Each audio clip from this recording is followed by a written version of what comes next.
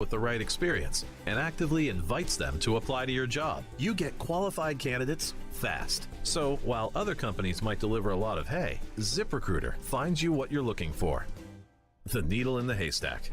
See why 4 out of 5 employers who post a job on ZipRecruiter get a quality candidate within the first day. ZipRecruiter, the smartest way to hire. And right now, you can try ZipRecruiter for free. That's right, free at ZipRecruiter.com/radio. That's ZipRecruiter.com/radio. ZipRecruiter.com/radio. From the Hillside Medical Game Studios, WPRT FM Pegram, WPUC HD2 Laverne, broadcasting on Alexa. I appreciate that. And other smart speakers. 102.5 and 106.3. Terang, it's a high fly ball. We got pass rushers. Awesome game. Second flag in the air. The Game. A Cromwell media station. Where you have a voice. We're one play away from an injury. He knows this. He's a study of the game. And we have strong opinions. He's been awful. I don't think they were trying, and that's why I feel the way I feel.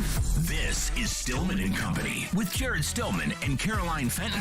Presented by TriStar Moving on Nashville's best sports talk, 102.5 and 106.3 The Game. And on the Game Nashville app.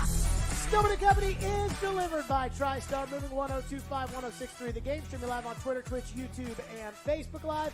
Thanks to the law offices of Amanda Gentry, live from the Hillside Medical Game Studios. Caroline Fenton is here today. Hello, Caroline. Hello, how we doing? Outstanding. Ian is here today. Hello, Ian. What up, what up? Okay, so the Titans will practice today with their brand new 53-man roster that has players on it that I don't understand, like Julius Chestnut and Dylan Radence.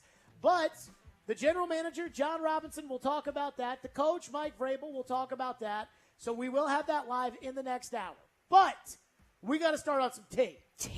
Because Brett Kern's dad decided to go on a radio station in Niagara. Now, look, I was scared to death. What did I scream about for the last 2 days? And even Friday on top of it, which is if the Titans cut Brett Kern and they let him go, then he's going to end up on the Buffalo Bills or the Indianapolis Colts, and week 2, he's going to be trying to put the ball down at the 4-yard line. Well, apparently, according to Brett Kern's dad, who decided just to open it up and just spill the tea, that may not be the case. This is WLVL in Niagara. This is Cal Kern, Brett Kern's dad. Ian, we'll go with the spill the beans cut here. This is what Brett Kern's dad said about the situation surrounding his son, longtime Titan punter Brett Kern. We weren't sure what was the future for your son, Brett. And so why don't you take the story from there, Cal? Yeah, what happened, John and Eric, is, my son got released from the Tennessee Titans team. He was with the team for 14 years, and a young college guy came in with a big leg, and they competed during the camp, during preseason, and the young guy won out. Well, what's happened is, almost at the same time, with the allegation with the Bills punter and Brett being released, there's some interest in, obviously, the Bills needing a punter.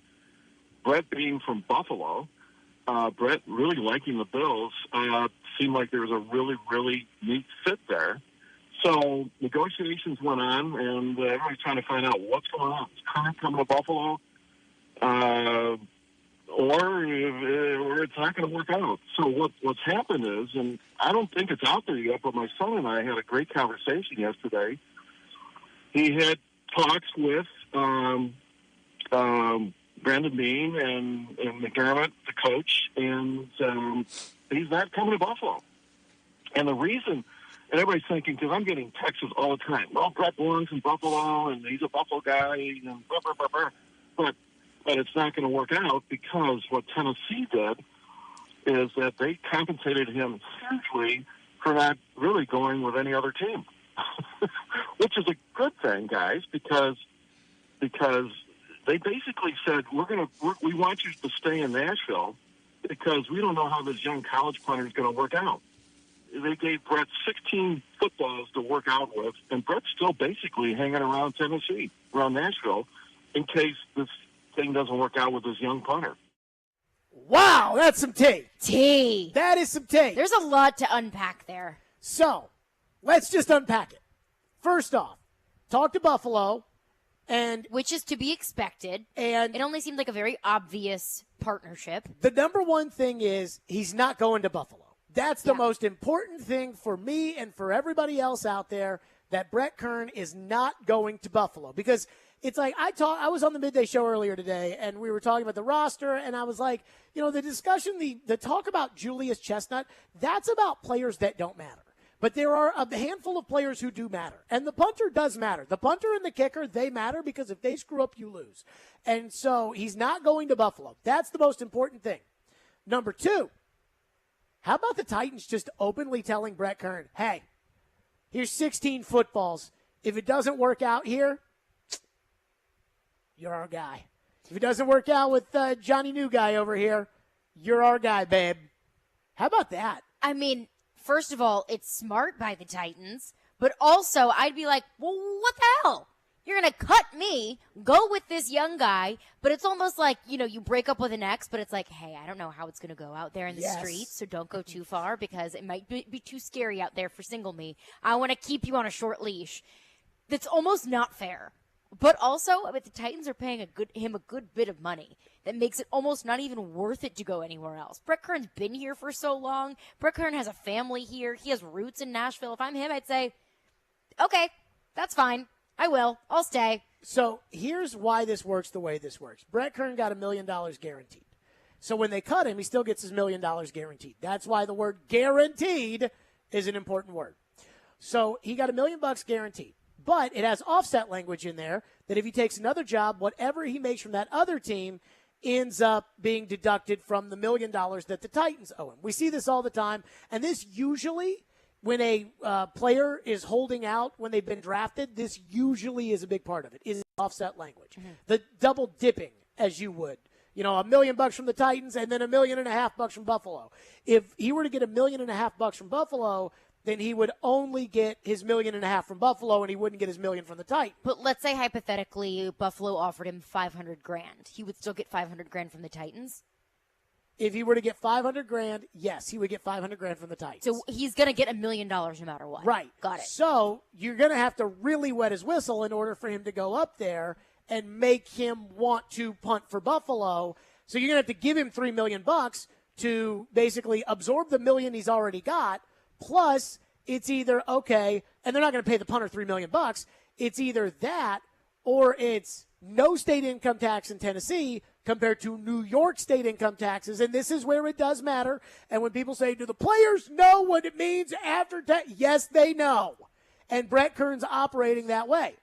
But that's not what I find the most juicy part about this. I find the most important part that he's not going to punt for Buffalo. That's the most important part. What I find the most juicy about this is, why is Dad going on the radio?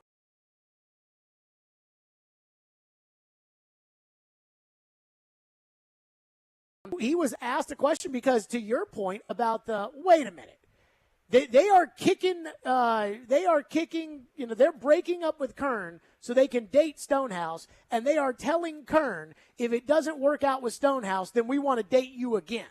And would they not be offended by that? So the hosts asked Brett Kern's dad, this is Cal Kern, the host asked Brett Kern's dad about that.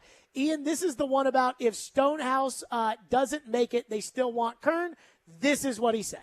Okay, but on the surface, what it sounds like is, you know what, you're just not good enough. You're getting too old there, Brett. But you know what? We don't know about the new young guy yet, so stand by. That's right. It's a that's pay. Right, John, that's it, because he's unproven. He had this young guy had a phenomenal camp. The guy has a leg. I've seen him punt. Amazing leg. Incredible leg. And he did a great job, and he deserved, really, to get the starting position and take it over from Brett. However, when the season starts, regular season starts, guys, what happens? Wow, what happened here? Because now it's a different game. Preseason's totally different than the real stuff. Yeah. So this guy's unproven, but the general manager, John Robinson in Tennessee, said, look, Brett, take a bag of balls, keep working out, and if things get weird, we want you back. That's kind of it. Could you imagine, having a backup girlfriend? Well, that's exactly what they're doing. This is the backup girlfriend. What I find interesting is why Dad laid it all out there. Brett Kern's not a rookie. He's been punting in the NFL for, I think, 13 or 14 years. He's not a punter, or he's not a rookie. He is a punter. This is the first time I have ever heard anything about his dad ever. This is not LeVar Ball that we're dealing with here. Why did Dad go out there and literally name names and explain everything the way it is and lay it all out there for everybody to know? He was naming names. It was like GM John Robinson, Brandon Beane, Stonehouse. It was like he was giving a deposition. Why did Brett Kern's dad do that? That is what I find to be the most juicy element of this. And the most obvious question I will ask is this. Do you think Brett Kern knew that Brett Kern's dad was going on the radio this morning in Niagara and was going to put out there that the Titans are having a soft breakup with Brett Kern? Yes. Okay. Absolutely. So now why do you think the dad did it? The only thing that I can really think of is trying to swindle more money out of another team. Because Brett Kern's guaranteed $1 million. Would it really be worth his while to go to Indianapolis or Buffalo for $1.5 million? Probably not. Probably would be worth his while to go for $2.5 million. I don't know who's going to pay him that much money, but that's how I see it. Is I see no other benefit other than dangling the carrot in front of a couple of teams that need a punter and saying, hey, he's open for business, but Tennessee's keeping him at bay. So you have to make it worth it for him. And the only way that you can make it worth it for him is giving him more money. Ian, do you like that theory? I could buy that theory. Sure. A money thing. Try and leverage some more. Do you have a second theory? I don't know. Part of me does wonder, like, when these parents get on here, you know, like, didn't we see, was it Brady's? Oh, Brady's dad gets all worked up. Yeah. But I think every time Brady's dad strategic? starts spewing off, I think that he gets the green light from Brady. So, that's my gut. Yeah, so I don't know if it's something like that or if it was like somebody clear the air. Maybe Brett can't legally, technically say that for tampering issues. Or maybe he just got sick of, like, his son's reputation kind of being dragged around Buffalo. And so he needed to get out there and just set the record straight. You know, So that would be the Sally Reese theory. She called into George back in the day, laid wood to Jeff Fisher, as we were all appreciative of back in the time, just clearing the air about why that happened. I have a third take on this. And I think this is why he did it. And I think this is why he multiple times, we just played 2 cuts there. That was an 8-minute interview. Multiple times mentioned Jon Robinson and the Titans and giving him a bag of balls to hang around Nashville and punt with. Though I do think your theory is interesting, Caroline. The one about, hey, Buffalo, if you really want him to punt for you, make it worth you're it. really going to have to pay him. This isn't some bullcrap that our agent told you. No, like, this is for real. And he's not just on the streets with no home. And the Titans, Indianapolis, the Titans might bring him back if it doesn't work out with the other guy, if you don't get it figured out. Mm-hmm. But I have a third theory, and this is one that I totally – because I think Dad totally was in on it, and I'll get to that next. And I am convinced of it. And if this is true, and I like Brett Kern. I don't really know him that well, but I like Brett Kern. I think he's a good guy. If my theory is right, boy, as much as I like Brett Kern, it may take him another notch in my personal Hall of Fame rankings. 615-737-1025. Let's get your reaction. And there's another thought I have to this. How much you care about it? Because it is a punter. 615-737-1025. Stillman and Company rocking and rolling today. It's 102.5, 106.3 The Game. The college football season never stops. ESPN college football analyst Trevor Manich joins Stillman and Company every Tuesday at 4:30. They've got to do what Nick Saban in Alabama has done so successfully over the last 10 years. Presented by Houston Clinic Orthopedics on Nashville's best sports talk, 102.5 and 106.3 The Game and the Game Nashville app. At the law office of Amanda J. Gentry, we are committed to defending your rights. we have a team committed to helping you navigate the court system, whether you've been accused of a crime or you're going through a messy divorce in custody. Call our team to help you navigate this system. We are here to protect your rights, to demand your rights, to enforce your rights. 615-604-6263. 615-604-6263. AmandaJGentry.com. Are you a local up-and-coming music act looking for your big break? We might just have a once-in-a-lifetime opportunity for you.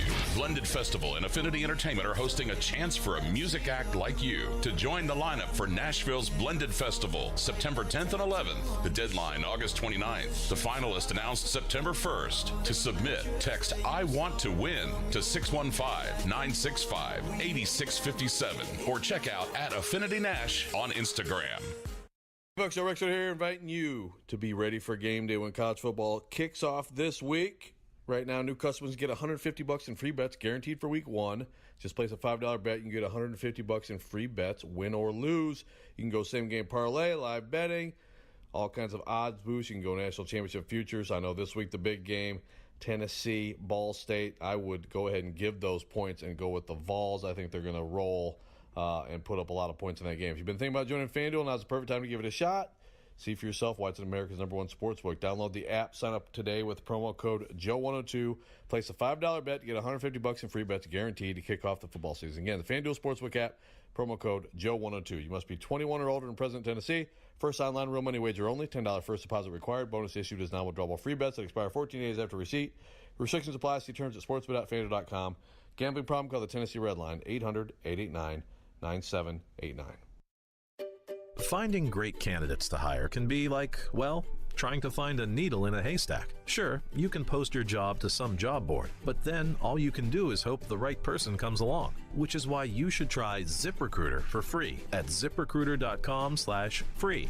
ZipRecruiter doesn't depend on candidates finding you. Its powerful technology identifies people with the right experience and actively invites them to apply to your job. You get qualified candidates fast. So while other companies might deliver a lot of hay, ZipRecruiter finds you what you're looking for. The needle in the haystack. 4 out of 5 employers who post a job on ZipRecruiter get a quality candidate through the site within the first day. ZipRecruiter, the smartest way to hire. And right now, you can try ZipRecruiter for free. That's right, free. Just go to this exclusive web address, ZipRecruiter.com/free. That's ZipRecruiter.com/free. ZipRecruiter.com/free. We want to hear from you. Thanks for taking the call. Join the conversation.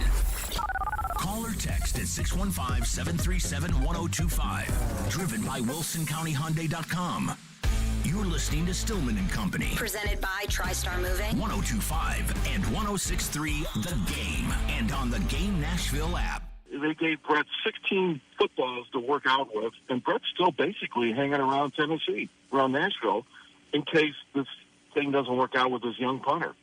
So kind of weird. Yeah, if I understand what you're saying correctly, that the Tennessee Titans kind of half made a decision and invited Brett to leave, but by the same token, they compensated him for not going somewhere else. Is that? That's right. Basically, because if Brett goes, and if he plays for the Bills, he would lose money. I know that doesn't make much sense. I've never heard of this before, but his agent did a phenomenal job when Brett would stop playing football in Tennessee. So either getting cut or getting injured or just saying, you know what, I don't want to play in the NFL anymore. The Titans are saying, thank you so much, but we're going to compensate you to basically stay in Tennessee. There you go. That was Cal Kern, Brett Kern's dad, on WLVL in Niagara, saying, hey, yeah, they gave him a bag of balls and they, paid him. And they said, hey, if it doesn't work out with this young punter, Stonehouse, Brett, come on in, baby. And Caroline's theory is that is to use as a negotiating tactic with the Buffalo Bills, which is a fair, again, he's going on in Niagara. It's more likely that they would hear that in Buffalo than they would hear that here. Money talks? Ian says that sometimes you just can't control the parents, which is true. I mean, we do have to account for that. Because, I'll say this. If something happened with me and my mom got a hold of the phone, oh, dear God, and I love my mom. My dad could keep it in-house. My dad could keep it 100. He could keep it professional. Once Mama Bear comes out. My mom's not going to go after setting the record straight, but if you come to my mom she's going to tell it how she sees it. And that may be pro me, and that may be anti me. I don't know. Here's my theory. I think they're putting the pressure on Stonehouse. I think this is what they're doing. I think what they're doing is Brett Kern's not going to say anything because Brett is going to hide behind Ian's theory here, which is can't control what Dad said. You know, when Sally Reese called into Georgia and went bananas about Jeff Fisher, the Patriots were flying to London. And Stacey James, who's the PR director for the Patriots, went up to Floyd when they got into London and was like, hey, just an FYI, apparently this went down. And he looked at Stacey James and was like, what do you want me to do? She's my wife. Like, what do you fire her? Divorce her. Yeah. I mean, like, what are we talking about here? So sometimes I think that's kind of a little cover that they use it's the dad, it's don't blame me. Mm-hmm.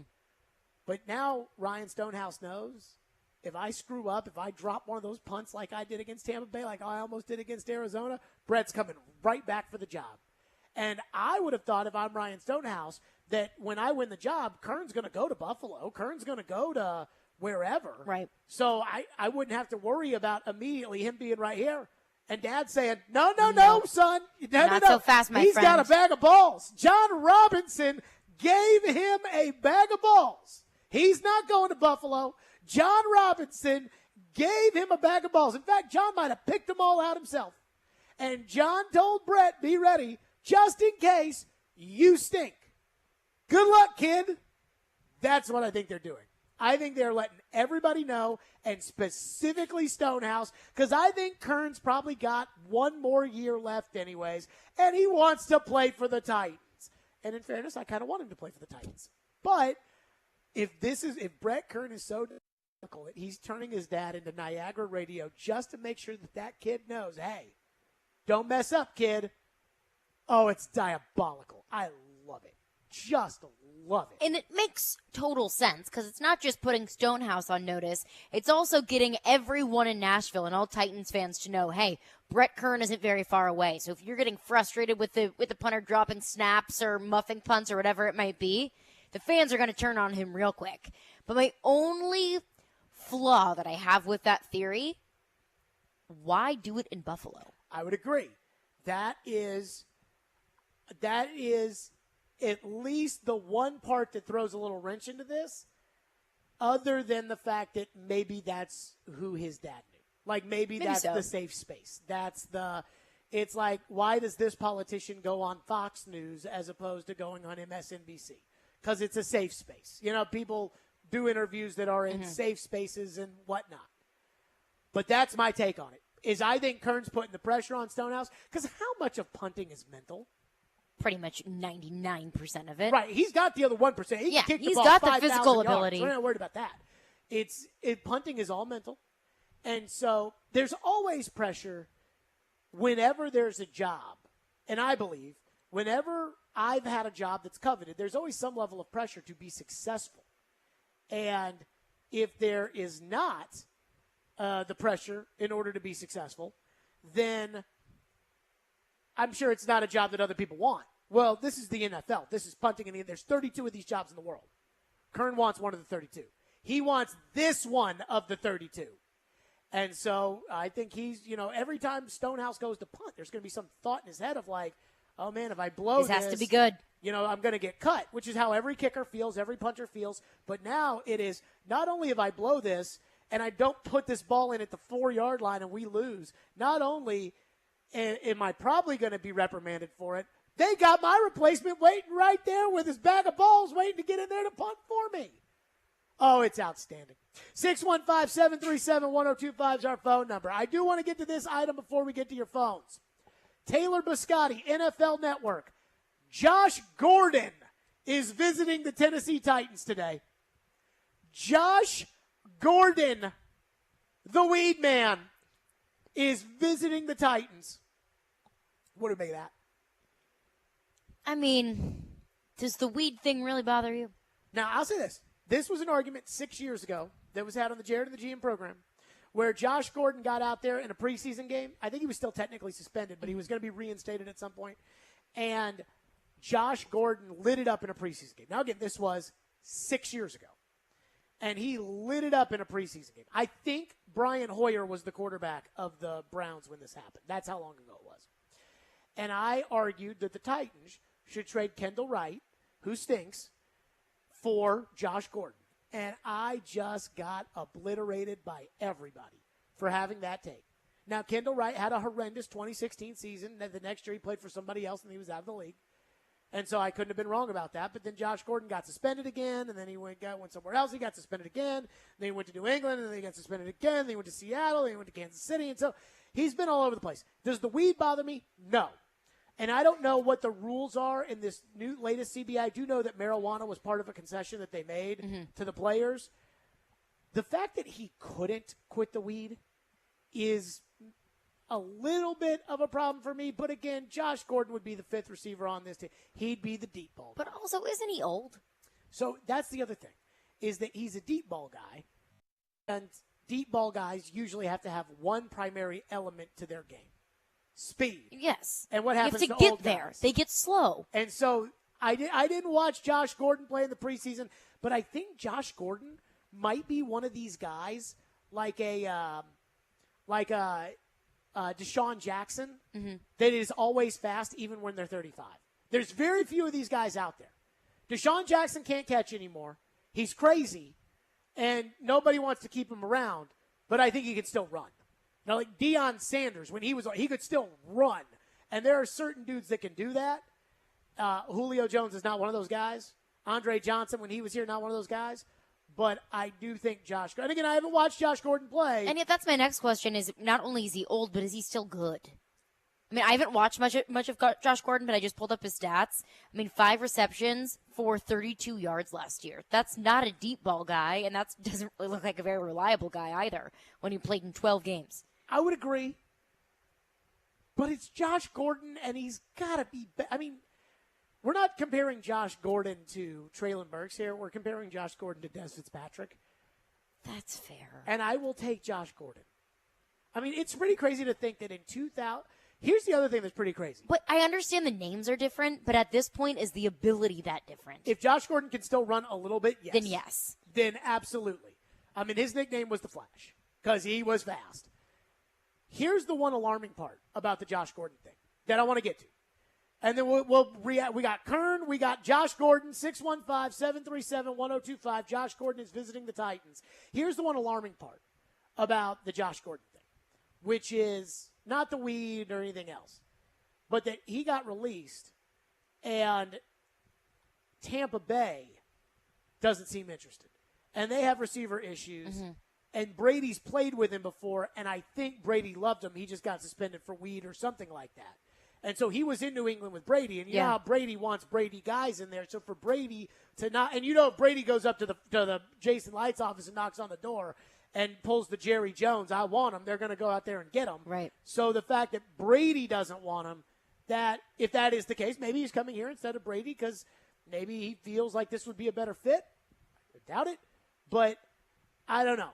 So that is the one thing that at least I find a little interesting from the news, that the Titans are hosting Josh Gordon. And TD texted me and said at 2:22, TD texted me and said, you'll like a piece of good news coming from Titans practice today at 3 o'clock. Ooh. Could that be Josh Gordon? But would TD go out of his way to say that you would like that news? Because I don't like the Josh Gordon news. Like, yeah, it's a big name, but is that something that you would look at and say, "Oh, yes"? I want to see him run one go route, and then I will tell you. And then we can evaluate. If I would say, I feel like it's, yes. If TD texted you about it, I think it's something juicier. Here's the thing, though.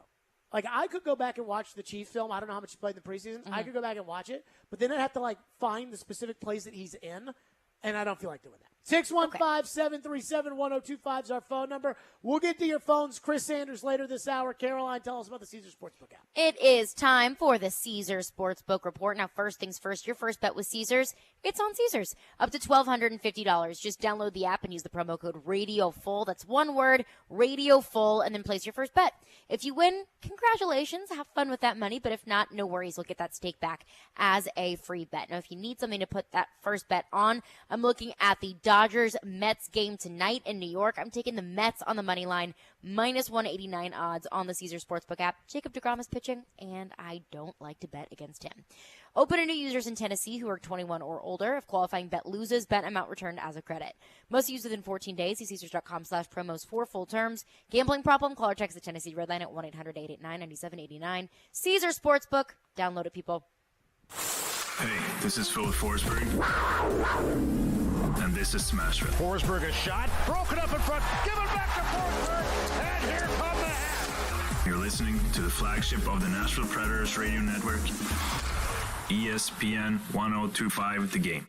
Save big this Labor Day at Electronic Express. Get a Samsung 65-inch 4K TV for only $599, or an LG laundry pair for $599 each. Electronic Express has huge savings in every department: computers, appliances, 4K TVs, smart home, furniture, mattresses, and more. Don't miss out on a Microsoft Surface Pro 8 bundle for just $899, or an Xbox Series S bundle for only $379. Shop in-store or online with up to 36 months free financing. Electronic Express. We make it happen. Hey, summer's over, but is that joint pain still there? Well, it's time to do something. Willie Donick here, and I want to tell you about QC Kinetics. You've put it off long enough. It's time to get real lasting relief from chronic pain in your knees, your back, your shoulder, and hips. QC Kinetics can get you moving again with cutting-edge regenerative treatments. No drugs, no downtime, no surgery. Regenerative medicine uses highly concentrated healing properties from your own body, and it restores and repairs the damaged joint tissue. Plus, QC Kinetics is the nation's leader in this exciting breakthrough natural approach to eliminating joint pain. Lots of people here have done this, and they're living life to the fullest pain-free. So don't assume that the old ways of dealing with joint pain are the only ways. Stop putting it off. Call for a free consultation. 615-249-4024. That's 615-249-4024 for QC Kinetics. Once again, 615-249-4024. Jim Jeffries. Here's the thing about millennials. Live on stage. You're the worst people that have ever lived. Saturday, October 8th at Ryman Auditorium. Tickets on sale now at AXS.com. Produced by Outback Presents.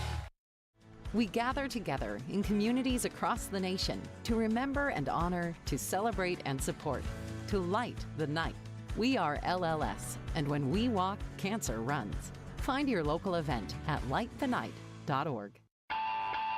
Tune into the Thursday edition of Robbie and Rex Road. It's game day for the Tennessee Vols. We'll look ahead to their matchup against Ball State. We'll be joined by Jared Stillman at 7 o'clock for his thoughts on the initial 53-man roster of the Titans as well. Robbie and Rex Road, 102.5, 106.3, The Game. Hey, Nashville, it's Max Kellerman, and you're listening to Nashville's best sports talk, ESPN 102.5, The Game. Okay, but on the surface, what it sounds like is, you know what? You're just not good enough. You're getting too old there, Brett. But you know what? We don't know about the new young guy yet, so stand by. That's right. It's a that's right, John. That's it. Because he's unproven. He had a phenomenal. This young guy had a phenomenal camp. The guy has a leg. I've seen him punt. Amazing leg, incredible leg, and he did a great job. And he deserved really to get the starting position and take it over from Brett. However, when the season starts, regular season starts, guys, what happens? Wow, what happened here? Because now it's a different game. Preseason's totally different than the real stuff. Yeah. So this guy's unproven, but the general manager, John Robinson in Tennessee, said, look, Brett, take a bag of balls, keep working out, and if things get weird, we want you back. That's kind of it. There you go. That was Brett Kern's dad on WLVW in Niagara talking about the Titans. You know, hey, it's a different animal, Ryan, in the regular season when you're out there punting. Just saying. So we got that news to react to. We also have that Josh Gordon is visiting the Titans. Boy, if this were 2014, I mean, that would, on a team that had Justin Hunter at wide receiver. Oh, God, that would get me in my happy places. Not so much now, but I still think he's better than some of the bums the Titans are putting out there in the preseason. Now, the third news item is TD says in a text message, TD might be pissed that I let this cat out of the bag. Then we'll figure it out in 30 minutes. TD says you'll like a piece of good news from Titans practice coming at 3 o'clock. So apparently Caroline says a bunch of people have texted in on that. All those are on the table. 615-737-1025. Our phone lines are driven by WilsonCountyHunter.com. Michael says TD's news has to do with Dennis Kelly. Does he say it has to, or does he say it like, and this is, I was talking Like a to somebody guess, today. guessing that it has to do with Dennis I was Kelly. talking to somebody about the difference between calls and texts. Texts are more efficient. You know, with a call, you got to wait on hold, and then we get it. But sometimes I like arguing with the callers. Like, I like yelling and screaming, and I don't know if you all like it or not, but it's like with that tone of it has to do with Dennis Kelly. Because if they do announce at 3 o'clock, John Robinson has a press conference at 3:05. We will air that live. Mike Vrabel right after it. In fact, we will go non-commercial through that, and then we'll have one nice chunk of commercial after it.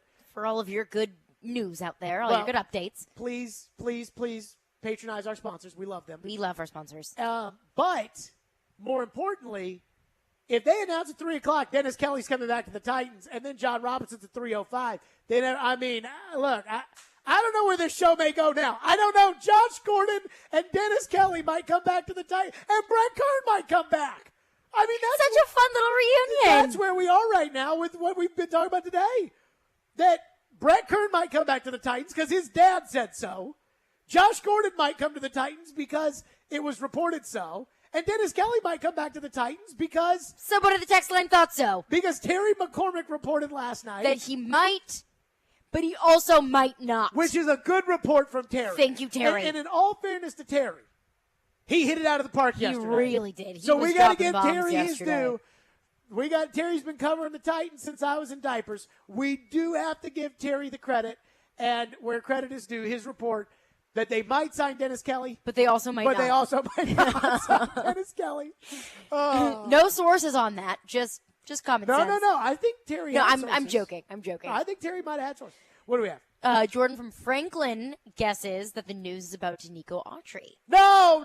But maybe good news. If TD is saying it's good news coming out, maybe it's good news that Danico Autry is all healthy and ready to go. That would be good. Yeah. I might be a little awkward at 5:25 if Danico Autry is 100% healthy, but who cares? Yeah, I mean, look, I care a lot about Danico Autry. Again, if a guy goes on IR, they're out for the first 4 games of the season. That includes Indianapolis, Buffalo, and the Raiders. 3 huge AFC games. Huge AFC games. And so, yeah, you want Danico Autry for those.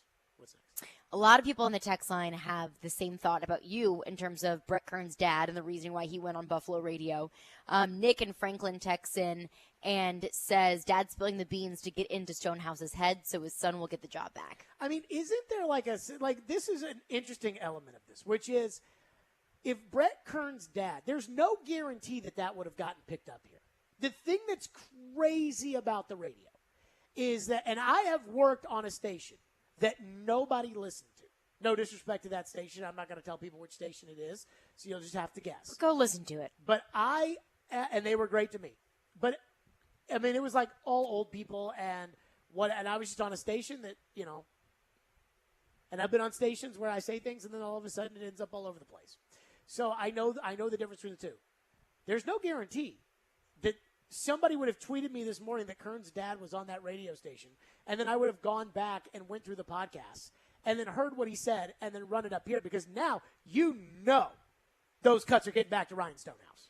There's no guarantee, and that's why I see the only flaw in your thought process being when Sally Reese calls George Plaster in she knows 2009, exactly where that's getting going. Back to everybody. And if he wanted to really stick it in everyone's face, he could have called up a radio station in Nashville and said, hey, I got something to say. But also, I mean, the power of social media is that you can find out what Brett Kern's dad says on Buffalo radio, and you can talk about it in Nashville. I mean, you can probably assume that if something spicy is being said, if there's some tea being spilled, it's going to get back to somebody. I did not wake up this morning and think, what's Brett Kern's dad have to say? You didn't? I did. Oh, well, good for you. Scott is up next here on the program. Thank you for calling. Go ahead, Scotty. Hey, Jared, first-time caller here, and I have to say, I hate to admit it, that I have to agree with you on your thing there because I was thinking the same thing. And the whole, I'm 54, I'm from Michigan originally, but anything that's happening anywhere in this country is going to, with its Kern, someone's going to hear it that listens to your soul or, Donick and Chase. They're going to come back, they're going to tweet this to somebody. I think it's even more diabolical and even shows that it gives Kern more deniability that, hey, my dad just said what he said. He's up in New York. If they would have said in Tennessee, Nashville, it's a little bit harder to say, well, I didn't know anything about this. So that's just my thought on it. So That's a fair point. That is an interesting twist. Thank you, Scott. That is a very fair point. That is an interesting twist that if Brett Kern's dad calls into Robbie and Joe and, starts talking about it, then it looks like angry dad whose son isn't getting his way. Here's something I was thinking about. I was looking at this WLVL radio station in Niagara. They have the Glenn Beck Show. They have Clay Travis and Buck Sexton. I mean, this is a political talk station. This is not a sports radio station, although it does have a little Fox Sports icon on it. Maybe they're a Fox Sports affiliate and carry some games or something. Probably so. But when you have Glenn Beck on your radio station, you are not a sports station. And so why in Niagara would they I was just thinking, why would they want Brett Kern's dad on there? Because he might go to Buffalo. Yeah. Because it talks about I'm sure that's been, I was almost at the number one topic. It's probably not the number one topic in Buffalo, but it's definitely the buzz around Buffalo. But punter in Buffalo is the buzz. It's the number one story. And 14-year punter veteran from the city of Buffalo. Sure. It makes sense. Because with all the stuff going on, punter is the biggest story there right now. Now, not who's going to be the punter. That's not the biggest story there right now. Who was the punter and what he did and how the Bills knew about it and didn't cut him and cut the other guy. That is the... Yeah, I don't think that had anything to do with his position. What else we got in the text line? Isaac texts in and says, it's so much easier to break up with your current girlfriend knowing that you have a great one in the wings. He told the fans that the second they see weakness in the new guy, they start asking where Kern and his bag of balls is. That's so true. Yeah. That is so true. And does it feel like Robinson got hoodwinked on this? Does it feel like Robinson, by saying, hey, man, stay around the corner, here's a bag of balls, here's whatever, that all of a sudden, but now his rookie punter is going to be completely mind-screwed, right? Well, he's got another one. I know, but if you're Robinson, aren't you like, hey, man, can we let the kid punt for a game before we throw him under the bus? But there's no guarantee that this is going to mess with his head. I mean, if I'm Kern, I think Brett Kern's dad is just hoping that it will. I mean, if I'm Brett Kern, I think that he would have every single right to be frustrated. Like, oh, you're going to cut me and then all of a sudden just want me back and keep me on the fringe. But if you're getting paid $1 million, there are a lot of things that you're willing to turn a blind eye to. Do you think Chris Sanders knows what he's about to walk into? No. Absolutely. I had no idea what I was walking into today. Between this and the Josh Gordon is visiting the Titans. Between this, that, and the TD secret news at 3 o'clock. Whatever that may be. What a freaking day. Chris Sanders, we will get his thoughts on all of those coming up next here on the program. Hiller Plumbing, Heating, Cooling, and Electrical. Those are my guys. It is back to school season, and Hiller is giving you free backyard upgrades all month long. Tackle those necessary home system replacements in August to take advantage of these special deals, like a free Yeti Tundra cooler with the purchase of a new tankless water heater, a free Traeger wood pellet grill with the purchase of a new whole home generator. And Hiller is also keeping you cool for back to school with special limited time financing promotion on HVAC replacements. Get 0% interest financing for up to 12 months on select new HVAC systems, and there is no better time to make sure your family is cool than right before it gets cold outside, right for that last bit of warm weather. Hiller Plumbing, Heating, Cooling, and Electrical. They take great care of my home. They were here last week, did a fantastic job. They will do the same for you. That is Hiller, my friends. Call the Happy Face Truck today. Silly Underdog Picks is back. Get your friends and sign up today at thegamenashville.com. Pick the 3 football underdog teams each week you think will win for a chance to win weekly prizes. Like a pair of tickets to a sporting event or to a concert in Nashville. Go to theGameNashville.com or the Game Nashville app and sign up and play now. Then tune in every Thursday at noon for our expert picks. Silly Underdogs is presented by Volunteer Hose and Gasket. From the Fox 17 News Code Red Weather Center. I'm Fox 17 Code Red meteorologist Greg Bobus. A nice end to the upcoming work week. Today, plenty of sunshine, lower on the humidity as well. No rain chances until the weekend. High temperatures take us into the upper 80s to right near 90 for Wednesday, Thursday, and Friday. Brought to you by Hiller Plumbing, Heating, Cooling, and Electrical. Call the Happy Face Truck today. Hey, homeowners and home buyers, listen up. Loan Pronto has 30-year fixed rates with APRs in the 4s and 15-year loans with APRs that start with 3. Hey, it's Willie Donick. Don't be confused by the media's hype about interest rates. At Loan Pronto, their rates have plummeted recently, and they're currently refinancing homeowners who locked in a 5 or 6% rate. So if you've got a rate over 5%, or if your lender has you pre-approved or locked in at anything 5% or higher, you need to call Loan Pronto now. Not all lender rates are created equal. Loan Pronto's rates are down big time, and you need to take advantage, whether you are buying, refinancing, getting cash out, or even if you just closed a few weeks ago. Call Loan Pronto today, and you could save tens of thousands of dollars. Loan Pronto can help keep more money in your pocket. Loan Pronto, 615-499-5780. That's 615-499-5780 or loanpronto.com. Equal housing lender, NMLS 166-1781, subject to lender approval. Attention sports fans. Your favorite sportsbook, BetUS.com, is back for our 28th year of NFL action. With the industry's biggest sign-up bonus of up to 200%, BetUS offers our members the opportunity to cash in on all your favorite leagues, including NFL, NBA, MLB, and more. We've also got hundreds of new casino games, including the coolest European slots, and our live dealers are waiting for you at the tables. You need a sportsbook with integrity, longevity, and you need to know you're gonna get paid.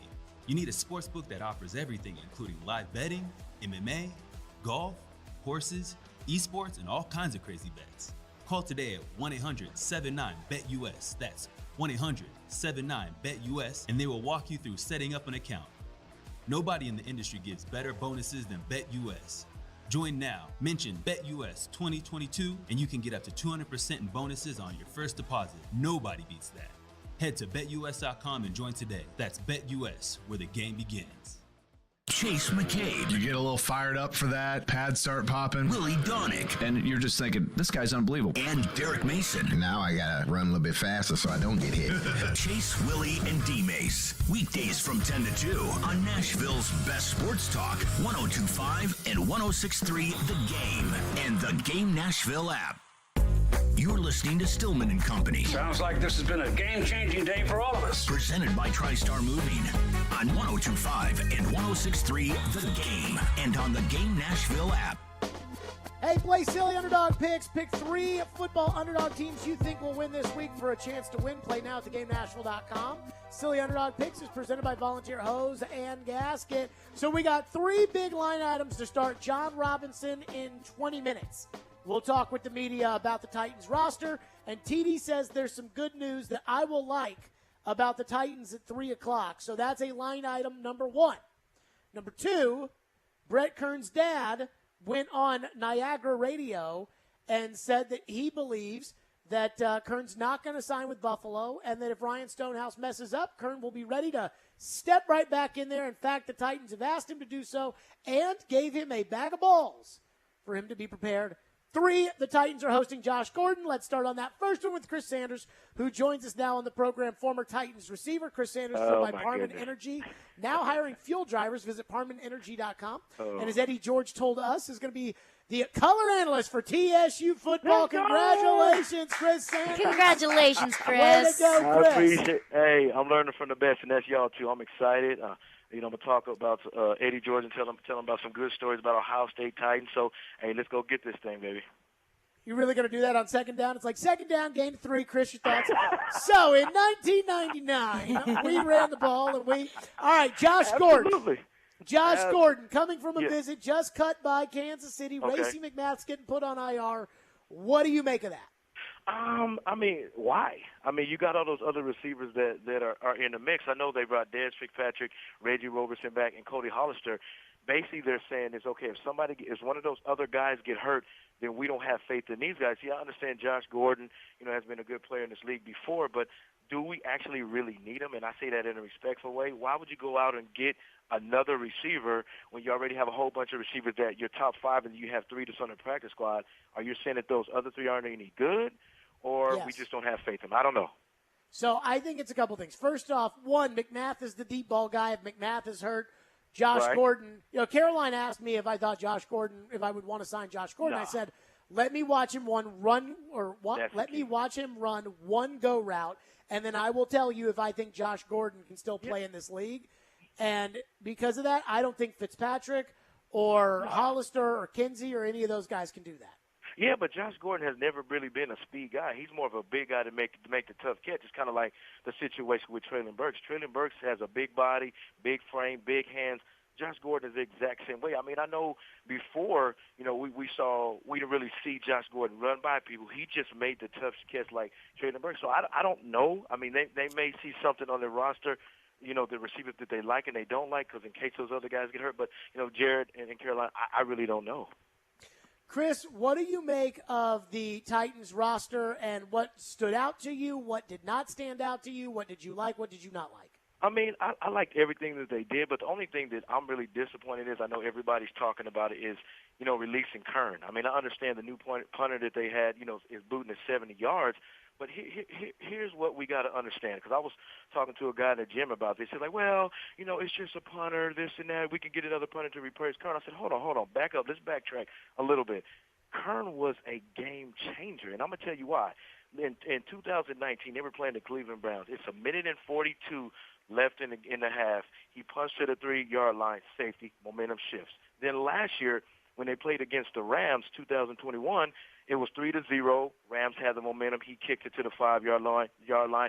David Long gets an interception. So, I like what they did with the roster, but I'm still a little concerned about, the situation, the punting situation. I understand that dude, the new guy, Stonehouse, can punt at 70 yards, but can he positionally kick and make sure put the offense in a bad situation? That's the only thing that I'm concerned about. Here's what I don't get. And I'm sure Ian caught you up to speed on the fact that his dad basically said that he's not going to Buffalo and that he's there if Stonehouse messes up, Kern's ready to go, all those kind of things. If they're going to keep Julius Chestnut or Dylan Radins or some of these guys that can't play, why not just keep 2 punters? No, okay, 100%. I mean, I say this in a respectful way because I'm a receiver. Those receivers out the way and put them on practice squad and let Kern punt and they punt.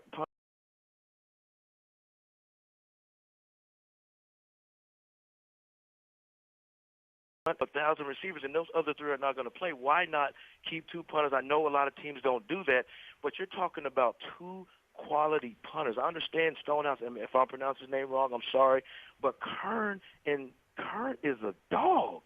And, I remember when I was on the radio a while ago, before I was on 102.5, I would always say, give him the Kern. And when I say give him the Kern, that means that Kern is always going to put the other offense in a bad position. So I'm just a little concerned about that, even though, they made that decision. Chris Sanders is with us. How do you feel about Malik Willis as the backup quarterback? You know what? At the beginning of training camp, I was like, man, this dude is not going to be any good.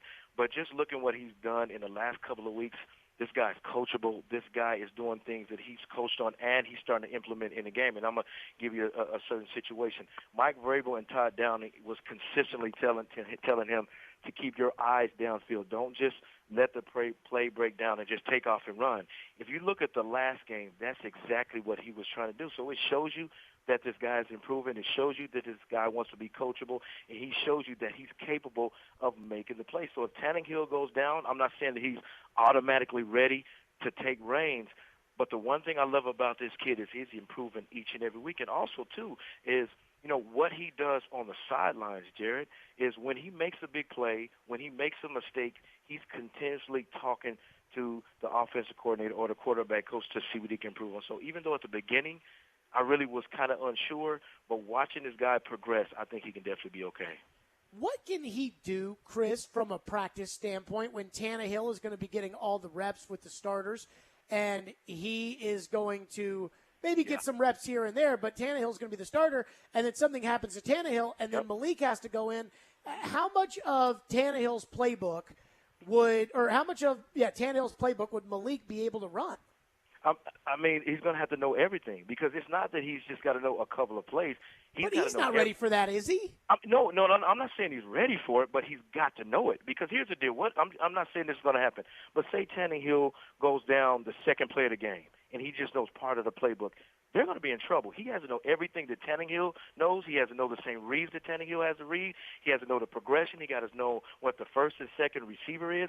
So he's got to know everything Tannehill. He might not get the reps. He might not get a whole bunch of time in practice, but he's got to stay mentally ready because at any time he can be inserted into the starting role. So he just got to be ready. When you played and Steve McNair was the backup to Chris Chandler, and Steve McNair was being brought along slowly, how much of Chris Chandler's playbook was McNair able to run as a rookie? I mean, that's kind of a different situation. Steve had to know it on his own because Chris Chandler really didn't help him. I think with this situation, it's a little unique. I know the situation earlier where everybody said that Tannehill didn't want to help Malik, but actually he did.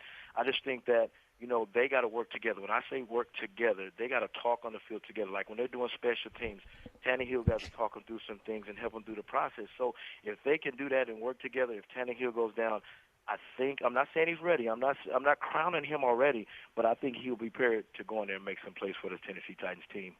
Chris Sanders is with us. Chris, how much pressure is on Treylon Burks this season? A whole bunch. It's a lot of pressure, and I know it's not fair, but here's the deal. Look at the impact and the severity of actually what's going on. I mean, when you have A.J. Brown, who was one of the top receivers in the league and your top playmaker on your offense, and he goes, then who's going to take his place? I'm not saying it's fair and I'm saying it's right, but the expectation is high when he got drafted. Not when he was on the field yet, but when he got drafted, the expectation was high because they were expecting him to make plays. They expected him to, be that number one wide receiver, and he's got to do it. So the one thing that he's got to do is say, you know what, I played against the best. I played against Auburn. I played against Alabama. I played against the top teams. I got to let my progression come to me, and I got to go out there and make some plays. Chris Sanders is with us. Last one for you, Chris. How do you feel about this team going into the Giants game? You know what? I feel pretty good about the defense. I love what the defense is doing, and I love the front four, and I also love the back end, the secondary with McCrary and Byard and all those guys. But the only thing that I'm concerned about is still the offensive line. They still have to find a dominant right tackle. I know PT, the right tackle from The Ohio State University, is inserted into the starting role, but still, there's still uneasy feeling about this offensive line, and I'm going to tell you why. Because if you look at last year, when they played against the Arizona Cardinals, we went into that same situation saying, I don't know about the offensive line, and then Chandler had 5 sacks, and they gave up 6 sacks. So I don't want that same situation to happen with the Giants, to where the offensive line is struggling and we give up 6 or 7 sacks, and we're back in the same situation we were last year. There you go. Chris Sanders, former Titans receiver, as always, presented by Parman Energy, taking good care of us. Chris Sanders, great stuff. Appreciate you. Next week. Love you guys. Bye-bye. Yep, Chris Sanders joining us on the broadcast here. Now, I do have the Chiefs-Packers game tape pulled up on my phone, the coach's tape. Uh-huh. I got to figure out what plays Josh Gordon was in on, and then I got to see if Josh Gordon can run. So once I figure that out, if Josh Gordon can run, then I'll have an opinion. But again, Josh Gordon visiting the Titans today, I think that's some interesting news. I should have an assessment on the other side of this. John Robinson, in less than 10 minutes, will meet with the media, and TD says there's going to be some news at 3 o'clock. So who knows what that is as well. Stillman and Company, 102.5, 106.3 The Game. You love the game. Tennessee touchdown! Middle Tennessee gets the score. We live the game. Just work on the little things every day. They think the coaches are just coaches. We are. We got pass rushers. Checkered flag in the air. Awesome game 7. What a stop made by UC Sarah. The Game. Nashville's best sports talk, 102.5 and 106.3 The Game, and the Game Nashville app. ElectronicExpress.com. We make it happen.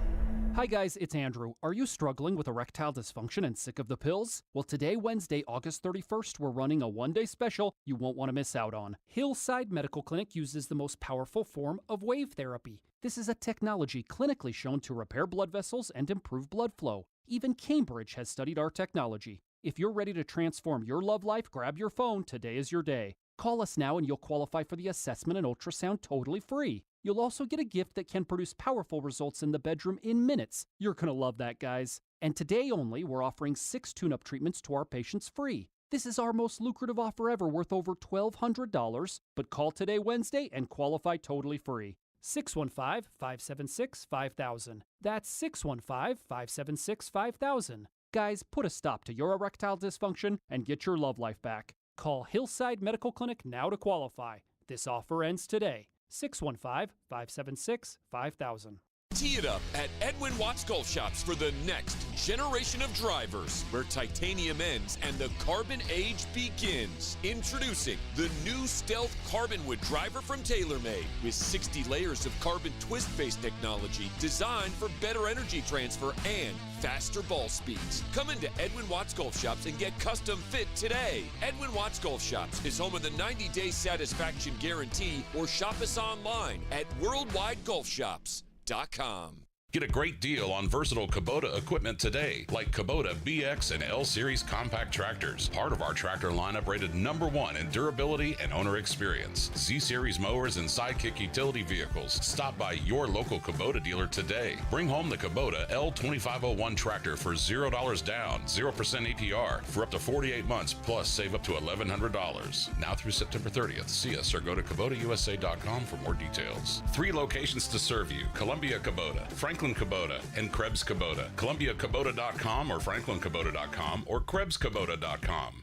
College football season is here finally. It's me, Caroline Fenton, and you already know that I am pumped up for college football season. And Southeastern Carolines, you know that 312 Pizza Company is my favorite place in town. 312 Pizza Company is a family-owned restaurant located in the heart of Germantown, serving up authentic Chicago-style eats right here in Music City. You can catch every down of the college football season at 312 Pizza Company. From week 1 to the national championship, 312 Pizza Company is your home for college football season.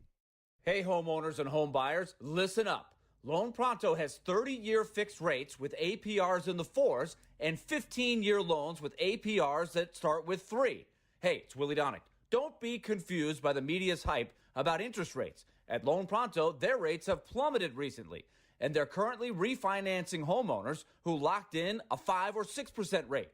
So if you've got a rate over 5%, or if your lender has you pre-approved or locked in at anything 5% or higher, you need to call Loan Pronto now.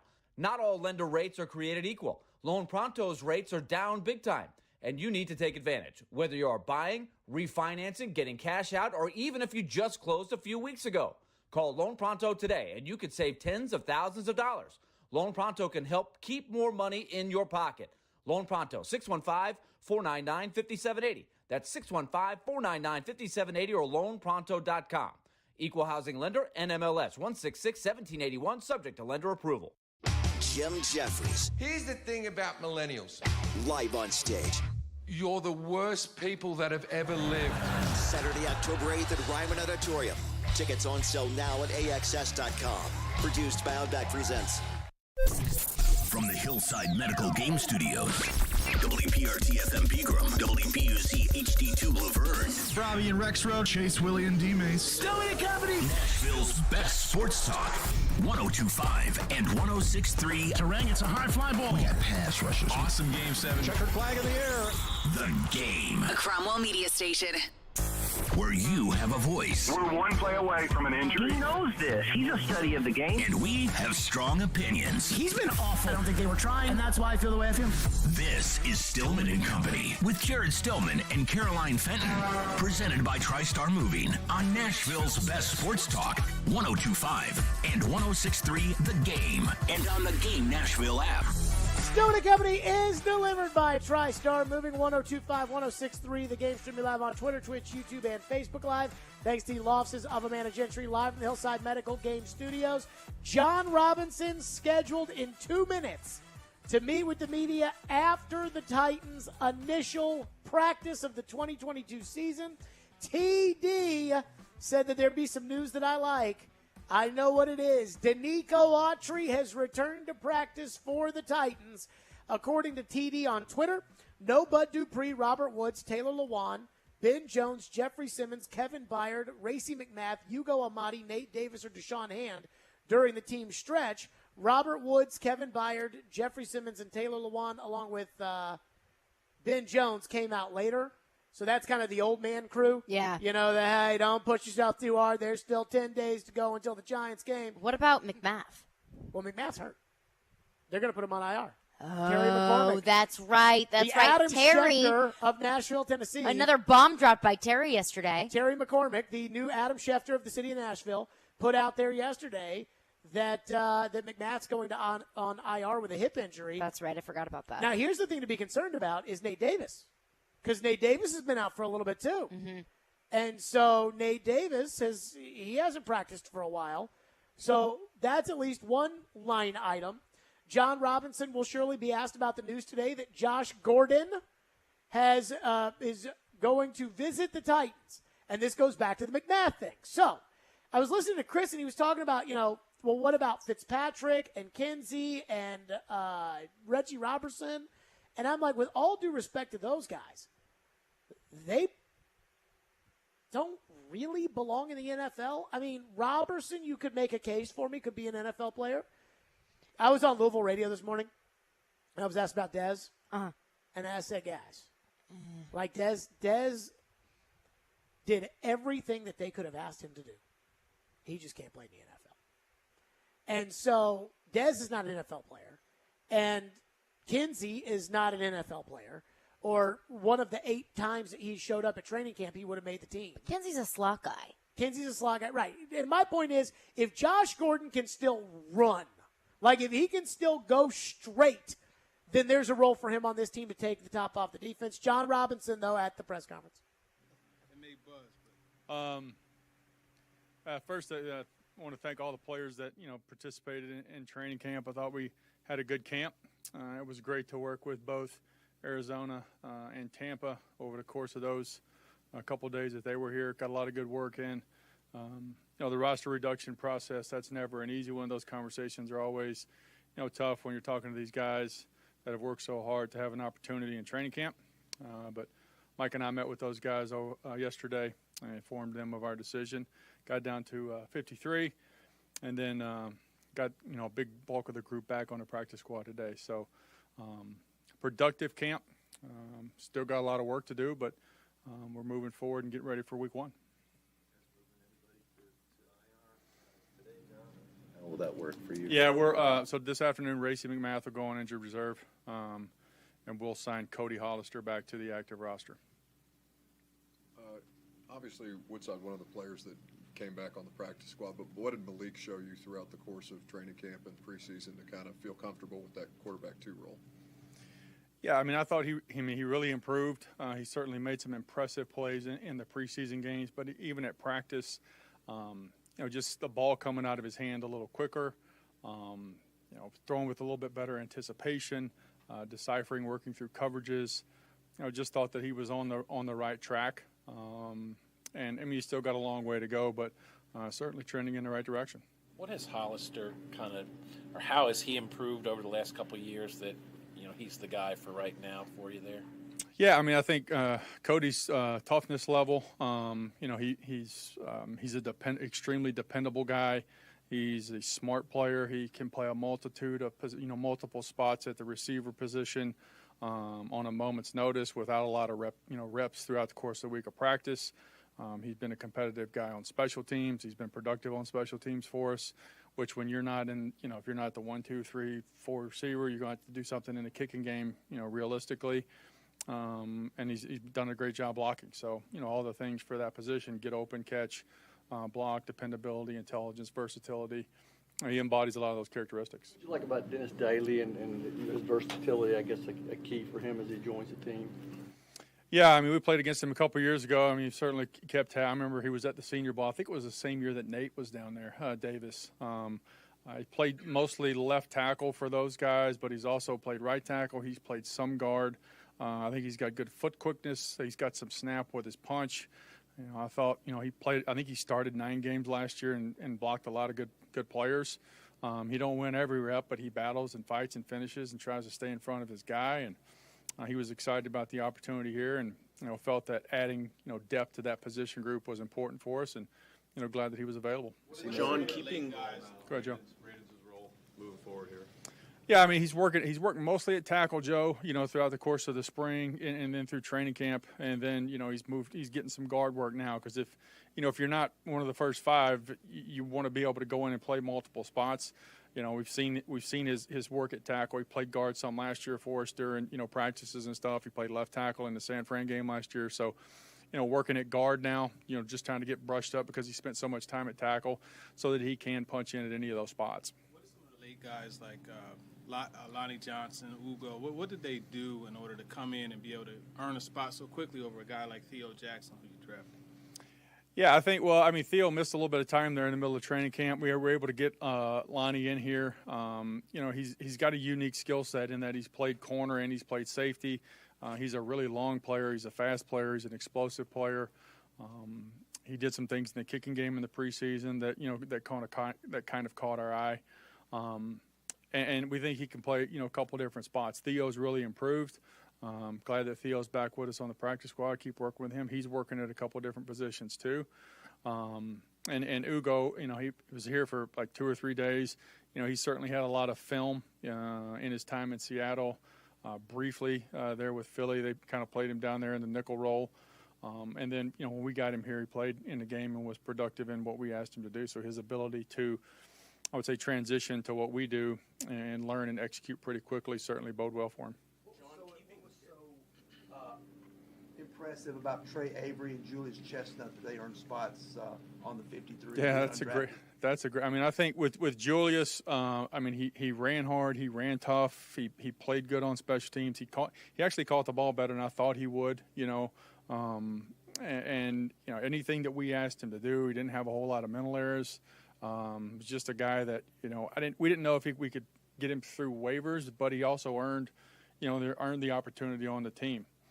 And then, Trey, he was a late addition to the undrafted class. He came in here, and I made the analogy yesterday. He was kind of 7th or 8th in the race about midway through camp, and it seemed like once he got to turn 4, he just hitched up and kept running and kept passing guys up. He's competitive at the line of scrimmage.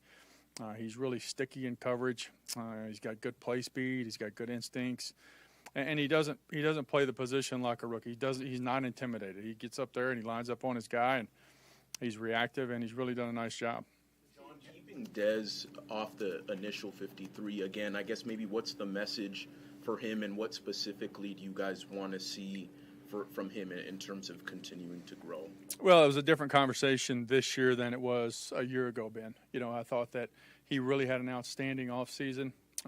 He got off to a really good start in training camp, made some plays for us, and then the consistency bug kind of crept in there. There were practices where it wasn't so good, and then he would rebound a little bit the next day, and then maybe drop the next day, and then really turn it up the next.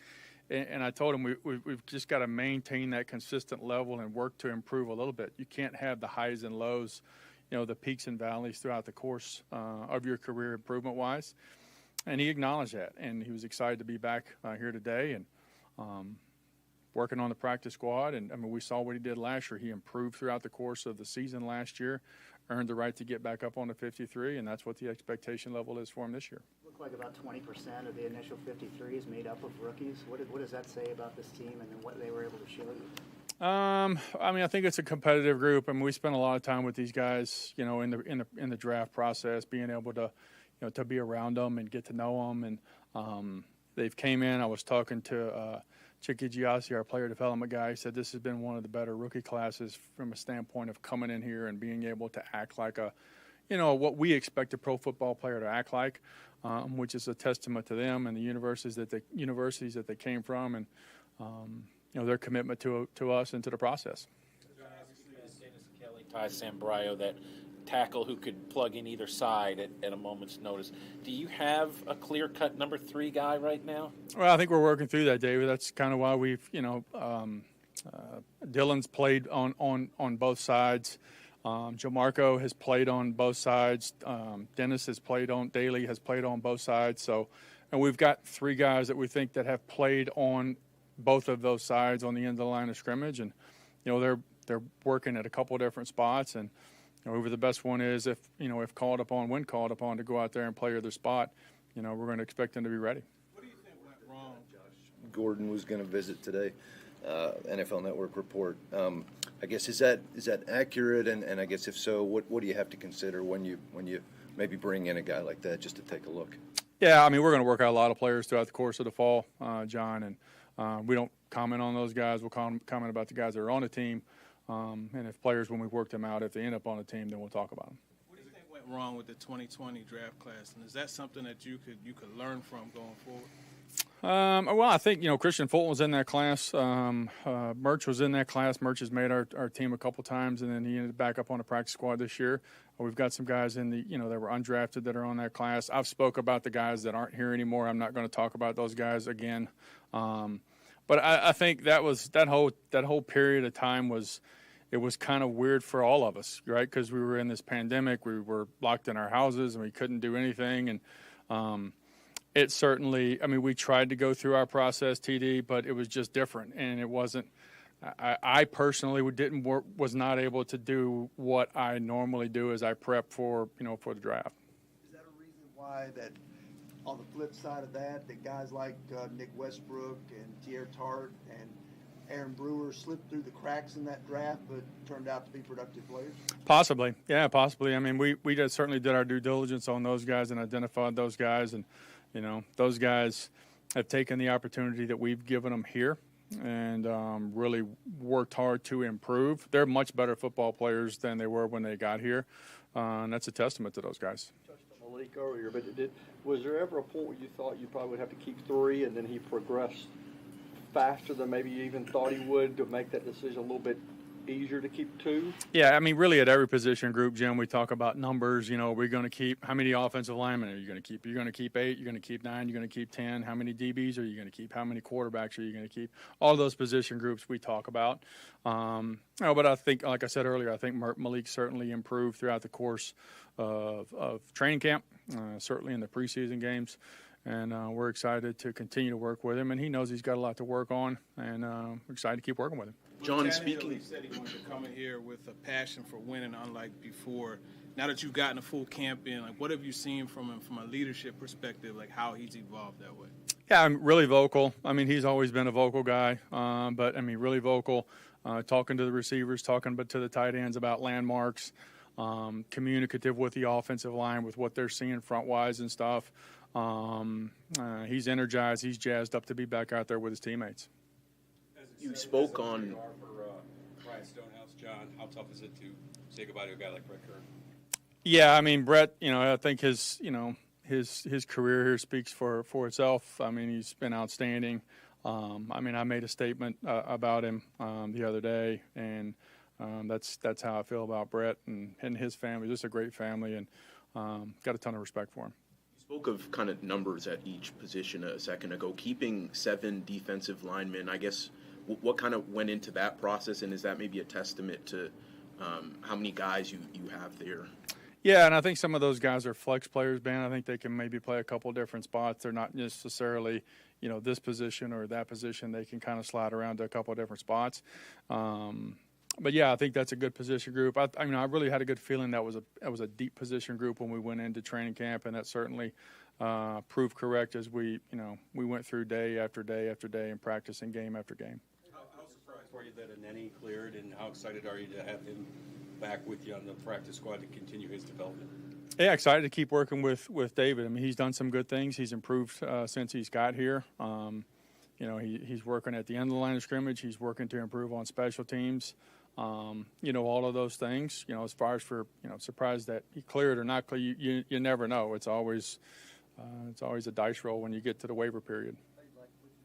Traylon, I guess, here over the first couple of months and how he maybe has progressed since he got here. Yeah, improved, really improved. Thought he had an outstanding game the other night. Went in there and dug out a safety a couple times on runs, which opened him up for a really cool play that he scored on. It was a great throw by Malik, great protection by the line. He stepped up in there, got it around the defender. Traylon ran a great route, and did a lot of things that we saw at Arkansas with the ball in his hands. Outran defenses and scored a touchdown. Did you guys make any waiver claims, John? No. I know it's probably hard to say. Do you envision much more movement in terms of the roster before? Yeah, when this process unfolds over the next 3 days, there seems like there's a new personnel notice about every 5 or 6 hours where, there's a claims go in, and then you've got to make room on your roster, and so you've got to let somebody else go. So then there's another list of guys that come available. So, we're working through that list of players that are available. I'm sure we'll have some workouts here over the next couple of weeks, and see if any of those guys can help us. Thanks, guys. That was Jon Robinson with the media. I would assume Mike Vrabel will go next. Now, here's the thing about Robinson's press conference. I mean, he didn't really say anything. Yeah, when he was asked about Traylon Burks, all he did was give a play-by-play of that touchdown pass from Malik to Traylon. I mean, the questions that people want to know the answers to, not everything has to be freaking secret. Like, were you originally going to keep 3 quarterbacks and then Malik progressed to where you only had to keep 2? Yes. And it's not, if you say yes, it's not the end of the world. It's not like a top secret classified document you can say that. It will not hurt anybody's feelings. It will not do it. You can tell people at least something. But it's okay, because worst comes to worst. We'll just get Brett Kern's dad to spill the tea. Let me tell everybody about TriStar Moving while we wait for Mike Vrabel, and then we'll react to both press conferences. I don't know anybody who gets excited about moving. I know I didn't when I moved, and then I called TriStar, and I was so thankful that I did. Those guys were fantastic. Moving is stressful. It takes a ton of time, and it's not fun. But with TriStar, they made my outlook on moving so much better, and that's because they made the move incredibly stress-free. TriStar Moving has an amazing sales staff to go along with their great management team, and they got these brand-new vans. That's right, these new utility vans to help pack jobs and separate your high valuable or fragile items from the bulk of your furniture so that nothing goes wrong and your move is as safe and smooth as possible. That's right. No one in the game is doing this. TriStar, my guys, their owners, Garrett and Robert, are local guys, and they love serving Middle Tennessee. It's really a family feeling when you move with TriStar. So if you're looking to move, give TriStar a call, 615-640-1219, or visit their website at nationalmoving.org/radio, where they'll give you 10% off your entire move. That's TriStar Moving, 615-640-1219, or visit them at nationalmoving.org/radio and tell them Jared Stillman sent you for 10% off your entire move. Ian, do we have Mike Vrabel? Not yet. Okay. So the one newsworthy comment Jon Robinson made is that Racey McMath is going on IR and Cody Hollister is being signed to the active roster.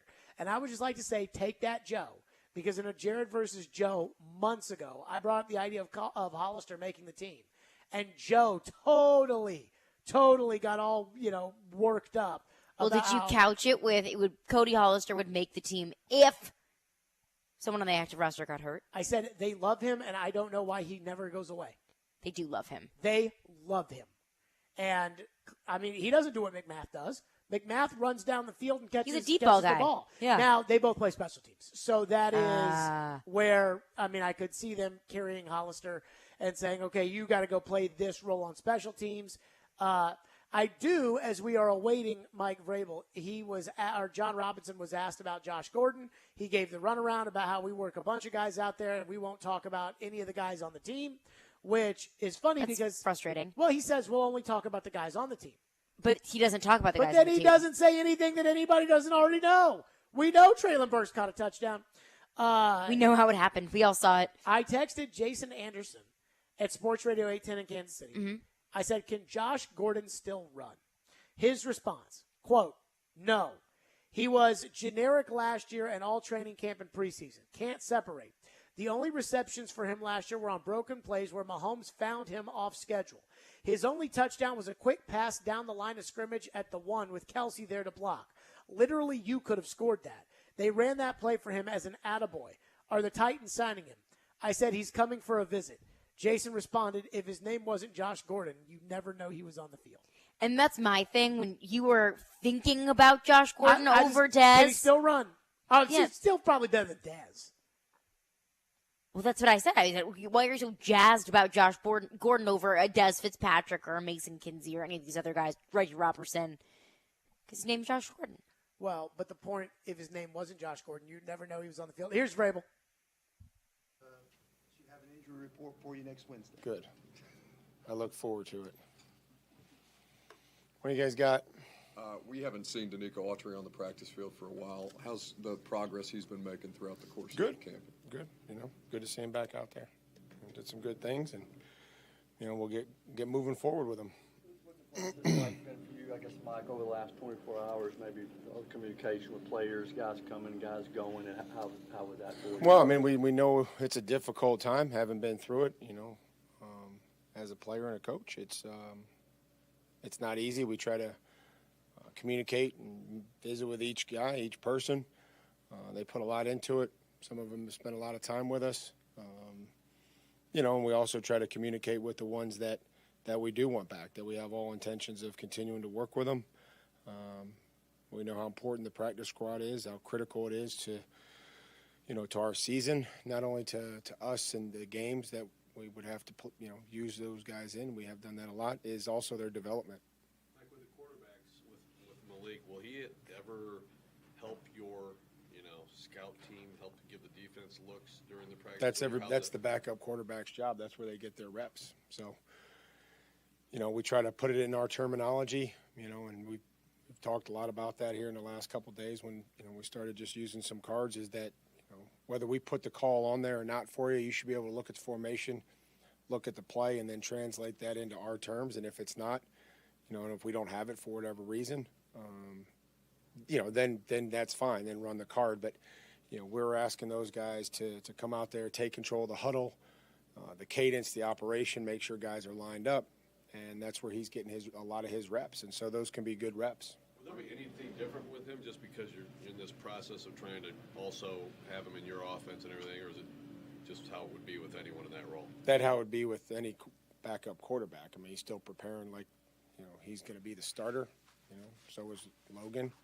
And then, he'll get some reps throughout the course of the day. But the majority of his work, and every backup quarterback that I've been associated with, that's where their work is. What impressed you in camp and preseason about Julius Chestnut and Trey Avery? I thought they came in and competed. John talked a lot about the roster, I'm sure. So just keep it to, the Giants. Tannehill, this camp, have you seen any change in the way he goes about leading this team? I didn't hear what you said. I said with Ryan. Yeah, I'm sorry. Yeah. I mean, I think that he's had a very good camp. I think that, you hear him talking through things and, explaining the situations, whether we're in a group period or what we're working on. I think he's very conscious of being vocal and, working through things with tight ends that are new or receivers, or, trying to, figure out where each and every guy is going to be and making sure that they're where he wants them.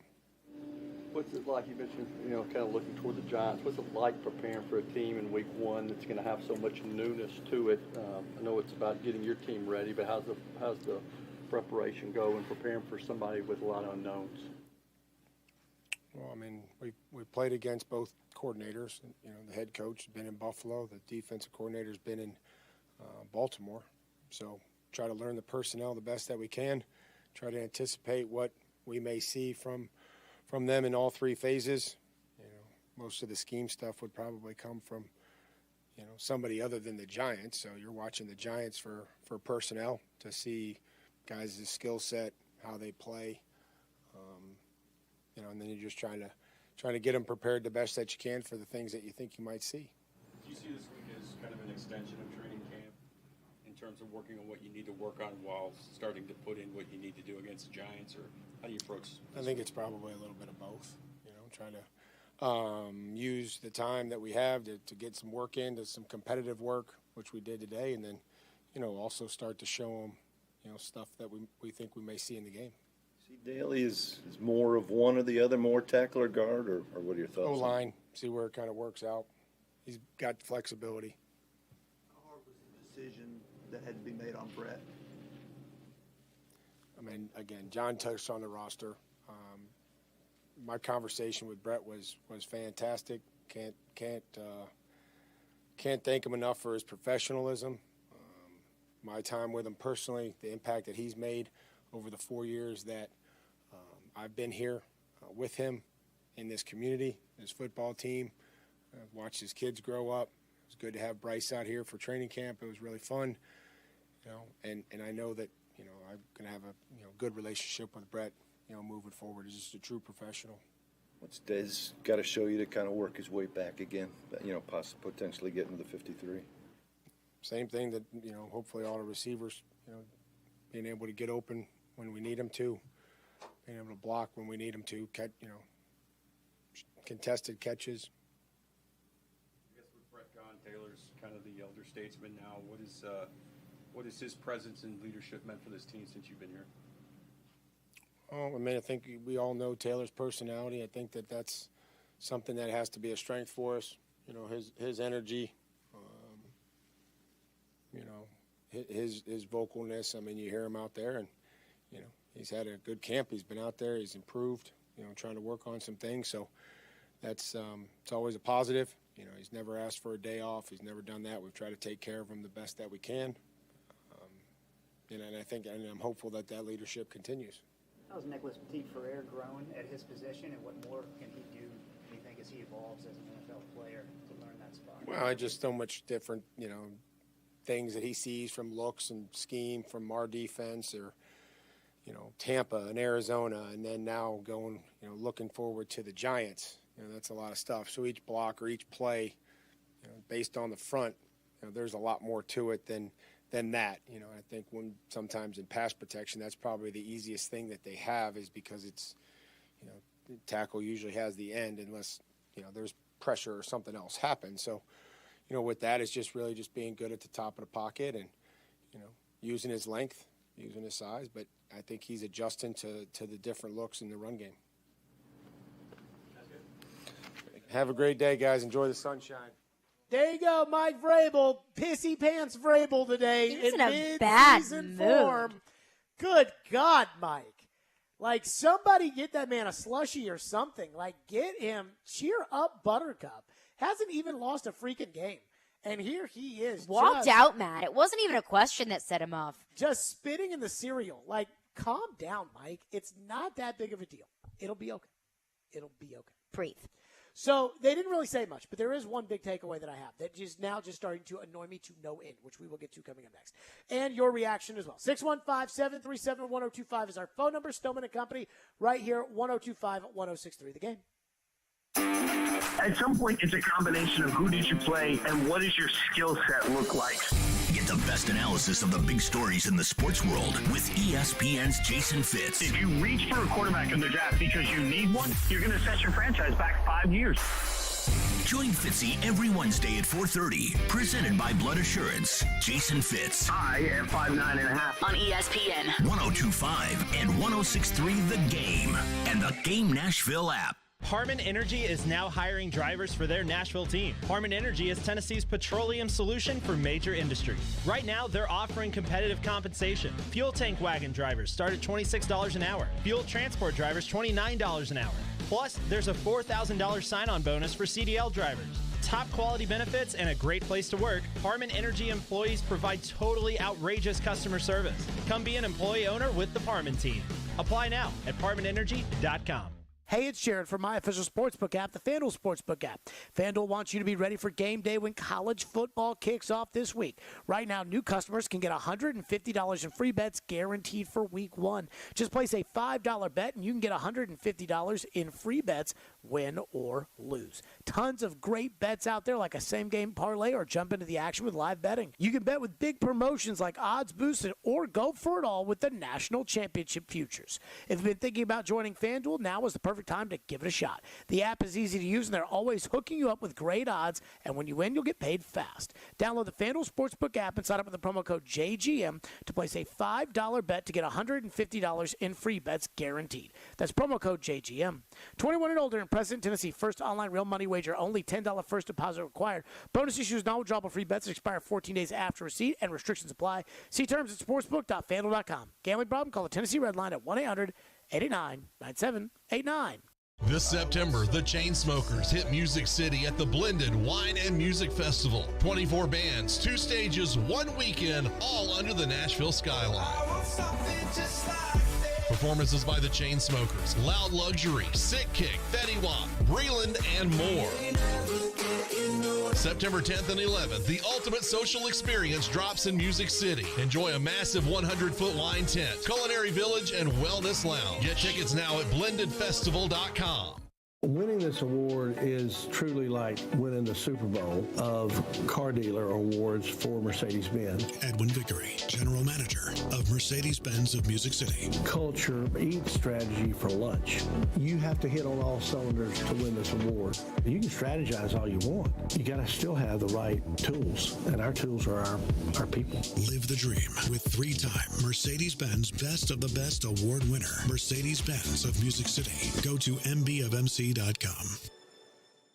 In 1972, a Nashville family business story began when Bill and Beverly Finley founded Volunteer Hose and Gasket. 3 generations have grown the business into the local industry leader supplying just about anything to anybody, from the largest of contractors to your neighbor that mows his own yard. Over 1 million items in stock: belts, belting accessories, gaskets, gauges, hose fittings, hydraulics, industrial hoses, lubricants, sealing products, tubing, fire protection, and more. All at volunteerhose.net. If Volunteer Hose and Gasket doesn't have it, then you probably don't need it. Call them at 615-242-0461. Hey, coming up Thursday on Chase Willie and D-Mace, we'll continue to react to the Titans roster moves. Plus, Silly Underdog Picks is back at noon. Cannot wait for that. Join us starting at 10, 102.5, 106.3, The Game. Hey, Nashville, it's Mike Greenberg, and you're listening to Nashville's Best Sports Talk, ESPN 102.5, The Game. Braden's role moving forward here. Yeah, I mean, he's working mostly at tackle, Joe, throughout the course of the spring and then through training camp. And then, he's getting some guard work now because if you're not one of the first 5, you want to be able to go in and play multiple spots. We've seen his work at tackle. He played guard some last year for us during, practices and stuff. He played left tackle in the San Fran game last year. So, working at guard now, just trying to get brushed up because he spent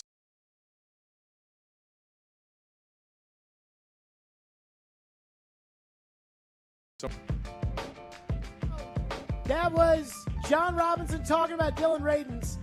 That was my one takeaway from the press conference, was that question right there.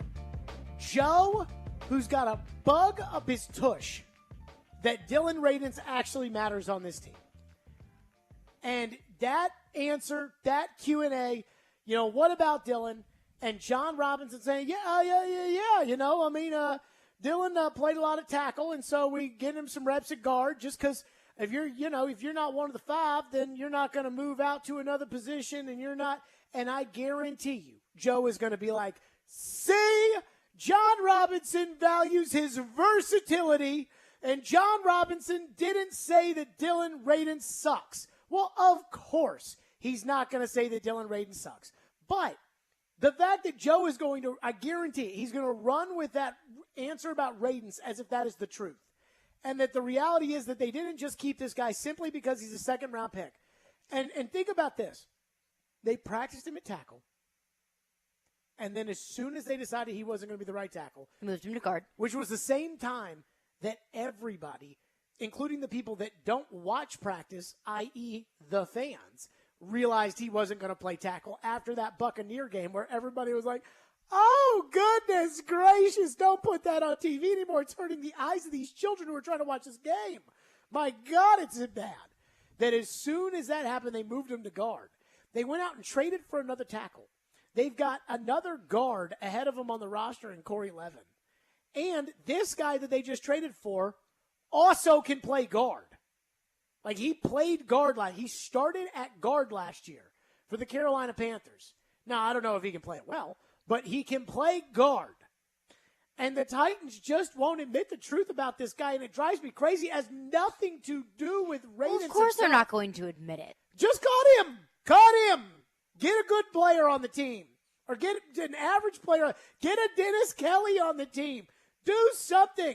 And I go back to what I said the other day about why not carry a second punter? Well, and I think to John Robinson's point about versatility for Dylan Radins, I think versatility is a good thing, especially for an offensive lineman.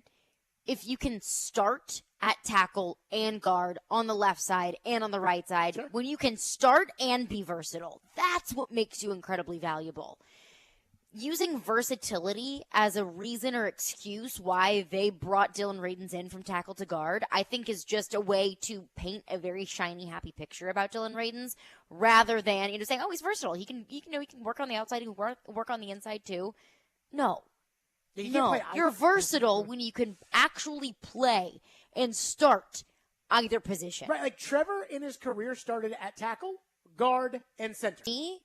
If you're drafted as a tackle and you need a right tackle, moving to guard is almost like a demotion. It is absolutely a demotion. Look at the contracts those guys signed.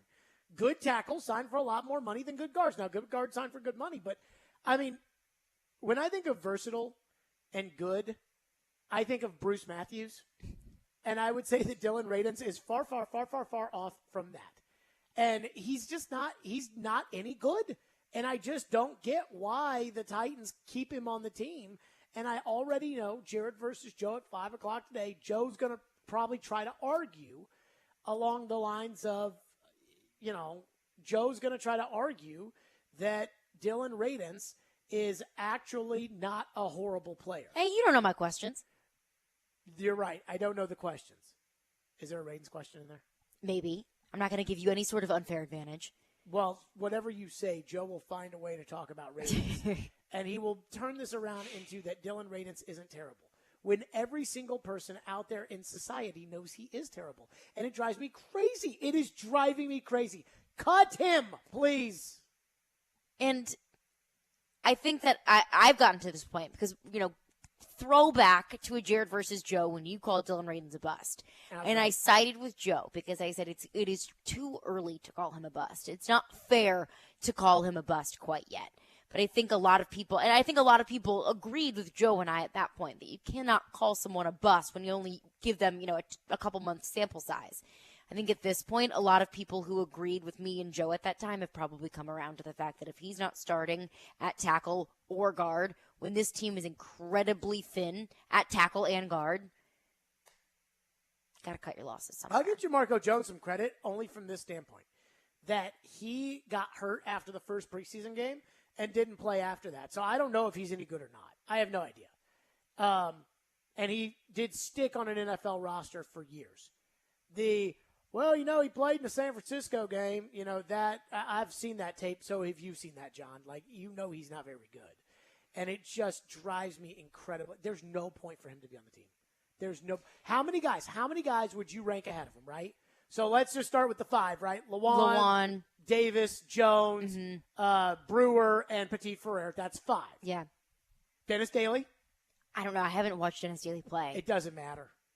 Yeah, it does. They would not trade a 5th-round pick for Dylan Radins. They would not trade a 5th-round pick for a swing tackle who can also play guard. But you're asking me who's better. I haven't seen Dennis Daly play, so I'm not going to say he's better. I have, and I can guarantee you that he's better. But before we even get into that, they would not trade a 5th-round pick for a swing tackle guard if they thought Dylan Radins could play swing tackle guard, right? Yeah. If the Titans went out and added Jimmy Garoppolo, then that would tell us that they don't think Malik can back up. Right. When they signed Logan Woodside in the practice even if squad, they bring in any other quarterback, that shows that they don't want Malik Willis to be the backup, whether it's Jimmy G or not. Right, but I'm talking about a real guy and not a Nate Sudfeld or something like that. Someone who – okay, the second thing so let's just – Daly, so he's in there. Corey Levin or Dylan Radins at guard? Probably Corey Levin. Levin. Okay, so now he's at best 8th. Jamarco Jones or Radins, we don't know because Jamarco Jones never plays. Yeah, I don't know. But know. the fact that they kept Jamarco Jones. They also kept Radins. I know. I think Radins might be 9th on this team right now. 9th.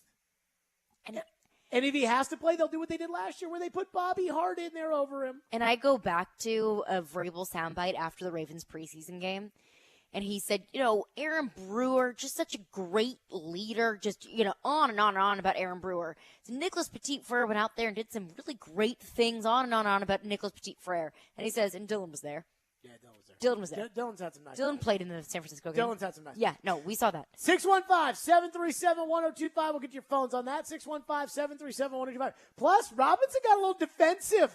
Did you hear that? Robinson? Yeah. I don't know. He got a little defensive Old TD with a good question. We'll get to that next. 615-737-1025, Stillman and Company, right here, 102.5, 106.3 The Game. Let me tell everybody out there, while I have your attention, let me tell everybody out there about the fact that this September 10th and 11th, the Chainsmokers hit Music City at the Blended Wine and Music Festival. 24 bands, 2 stages, 1 weekend, all under the Nashville skyline. Buy your tickets now at blendedfestival.com. That's blendedfestival.com. 185! Every team needs a quarterback. 185! That's why we have Hasselbeck, bootleg, rollout, toss, touchdown! Tim. ESPN NFL analyst Tim Hasselbeck gives his expertise on all things NFL. How that team is built, I think there's a lot to like about them. Every Tuesday at noon, Tim with Chase, Willie, and D-Mace. Presented by Red Spirit and Wine in Bellevue on 102.5 and 106.3 The Game and the Game Nashville app. From the Fox 17 News Code Red Weather Center. I'm Fox 17 Code Red meteorologist Greg Bobus. A nice end to the upcoming work week. Today, plenty of sunshine, lower on the humidity as well. No rain chances until the weekend. High temperatures take us into the upper 80s to right near 90 for Wednesday, Thursday, and Friday. Brought to you by Hiller Plumbing, Heating, Cooling, and Electrical. Call the Happy Face Truck today. Attention sports fans. Your favorite sportsbook, BetUS.com, is back for our 28th year of NFL action. With the industry's biggest sign-up bonus of up to 200%, BetUS offers our members the opportunity to cash in on all your favorite leagues, including NFL, NBA, MLB, and more. We've also got hundreds of new casino games, including the coolest European slots, and our live dealers are waiting for you at the tables. You need a sportsbook with integrity, longevity, and you need to know you're gonna get paid. You need a sportsbook that offers everything, including live betting, MMA, golf, horses, esports, and all kinds of crazy bets. Call today at 1-800-79-BET-US. That's 1-800-79-BET-US, and they will walk you through setting up an account. Nobody in the industry gives better bonuses than BetUS. Join now. Mention BetUS 2022, and you can get up to 200% in bonuses on your first deposit. Nobody beats that. Head to BetUS.com and join today. That's BetUS, where the game begins. Get in the zone, AutoZone. Welcome to AutoZone. What are you working on today? Starting trouble. No one likes that. We'll get you set up for some stronger starts. You might just need a fresh charge, and we'll take care of that free of charge. But if it is time for a new battery, we've got replacement batteries that'll fit your needs, starting at just $69.99. You can learn more about our battery selection at AutoZone.com. That's what makes us America's #1 battery destination. Get in the zone, AutoZone. Claim based on data from the NPD Group 2021. Informative. They played a lot of power play time together back in the day. Insightful. It's a great addition to this team. And just 3 guys being dudes. On the sideline in shorts and a t-shirt. Hanging out, watching the game. Chase, Willie, and D-Mace. Weekdays from 10 to 2. No such thing as bad press. On Nashville's best sports talk, 102.5 and 106.3 The Game and the Game Nashville app. You're listening to Stillman and Company. Presented by TriStar Moving. 102.5 and 106.3 The Game and on the Game Nashville app. They gave Brett 16 footballs to work out with, and Brett's still basically hanging around Tennessee, around Nashville, in case this thing doesn't work out with this young punter. So kind of weird. Yeah, if I understand what you're saying correctly, that the Tennessee Titans kind of half made a decision and invited Brett to leave, but by the same token, they compensated him for not going somewhere else. Is that? That's right. Basically, because if Brett goes, and if he plays for the Bills, he would lose money. I know that doesn't make much sense. I've never heard of this before, but his agent did a phenomenal job when Brett would stop playing football in Tennessee. So either getting cut or getting injured or just saying, you know what, I don't want to play in the NFL anymore. The Titans are saying, thank you so much. Well, we're going to compensate you to basically stay in Tennessee. There you go. That was Brett Kern's dad on WLVL in Niagara this morning saying Kern's not going to the Bills because it would cost him money. Kern had a $2 million salary.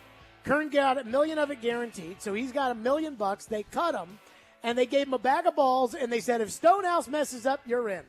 Robbie Stanley texted me and said, said two things. He said, the second thing we'll get to later, but he said two things. I cannot believe you said, why not keep two punters? And I said to Robbie, if they're going to pay Kern $1 million and say, you're our guy if he screws him up, and give him a bag of balls, because Brett can't afford his own kicking balls. Just to make sure they're in tip-top shape. Why not keep two punters? The Titans do not have 53 NFL players. Julius Chestnut is not an NFL player. Robbie says he would rather them re-sign Vic Beasley than keep two punters. I said they kept two kickers for half the 2019 season, and that was pre-COVID elevations. And he said that's because neither of them could kick. I said to Robbie, and so now you have a problem with two him wrongs keeping two does guys. not make a right. No, now you have a problem with him keeping two guys who can punt. So you didn't like it. You didn't complain when they had two kickers and neither guy could kick. They have two punters. They both can punt, and you don't like that either. Yeah, that just seems like a waste of two roster spots rather than a waste of one. And it was. But, if you're going to have Kern as the backup option, why not just keep him when instead you've got, we have to have Cody Hollister on our active roster because there's no way we could get him to the practice squad and elevate him up for the Giants. Well, Cody Hollister is on the active roster because Race McMath is not. So that's my point, though, is that he cleared waivers, so it's not like anybody wanted him. You think anybody was going to put Cody Hollister on their practice squad? They haven't done it for the last 3 years. There's only been one place for him. Right here. And so, it just drives me insane. I did tease this, though. So, Jon Robinson got a little defensive. Now, he would have gotten way more defensive if it were me. Probably so. But TD asked him a question that I think is a very fair question. After cutting Chris Jackson and Laurel Murchison, the Titans have only Christian Fulton left from the 2020 draft class. Here was Jon Robinson today. What do you think went wrong with the 2020 draft class, and is that something that you could learn from going forward? Well, I think Christian Fulton was in that class. Murch was in that class. Murch has made our team a couple times, and then he ended back up on the practice squad this year. We've got some guys in the that were undrafted that are on that class. I've spoke about the guys that aren't here anymore. I'm not going to talk about those guys again, but I think that whole period of time was. It was kind of weird for all of us, right? Because we were in this pandemic, we were locked in our houses, and we couldn't do anything. And it certainly, we tried to go through our process, TD, but it was just different. And it wasn't, I personally was not able to do what I normally do as I prep for the draft. Oh, excuses.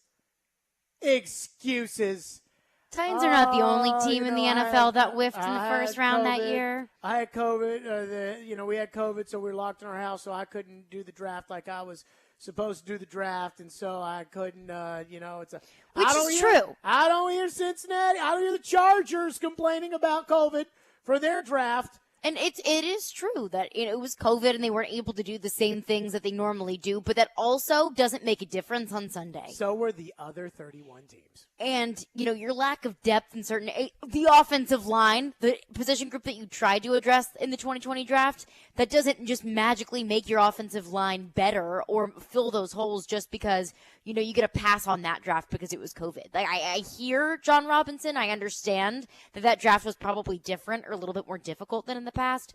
It doesn't matter. Jerry Jones is an old kook. And we do know that. Jerry Jones drafted CeeDee Lamb and Trayvon Diggs with his first two picks in 2020. Those are pretty darn good picks. Jerry Jones drafted Micah Parsons after, I believe, trading back in the first round last year. That might have been Philadelphia traded back. Maybe Jerry stayed where he was. But Jerry drafted Micah Parsons in the first round last year. So how can this old kook on the yacht be able to pull these out of his rear end? And Jon Robinson's like, I was locked in my house and I couldn't prep the way I normally prep, and I couldn't. Guess what? Neither could any of us with our own jobs, and somehow we found a way. I don't know how we did it. We talked about sports for 5 months with no sporting events. I don't know how we did it, but we did it. I don't know who did that. We did it. Every day, we did it. It was freaking hard. It involved a lot of me listening to these random podcasts about, Mel Kiper Jr. says, let's debate what Mel says. So sad that you could only get like a couple months of content out of the draft. We got March. No. We got half of March because free agency and plus the world didn't shut down till that. In April. And most of April out of the draft. And then I remember we got a 4-hour show out of the schedule release for the Titans. We broke that down for an entire day. an entire day. Desperate times. Everybody's job was hard, John. And here's the one frustrating part. I'm not going to crush Robinson over this because he is the one sacred cow of this radio show. And at the same time, like, he's had 6 winning seasons as general manager, and I know what it was like when they had a bad general manager here. And I know how bad and how frustrating that was. And I remember Chris Henry in the second round. So I don't want to get too, crushing Robinson on this. If they had drafted one difference maker, and I'm not like, the semantics of the getting into the Fulton, discussion about is he a difference maker, is he not a difference maker? The starting corner in the NFL, that's good. But I think we would say, like, Christian Fulton's not going to be Deion Sanders. So if they got one difference maker, one Henry, one Byard, one of those guys that they've gotten over the years. Simmons, trying to think, A.J. Brown, one of these guys that they've gotten over the years. If they had one more extra difference maker, would that have put them over the top either last season or the year before? No, not last season. I think it might have. No, not last season because it wasn't a lack of difference makers in that Cincinnati game. No, but if they had gotten, like, let's say Michael Pittman Jr., who they could have had. If they had a Michael Pittman Jr. or, again, I'd have to go look down the whole chart of T. Higgins, if they had that kind of player on this team, or a tight end that could freaking do anything, like how maybe much a tight end. Or another pass rusher. Like, I truly believe that, and I don't know when. Maybe that could have made the difference in 2020, but I think in 2021, I think it all. You had a difference maker at wide fault receiver. That Tannehill threw the ball away 3 times. No, but I do honestly believe that the last 2 draft classes have been freaking horrendous. And I think everybody this morning, I heard the morning the fact show. that you only have one player from the 2020 class still playing in a 2022. Well, let's think about the 2021 class. I think at the end of the day, the 2020, between the non-roster guys that ended up making the team, like Brewer is going to start, I think, for the next 2 years at left guard. Yeah. And Tier Tart, I think, is pretty good on the defensive line. He's good. I think that might end up being better than the 21 class. Because the 21 class right now, Farley, maybe. Maybe Farley. Radens, no. Weaver, maybe. Yeah. Molden's like a good slot corner, but he's not, again, he's not like a starter that impacts the game. Those 3. McMath. Yeah. But, like. That's a horrible draft. Monty Rice. Horrible. Brady Breeze. He's not even on this team anymore. No, but I don't care about, a 7th round pick or whatever. Well, he was still in the draft class. That is true. Cole McDonald. Radens. Radens freaking stinks, and they'll never admit it, and it drives me insane. They'll keep this guy for 4 years. They're not going to admit any of their whiffs in the draft. Well, they have to when Isaiah Wilson goes off the freaking handle. Well, that's an easy one. Whenever your first-round pick, plays 1 snap? That's a pretty obvious one to address. I do love Robinson. Like, I've already talked about all those guys enough. Have you? Let's dig a little deeper, John. I remember asking about that, and it was like, I remember asking about the process of how they got there, and it was a complete non-answer. So did you really talk about it enough? That I don't know. But the drafting around here has been terrible. I mean, I'm not trying to bag on Robinson. I'm not trying to bag on the organization or whatever. But I do think that we can all agree. Like, we can all sit here and we can all be friends. And I don't want to get into this year's class because they haven't done anything yet. It would be easy to say, Burks is going to play, Phillips is going to play, McCreary's going to play, like those but guys. But also, this class is where we are right now, it's looking like it's going to be better than the 2021 2003. classes. Look up Tyrone Calico's 2003 season. Because I thought Tyrone Calico. Ian, you remember Tyrone Calico? Man, he was pretty. We all thought he was going to be the next big thing. I mean, Tyrone Calico in the second round out of MTSU, that first season had like 9 touchdowns. And then after that, Roy Williams busted his knee in a game, and he was never the same. Oof. 2003, 43 targets, 18 receptions, 297 yards. And that was 2003? 2003 and 4 touchdowns. How many? 4 touchdowns. And Tyrone Calico, like the first 3 weeks. Now, he got the drops in the middle of that season, but the first, month, everybody in town thought Tyrone Calico was going to be there. I remember looking at that draft. Chris Brown ran for 1,000 yards in a season. He was taken in the 3rd round. Andre Woolfolk. I remember looking at that draft thinking, man, Andre Woolfolk in the 1st round, Tyrone Calico in the 2nd round, Chris Brown in the 3rd round, Ryan Long, who had won the Outland Trophy at Washington State in the 4th round. Like, wow. And then about 15 years later, I was on the radio, and I was like, what the hell happened with the 2003 draft class, old man? So I can't get excited about this draft. I'm not labeling it a good draft because I don't think that's fair until after the first year. But we can go to those two COVID ones and say, not great. Oh, what the hell was that? Not great. What was that? 615-737-1025. Add that in there again. I did promise text, and then we didn't get to any, so keep that in mind. But there was an explosive Titans rumor that if this had been May 30th and not August 30th, would have been like a whole week's worth of shows. And I truly believe that it snuck. It snuck beyond everybody.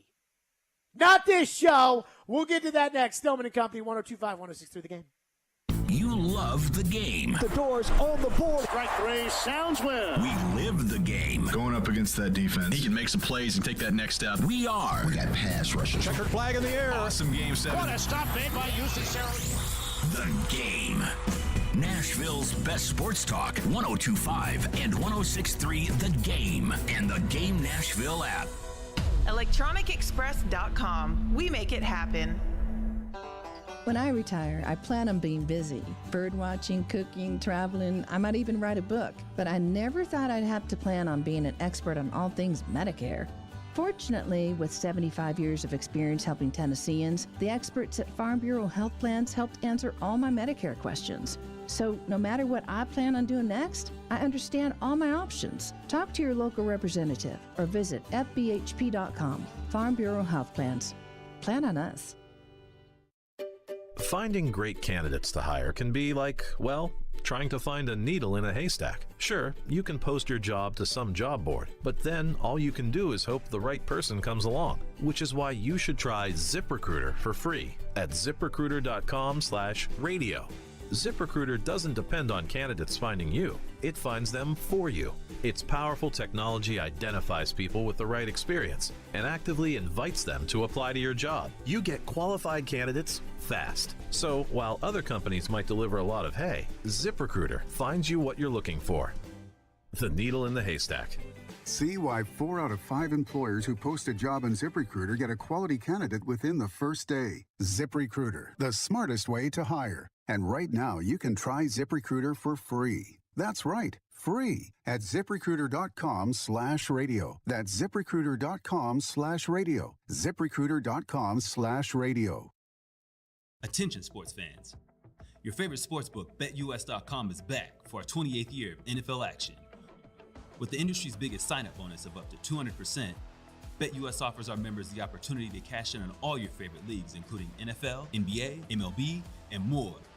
We've also got hundreds of new casino games, including the coolest European slots, and our live dealers are waiting for you at the tables. You need a sportsbook with integrity, longevity, and you need to know you're gonna get paid. You need a sportsbook that offers everything, including live betting, MMA, golf, horses, esports, and all kinds of crazy bets. Call today at 1-800-79-BET-US. That's 1-800-79-BET-US, and they will walk you through setting up an account. Nobody in the industry gives better bonuses than BetUS. Join now, mention BetUS 2022, and you can get up to 200% in bonuses on your first deposit. Nobody beats that. Head to BetUS.com and join today. That's BetUS, where the game begins. Staples has everything for school at great prices. So this year you won't go back to school. You'll be ready to move forward and master 5th grade math. I can't do this. It's impossible. Not you, Dad, your daughter. Staples will help her move forward. Ah, right. Right now, Staples cop books and number 2 pencils are just 50 cents each. Plus, 2 pocket paper folders are only 25 cents each. Everything on your list at amazing prices. Staples, we're not going back. We're going forward to school. Ends 9/3, in-store only, limit 30. Looking for a career with purpose or have that passion for youth development? Boys and Girls Clubs of Middle Tennessee provides a safe place where youth gain the tools to learn, lead, and reach their full potential. And that starts with you, offering competitive pay and free after-school care for employees. Learn more at bgcmt.org. From the Hillside Medical Game Studios, WPRT-FM Pegram, WPUC HD2 Laverne. Robbie and Rex Road, Chase, Willie, and D-Mace. Stillman Company. Nashville's best sports talk, 102.5 and 106.3. Terang, it's a high fly ball. We got pass rushers. Awesome game 7. Checkered flag in the air. The Game. A Cromwell media station. where you have a voice. We're one play away from an injury. He knows this. He's a study of the game. And we have strong opinions. He's been awful. I don't think they were trying, and that's why I feel the way I feel. This is Stillman and Company with Jared Stillman and Caroline Fenton. Presented by TriStar Moving on Nashville's best sports talk, 102.5 and 106.3 The Game. And on the Game Nashville app. Stillman & Company is delivered by TriStar Moving, 102.5, 106.3 The Game, streaming live on Twitter, Twitch, YouTube, and Facebook Live. Thanks to the law offices of Amanda Gentry. Live in the Hillside Medical Game Studios. This is a very serious show around here. We take ourselves very seriously. Yes. We take our work very seriously. But life is all about priorities. And so on some days, the priorities are a little bit higher than other days. It's like this past year when Ryan Tannehill missed the voluntary workouts and I lost my marbles over it. And people said, well, wait a minute. You didn't seem to be all worked up last year when A.J. Brown and Derrick Henry and Tannehill and all these guys missed this OTA. And I was like, why did I not say something about that? That doesn't seem very on brand. You know, for me, that seems like something that would totally get up my rear end and get me all worked up. And then I found out that it was like the day between games 5 and 6 of the Predators-Carolina series. And I was like, oh, I had something more important to do back then. Priorities. So Monday, we had the roster. Tuesday, we had the roster. We had priorities. And so we haven't been able to get to this. But I think it is very much worth discussing. So Jordan Schultz, who's an insider, I think he's with Bleacher Report. I don't know. I've had him on Sirius before. He's a good guest. And he was on the Pat McAfee show. And he does break NFL news, like real big NFL news. And Jordan Schultz was on the Pat McAfee show after Jimmy Garoppolo. This might have been before. Was this before Garoppolo signed the deal? Before he reworked the deal, correct. Okay. This is what Jordan Schultz said on the Pat McAfee show. Jordan, what happens, though, if they cut Jimmy G, he's out there in Seattle? Like, is Seattle the only suitor, or where else could you see him possibly going? Is there a surprise team that may jump up and try to get him? Teams that I've talked to believe that there's 3 or 4 other clubs that could potentially make a move. I heard Tennessee, but that was about a week ago before Malik Willis had a pretty good second preseason game. I heard Cleveland because obviously Deshaun's not going to play. What? And this was as late as... This was Monday afternoon? This is before we went on the air Monday? No, but this was as late as after the first preseason game. Yeah, I mean, they were he said still it was a week considering ago. Jimmy Garoppolo. No, I would say this is before the Cardinals game. Yeah. Like, this was, so he had played Ravens and Tampa Bay. And Was it according to before he Jordan had a Schultz, good second preseason game? Maybe. The timing is all, Within those weeks, within that 3-week Mushy. span. Yeah. Whoa. Couple thoughts here. One, do we believe it?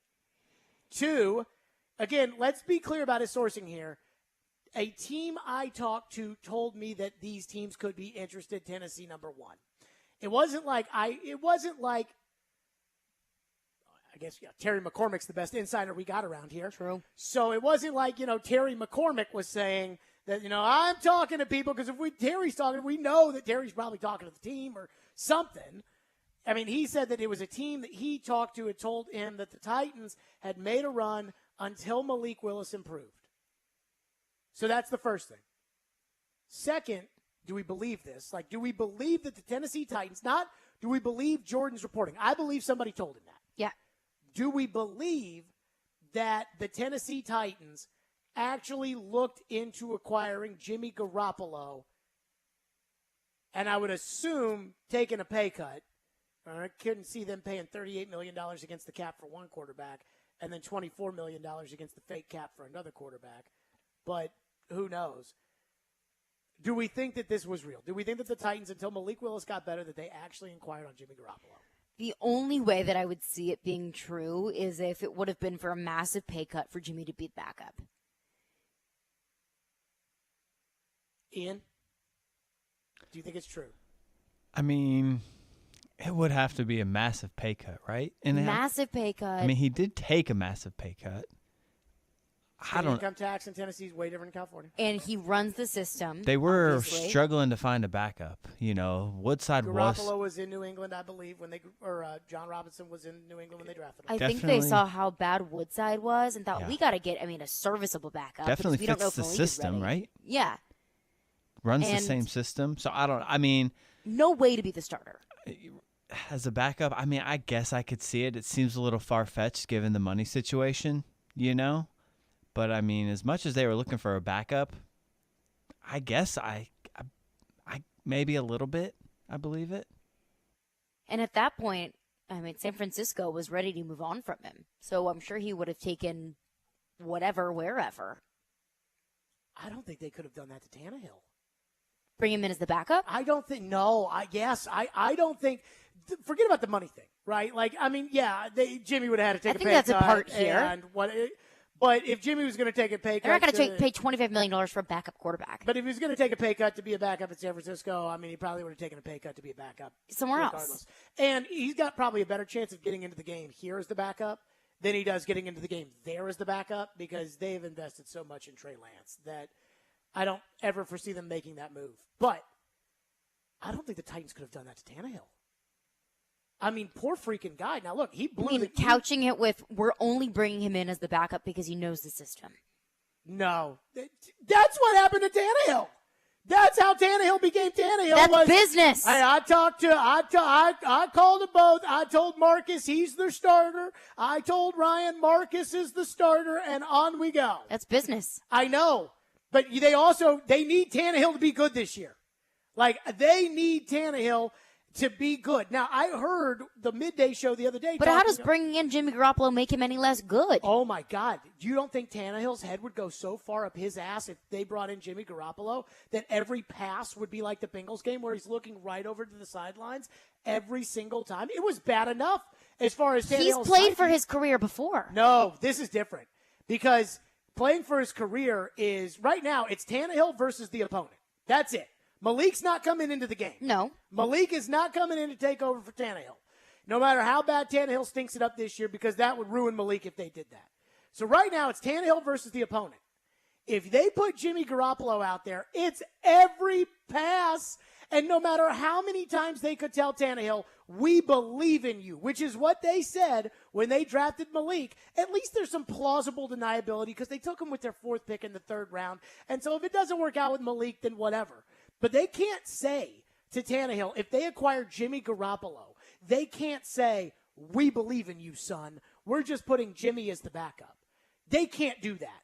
That would be to Tannehill, oh, my God, the national discussion. We saw how it blew up nationally about the Tannehill-Malik thing a couple of months ago. If the Titans had signed Jimmy Garoppolo, it would be the number one discussion of how long until Tannehill gets sacked. And they play on Monday Night Football in Week 2, and he doesn't have a right tackle. And, oh, my God, it would be so bad.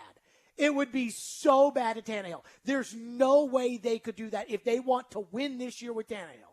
Now, I don't know. Or do they just want to win this year? You can't win with Garoppolo. He sucks. You can't win with Malik Willis either. I know, but I can't win with Logan Woodside. I do not. I feel better about winning with Jimmy Garoppolo than I do with Logan freaking Woodside. No, but what it does to Tannehill, it would crush Tannehill. It would crush him if they brought him in there. If they brought Jimmy Garoppolo, I know we want to live in a world where everybody sacks it up and says, hey, you got to go out there and perform, and you can't look over your shoulder just like Derrick Henry can't look over his shoulder just like, I know that we live in that world, but the real world we live in, Chuck Noll benched Terry Bradshaw at one point and put in Jefferson Street Joe Gillum, who had a great career, or was going to have a great career, but the drugs just got him from TSU. And so Bradshaw got benched, and he went into Chuck Noll's office and wanted to trade. And this was in the 70s. Maybe it was the 60s, but I think it was the 70s. He went into Chuck Noll's office, and he demanded a trade. Chuck Noll goes, I'm not going to trade you, the best player on this team. Mm-hmm. And Terry's like, if I'm the best player on this team, why am I not starting a quarterback? Fair question. That was a different era.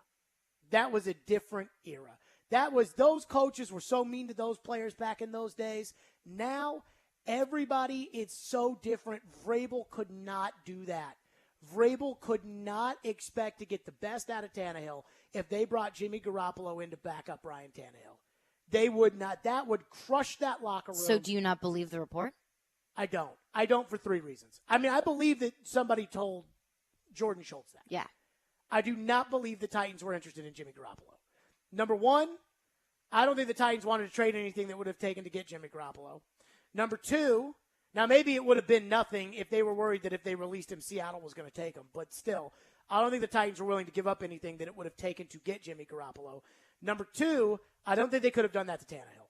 And even me, the biggest anti-Tannite after the Cincinnati game that there is out there, that would have been fair to Tannehill. That would not, the camp he was having, the way that, it's his job, he knows it's his job for now, and then at the end of the year they assess, they could not have done that to him. And the third reason is, I think Jimmy sucks. And I watch the same tape that they watch. And which is exactly why they would bring him in as a backup. No, he still sucks as a backup. He sucks. Oh, okay, Logan Woodside. I mean, Sean Mannion. If I have Sean Mannion as my backup, Ryan Tannehill's not looking over his shoulder the entire season. Do I have no chance to win with Sean Mannion? I probably have no chance to win with Garoppolo. If you have Sean Mannion and Jimmy Garoppolo on a silver platter, which one are you taking to be your quarterback? And this team?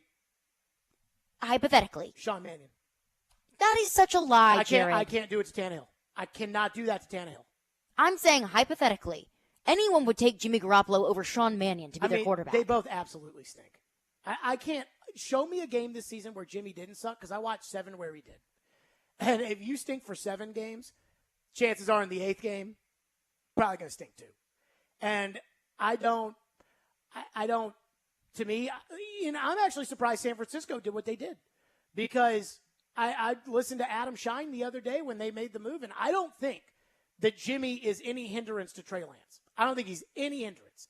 I think Shanahan has talked about how Trey's the guy. I heard Adam Shine saying, they know Trey Lance isn't very good, and this is for Trey Lance. And I'm like, man, that might screw that young quarterback up. Even if they tell him, hey, you're the guy, you can make as many mistakes as you want, you're the guy. It's like, this team was in the NFC Championship game last year. Jimmy standing over there with a clipboard. Like that, I would be careful of. I don't think Jimmy's any good. And I think the Titans know Jimmy's not any good. So why would the Titans want to go get Jimmy when they know that it would ruin Tannehill if they did that? I don't know. Maybe it wouldn't ruin Tannehill. Maybe they wanted an insurance policy. It would drive wedge in the locker room. Maybe they viewed it as, this is what we need to get Tannehill, to kind of light a fire underneath him. Malik didn't do that? They drafted him in the 3rd round. What's the old John Madden saying? I don't know. If you have 2 quarterbacks, you have none. And well, they would have a backup quarterback. I know. That's exactly why they would bring in Jimmy Garoppolo, to be the backup. And it would ruin Tannehill. It would ruin him. And again, I'm not Tannehill, whatever, but they couldn't do that to him. And they couldn't do that to their own season. Because let's just say this. Monday, Titans trade a conditional 7th round pick for Jimmy Garoppolo. Garoppolo agrees to take a pay cut to $6 million. He's the backup to Tannehill. Wilson will be the 3rd stringer. Mm-hmm. What's number one topic at 2 o'clock? How does this affect Tannehill? How long until they're starting to talk about Tannehill? Mm-hmm. So we'll get to your phones on it. 615-737-1025. They couldn't do that to Tannehill. And if they did, that's how you drive that wedge in that locker room. And that's just something that Vrabel and Robinson, they don't do. Like, that is not their game. That's what pissed Tom Brady off with Bill. The exact same guy. And Brady knows that he stinks, but that's the exact same thing. The exact same guy, exact same thing. They could not have done that to Tannehill at this point. But boy, is that some tea. 615-737-1025. We'll get your reaction on this. Plus, one former NFL head coach says, hey, I know everybody right now thinks Malik's not going to get out there, but just wait, fans. Just wait. I'll explain. We'll get to that next. Stillman & Company, 102.5-106.3 The Game.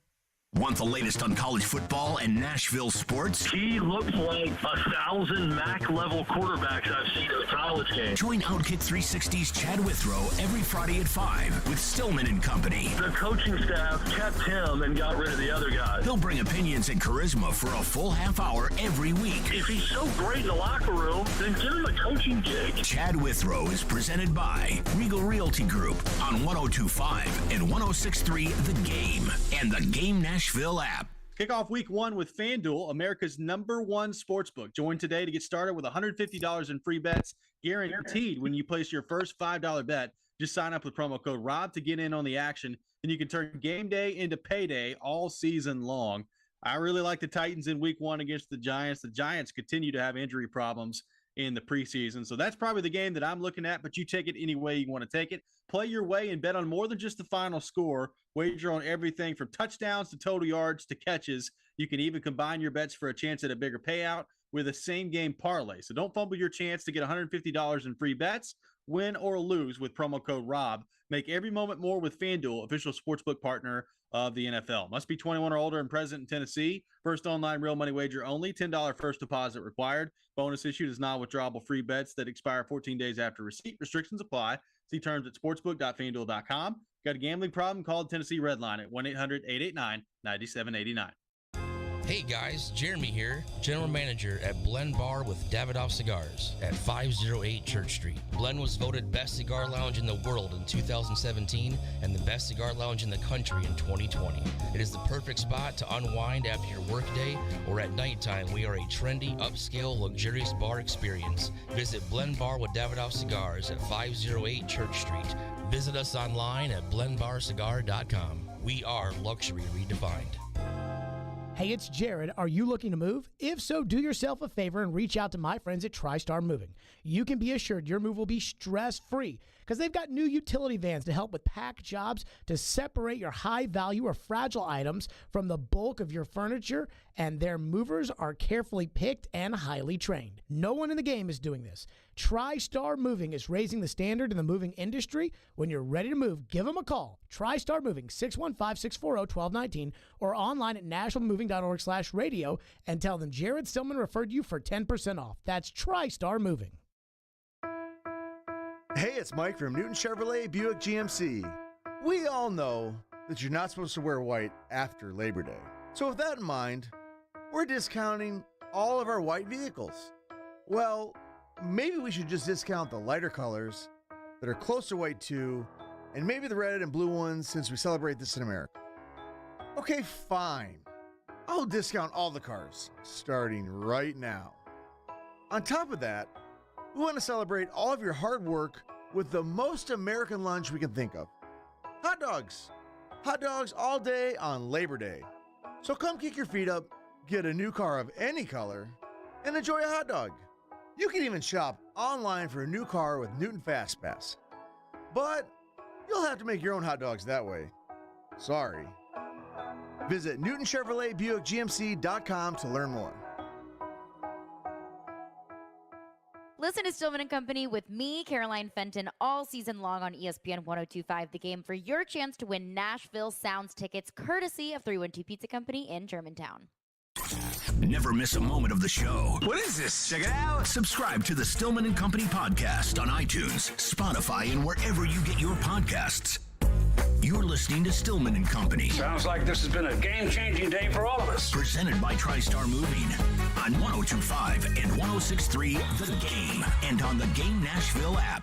Back to the Tannehill case, Malik Willis, he looks like he's exciting. There's going to be a push for the fans. If things don't go real well with Tannehill early, that's going to create some pressure on him because, as fans, we always think the backup, the draft pick, that's the next superstar for our team. So, you don't want to be in that situation. So, again, the key is come out, be successful, do your job, protect the football, and win games.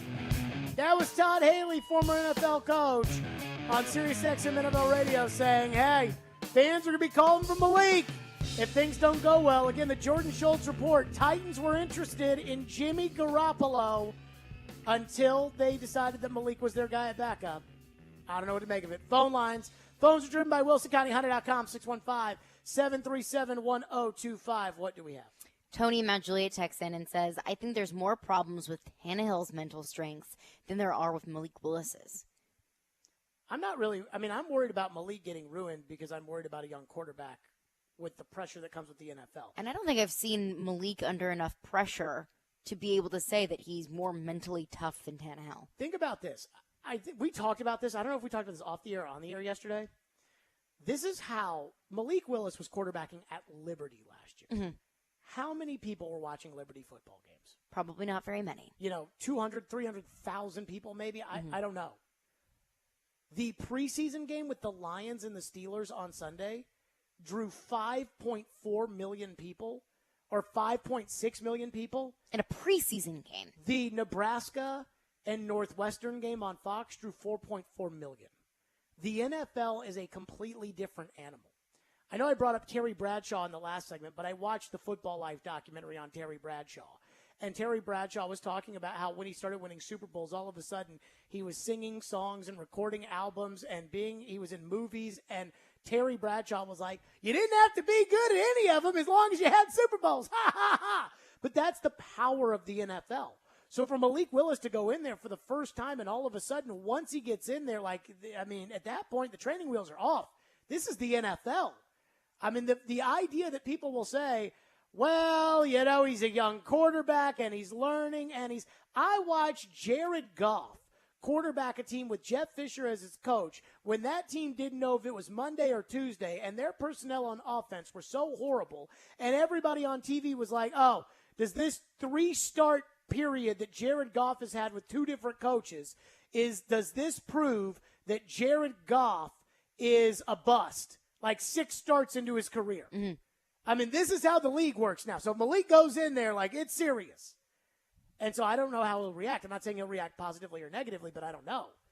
Tannehill's mental state, I think Tannehill is a tough guy who I think is insecure about his ability to do it at the top level right now. And I think he spent all offseason trying to work himself up into believing in himself. And then if they turned around and trade for Jimmy Garoppolo, it would have ruined him. But I definitely think at that Bengals game, man, he looked like he didn't feel like he could do this. And I don't like that feeling. And that's where I lost all my faith in Tannehill was, if this is going to be how he is, then this isn't going to work out for me. You could sense the lack of confidence. It was palpable. That first snap, first interception. It was there before he threw the first interception, and then when I saw it, I thought, oh, dear God, here we go. What's next? Michael texted in and said, did you say the same exact thing about Marcus when they brought Tannehill in? I didn't say that. I wanted to do the whole, there were certain things that we couldn't do on this show. Now, I love Floyd, and I miss him so dearly. There were just certain things we just couldn't do with Floyd. We couldn't have done, 3 straight weeks of Julio Jones speculation with him on the show. He would have been over it after a day.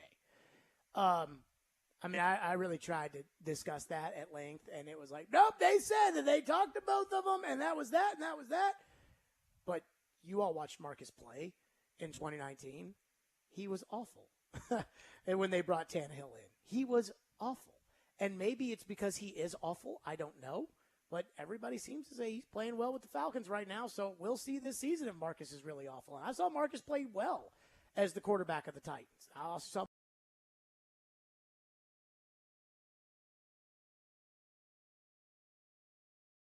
Rose behind the Chargers bench. And Marcus threw the stupidest interception before halftime. Just threw it right to the linebacker in the red zone. This is a game that they lost by 1 point. Mm-hmm. And Marcus just threw the stupidest interception. And I literally thought to myself, if there was anybody but Blaine Gabbert back there, I'd yank his ass out of the game. And that's why you have Blaine Gabbert back there, because you don't want that quarterback to think, I'm going to yank you out of the game. And then when Tannehill was back there and Marcus played like that against the Broncos, they yanked him right out of the game. And they put Tannehill in, and they never looked back. And those guys, I think those guys know that. All right, Fitz is going to join us next. We'll get Fitz's reaction to this. Does he think the Titans were on a Garoppolo? What's he think about Willis? What's he think about the Titans' outlook this season? And everything else. 615-737-1025, Stillman & Company, right here, 102.5, 106.3 The Game. Let's give something away. I'm in a good mood. Let's give away here a 4-pack of tickets to see the Sounds. That's right. We love the Sounds at First Horizon Park. A 4-pack of tickets on Sunday against the Memphis Redbirds. We call it 5 right now. 615-737-1025. And you're going. Fitz is next. 102.5, 106.3 The Game.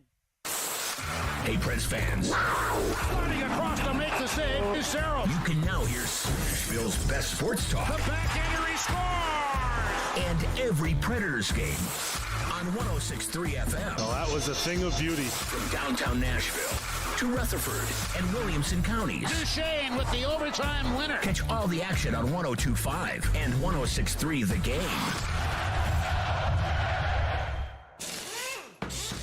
Some people were made to follow the instructions. We were made to make our own. To always measure twice and never cut corners. Unless, of course, we've got a compound miter saw. Northern Tool and Equipment is a problem solver's paradise. There's nothing we can't find, fix, or figure out together. We're made for this. Start solving your projects today at northerntool.com. Save big this Labor Day at Electronic Express. Get a Samsung 65-inch 4K TV for only $599 or an LG laundry pair for $599 each. Electronic Express has huge savings in every department: computers, appliances, 4K TVs, smart home, furniture, mattresses, and more. Don't miss out on a Microsoft Surface Pro 8 bundle for just $899 or an Xbox Series S bundle for only $379. Shop in-store or online with up to 36 months free financing. Electronic Express. We make it happen. With your home value up again, you are sitting on a pile of money. So don't let it sit there. Use it. Willie Donick here for my friends once again at Loan Pronto. Introducing Loan Pronto's Equity Line of Credit program. You don't have to refinance, but you can access up to 97% of your home's value. Get cash now to pay off all your credit cards or do that home improvement project. Get your down payment for a new home or stash away for a safety net. You can get $50,000, even $100,000 or more out of your home. And the payments are crazy low. Think what you could do with $100,000 right now. Loan Pronto makes unlocking your equity easy, and they can probably even waive the appraisal. Don't just let all that home equity pile up. Turn your house into an ATM machine and get the cash you need. Call Loan Pronto now, 615-499-5780. That's 615-499-5780, or go to loanpronto.com. Equal housing lender, NMLS 166-1781, subject to lender approval. Houston Clinic Orthopedics wants to thank their patients for voting them the #1 orthopedic practice in the Nashville Scene Poll for 3 years in a row. Their physicians specialize in spine, joint replacement, knee, hip, upper extremity, and other orthopedic conditions. At Houston Clinic Orthopedics, they adhere to all CDC guidelines for the patient's and staff safety. To experience world-class orthopedic care and see a list of all physicians, visit their website at tn.houston.com and book your appointment online today. O'Reilly Auto Parts provides more than just the right parts for your repair. Our professional parts people can also offer free check engine light diagnosis. We can scan your vehicle and provide a list of possible fixes. Find the right parts for you or recommend a great local repair shop. Don't ignore your check engine light. Stop by your local O'Reilly Auto Parts. O'Reilly Auto Parts. Robbie and Rex Road here on ESPN. Welcome into Chase, Willie, and D-Mace. Stillman Company is delivered. There's a new way to hear 102.5 The Game. Nashville's best sports talk on 106.3 FM. From downtown Nashville to Spring Hill on I-65 and to Murfreesboro on I-24. You now have two choices to hear our great sports programming. Get the extra point, no problem. And the Nashville Predators. Scores! Check out 106.3 now and save it as a preset. Hey, this is Pete Weber. You're listening to Nashville's best sports talk. ESPN 102.5 The Game. Jordan, what happens though if they cut Jimmy G? He's out there in Seattle. Like, is Seattle the only suitor, or where else could you see him possibly going? Is there a surprise team that may jump up and try to get him? Teams that I've talked to believe that there's 3 or 4 other clubs that could potentially make a move. I heard Tennessee. But that was about a week ago before Malik Willis had a pretty good second preseason game. I heard Cleveland because obviously Deshaun's not going to play till week 12. That to me makes the most sense. And then the wild card team was the Jets. Stillman and Company, there you go. That was Jordan Schultz on the Pat McAfee Show saying, I heard Tennessee maybe on the Garoppolo front. 615-737-1025. Jason Fitz set to join us here on the program. But let's get to some of your phones while you're at it, because phone lines are driven by WilsonCountyHunter.com.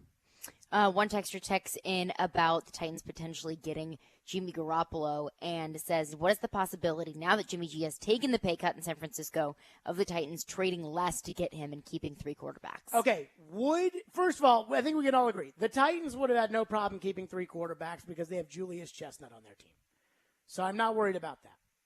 That doesn't bother me. What you are all hung up on Julius Chestnut. Yeah, he doesn't belong in the NFL. He's not going to be on this team week 1.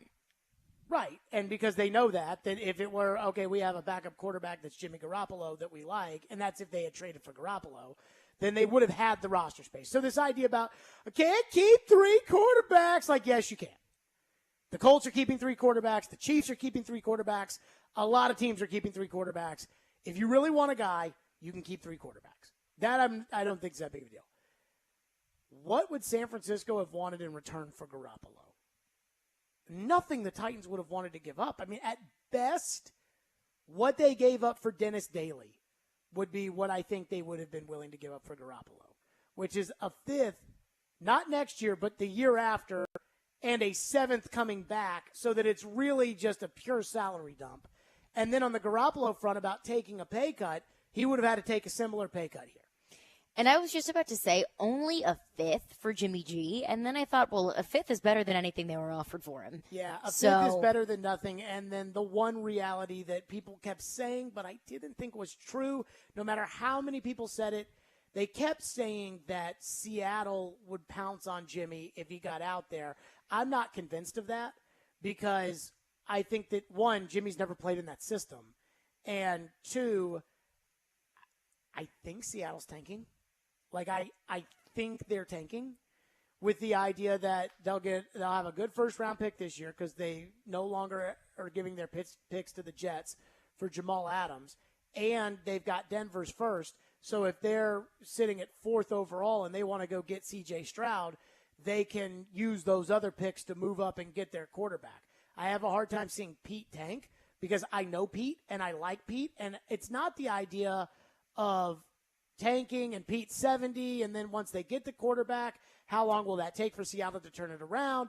For me, it's more so that I just don't see Pete as the kind of guy that's going to waste a football season. I don't see him as a guy that's like, yeah, let's stink this year and try to turn it around next year. That's just not Pete Carroll to me. But I also don't know what they're doing with Geno Smith. What are you doing with Geno Smith and Drew Lock? I don't know. What's the plan there? Forget about Drew Lock. This is all about Geno Smith. Drew Lock obviously is not very good. Obviously, but I don't think Geno Smith is any sort of MVP. I think Geno is a backup plus, like Tyrod Taylor. Uh-huh. And I think that Drew Lock is a backup. And you've got 2 backups and 0 starters. Yes. And that's why I don't know what they're doing. And what's the plan? I don't know. But I kind of feel like Jimmy's a backup plus now, too. Well, he's a backup now. Nobody wanted him to start. And they wouldn't have wanted him to start here. Let me ask you this. Jimmy or Tannehill? Who would you rather start? Not even close. And I don't even like Tannehill. Not even close. I like Tannehill, the guy. He is a great guy. But, I mean, to me, and I know that the executives in The Athletic rank them virtually the same, it is not close. Tannehill is way better than Garoppolo, which is saying something because that tells me how much I think Jimmy just freaking stinks. What's next? Dennis texts in and says, if Jimmy sucks as much as you say he does, then what pressure does that really put on Ryan Tannehill? That the fact that the guy was a starting quarterback in the National Football League. I mean, what pressure does it put on Tom Brady? It made Tom Brady go to Robert Kraft and say, I want him out of here. And that Kraft did it. I think it's just the principle of it. Tom Brady knew how much better he was than Jimmy Garoppolo. But it was what Jimmy represented that Belichick saw the future without Brady, and Brady didn't like it. And so that's why Brady went to Kraft and said, get him out of here, so I'm the only guy here, and that Brian Hoyer, who is absolutely my backup, is the backup. That's all Tannehill needed. Once Tannehill lost the Bengal game, the Titans had the option of, do they get in the mix with all these other teams that are going after quarterbacks like Denver or Cleveland or Atlanta or New Orleans or Indy or who was I just thinking about this team that went after a quarterback? Miami. Mm-hmm. Do they do what those teams were doing and just say, screw it, I don't care how Tua feels, let's go after our quarterback? They obviously didn't. It's been reported that they were keeping an eye on Rodgers, and I think if Brady had come open and available, they would have had the conversation. I don't know, but it was never going to happen. Tampa Bay was never going to let him out, and they weren't going to do what Miami did, which was just ruin everything. I mean, the owner got suspended over that. So I think that once they decided that Tannehill was their best option going forward, then they knew they couldn't get a backup in here that could immediately challenge Tannehill for the job. Because they still have to win. They still have to try to win this year. Now, I don't know. With Robinson and Vrabel, and they will never tell us this, but I don't know if they think they can win or not win this year. They went after Julio Jones last year, and they traded a second-round pick, and the way they treated it, and I believe that this is how they felt, the way they treated it was like, oh, this is our guy for the Super Bowl. We're one guy away. This is the guy that we're away from the Super Bowl with, so let's bite the bullet and do it. This year, they traded away A.J. Brown, which I understood, but they traded away him, got younger there. They cut guys that they then didn't replace, really. Now, they did bring in Robert Woods, but they didn't go out and get a right tackle. They didn't do any of that. And so I wonder if they look at this year as like, yeah, we got Tannehill, and we know we'll have a good team with Tannehill. We know we'll probably make the playoffs with Tannehill. But after that, we know we can't win the playoffs, so let's not push all our chips in the middle with Tannehill. And I don't know that. But they could not, once they knew that Tannehill was going to be their starting quarterback this year, they couldn't bring somebody in here who was going to ruin him. And Jimmy Garoppolo would have ruined him. He would have ruined Tannehill. And he would have ruined most quarterbacks around the league. And the point about the Trey Lance thing. Most quarterbacks around the league? Yeah, they had brought Jimmy Garoppolo into pretty much anywhere that had a questionable quarterback situation, which is everywhere except for anywhere with a questionable quarterback situation. I mean, how many teams have, bona fide aces, right? 6. 8? I just kind of threw a number out there in my head. So I'll say the top 6, which is Allen, Mahomes, Rodgers, Brady, and Burrow. And then Herbert is 6. Herbert's the 6th. And then, Lamar Jackson and Dak Prescott and Derek Carr. And then after that, I think if they had think about this, if they had brought, McDaniels takes the job, Patriot guy, takes the job, they bring Jimmy in to back up Derek Carr. You don't think that would have been a problem for Derek Carr? It's a little intimidating, yeah. And so I keep thinking But also, Derek Carr didn't throw a playoff game away. Like, Derek Carr is the line. So Dak Prescott's on one side of the line. Derek Carr's on the other side of the line. Any team worse than Dak Prescott that would bring him in there, bring Jimmy in as a backup, it would be the constant looking over the shoulder. And the Titans were not going. That's why Jameis Winston, when he went to go back up, went and backed up Drew Brees. Because Drew Brees was not uncomfortable with his position. Exactly. New Orleans, it's like, whatever. But they couldn't have done that to Tannehill. The Lance thing, I'll be honest with you, I don't know how that's going to shake out for Lance. I saw a promoted tweet that ended up on my timeline from the Caesars Sportsbook people that apparently more money has been spent at plus 4,000 on Trey Lance to win the NFL MVP than all the other NFC quarterbacks combined. Oh, my gosh. And I love Trey Lance, but those are also pretty juicy odds, too. Those are incredible odds. On Trey Lance, I love Trey Lance, and they love Trey Lance. The 49ers do. I mean, I do wonder if Trey will be looking over his shoulder. Now, I do think Jimmy stinks. I don't think so. It's easy. Because the 49ers have already gone with Trey Lance. They already made up their minds. I know. It's easy to say that, though. But unless the security is there for sure, there's never really a feel. But if you're San Francisco and you bench Trey Lance for Jimmy Garoppolo, what kind of message are you sending? No, it's a bad message, but that doesn't mean that football coaches and football general managers. I know they don't not do that. I know that. But that's a really bad message to the fan base, to, okay, who the heck is the quarterback? To Trey Lance, like, okay, well, you named me the starter, so did I just lose my job? Am I his backup again? Yeah, are you just going to put me back out there in the next game and act like it didn't happen? It reminds me of the Eagles a couple years ago, where the Eagles had Jalen Hurts as the backup to Carson Wentz. And remember, Carson was pissed when they took Jalen Hurts in the second round. And everybody was like, dude, calm down. Like, you're the starter. Jalen is in the second. Jalen's a backup. And yet Carson wasn't happy about it. Then Carson got benched at the end of that season. And Carson was like, I'm not coming back if Doug Peterson's the coach. They fired Doug Peterson, and Carson was still like, I'm not coming back. Now, he's a way bigger baby than Tannehill is. Tannehill's got way thicker skin.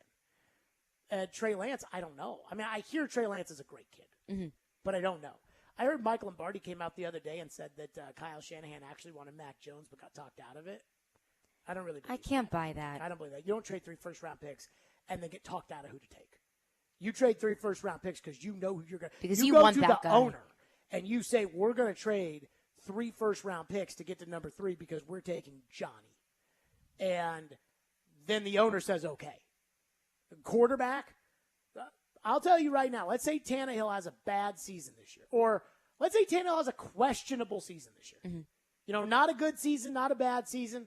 Titans get knocked out in the wild card round at home for the 3rd year in a row, or I guess the divisional round was last year. First round that they play in. The first game at home, get knocked out, and John Robinson and Mike Vrabel are talking about they've decided they've had enough. Time to move on. You know, before they make that decision, they have to talk to Amy. Of course. But That's your franchise quarterback. But they don't have to talk to Amy before they cut Brett Kern. No, because that's the punter. But with the quarterback, this is your franchise quarterback. You talk to Amy about that, so I don't buy that thing on Shanahan. 615-737-1025. There is one thing with the Titans that I don't think they're interested in. I don't think is going to happen. It was reported that it might happen. It was also reported that it might not happen. And it should happen. And we'll get to that next. Stillman & Company, 1025-1063 The Game. Let me tell everybody out there about the Game Blitz on Friday nights. That's right, high school football. Everybody loves the Game Blitz. And Joe Dubin and Elijah Campbell have you covered for the Apple Collision Center's Game Blitz, presented by National Playmakers Academy from 6 to midnight on Friday nights. They'll preview the big games and then take you through the night of high school football around the mid-state. It's the Apple Collision Center's Game Blitz, presented by National Playmakers Academy on 1025 and 1063 The Game. Let's put the green flag in the air and turn them loose. Nashville's home for NASCAR. He's going to try to make a big move here. It's brought to you by the Nashville Fairgrounds Speedway. We are your racing station. ESPN 1025 and 1063 The Game. And the Game Nashville app. From the Fox 17 News Code Red Weather Center. Get ready for a wonderful evening as temperatures drop back to the mid to lower 60s under mainly clear skies. Another nice day on tap for Thursday, mainly sunny with highs near 90. For Fox 17, I'm Chief Meteorologist Katie Morgan. This weather report brought to you by Hiller Plumbing, Heating, Cooling, and Electrical. Call the Happy Face Truck today. Hi guys, it's Andrew. Are you struggling with erectile dysfunction and sick of the pills? Well, today, Wednesday, August 31st, we're running a one-day special you won't want to miss out on. Hillside Medical Clinic uses the most powerful form of wave therapy. This is a technology clinically shown to repair blood vessels and improve blood flow. Even Cambridge has studied our technology. If you're ready to transform your love life, grab your phone. Today is your day. Call us now and you'll qualify for the assessment and ultrasound totally free. You'll also get a gift that can produce powerful results in the bedroom in minutes. You're going to love that, guys. And today only, we're offering 6 tune-up treatments to our patients free. This is our most lucrative offer ever, worth over $1,200. But call today, Wednesday, and qualify totally free. 615-576-5000. That's 615-576-5000. Guys, put a stop to your erectile dysfunction and get your love life back. Call Hillside Medical Clinic now to qualify. This offer ends today. 615-576-5000. Papa Roach. Falling in reverse. The Rockzilla Tour with very special guests, Hollywood Undead and Bad Wolves. Tonight, Nashville Municipal Auditorium. Papa Roach. Falling in reverse. On sale now at LiveNation.com. Who do you call when you need a new floor? R&S Wood Flooring, or refinish the old one that you've got. R&S Wood Flooring. R&S Wood Flooring. Bring beauty to every room in your home. R&S Wood Flooring. R&S Flooring is Nashville's leading flooring company for over 30 years. Say no to inflation and save big this summer at R&S Flooring. Save on all hardwoods, tile, carpet, and LVT flooring. Take advantage of our 12 months same as cash financing and don't make a payment until 2023. Simply go online at rnsflooring.com and schedule your free estimate today. No waiting, no hassles. It's that easy. Call 615-771-0084 today and schedule your free in-home estimate. Or visit us online at rnsflooring.com and start visualizing your new floors today. R&S Wood Flooring.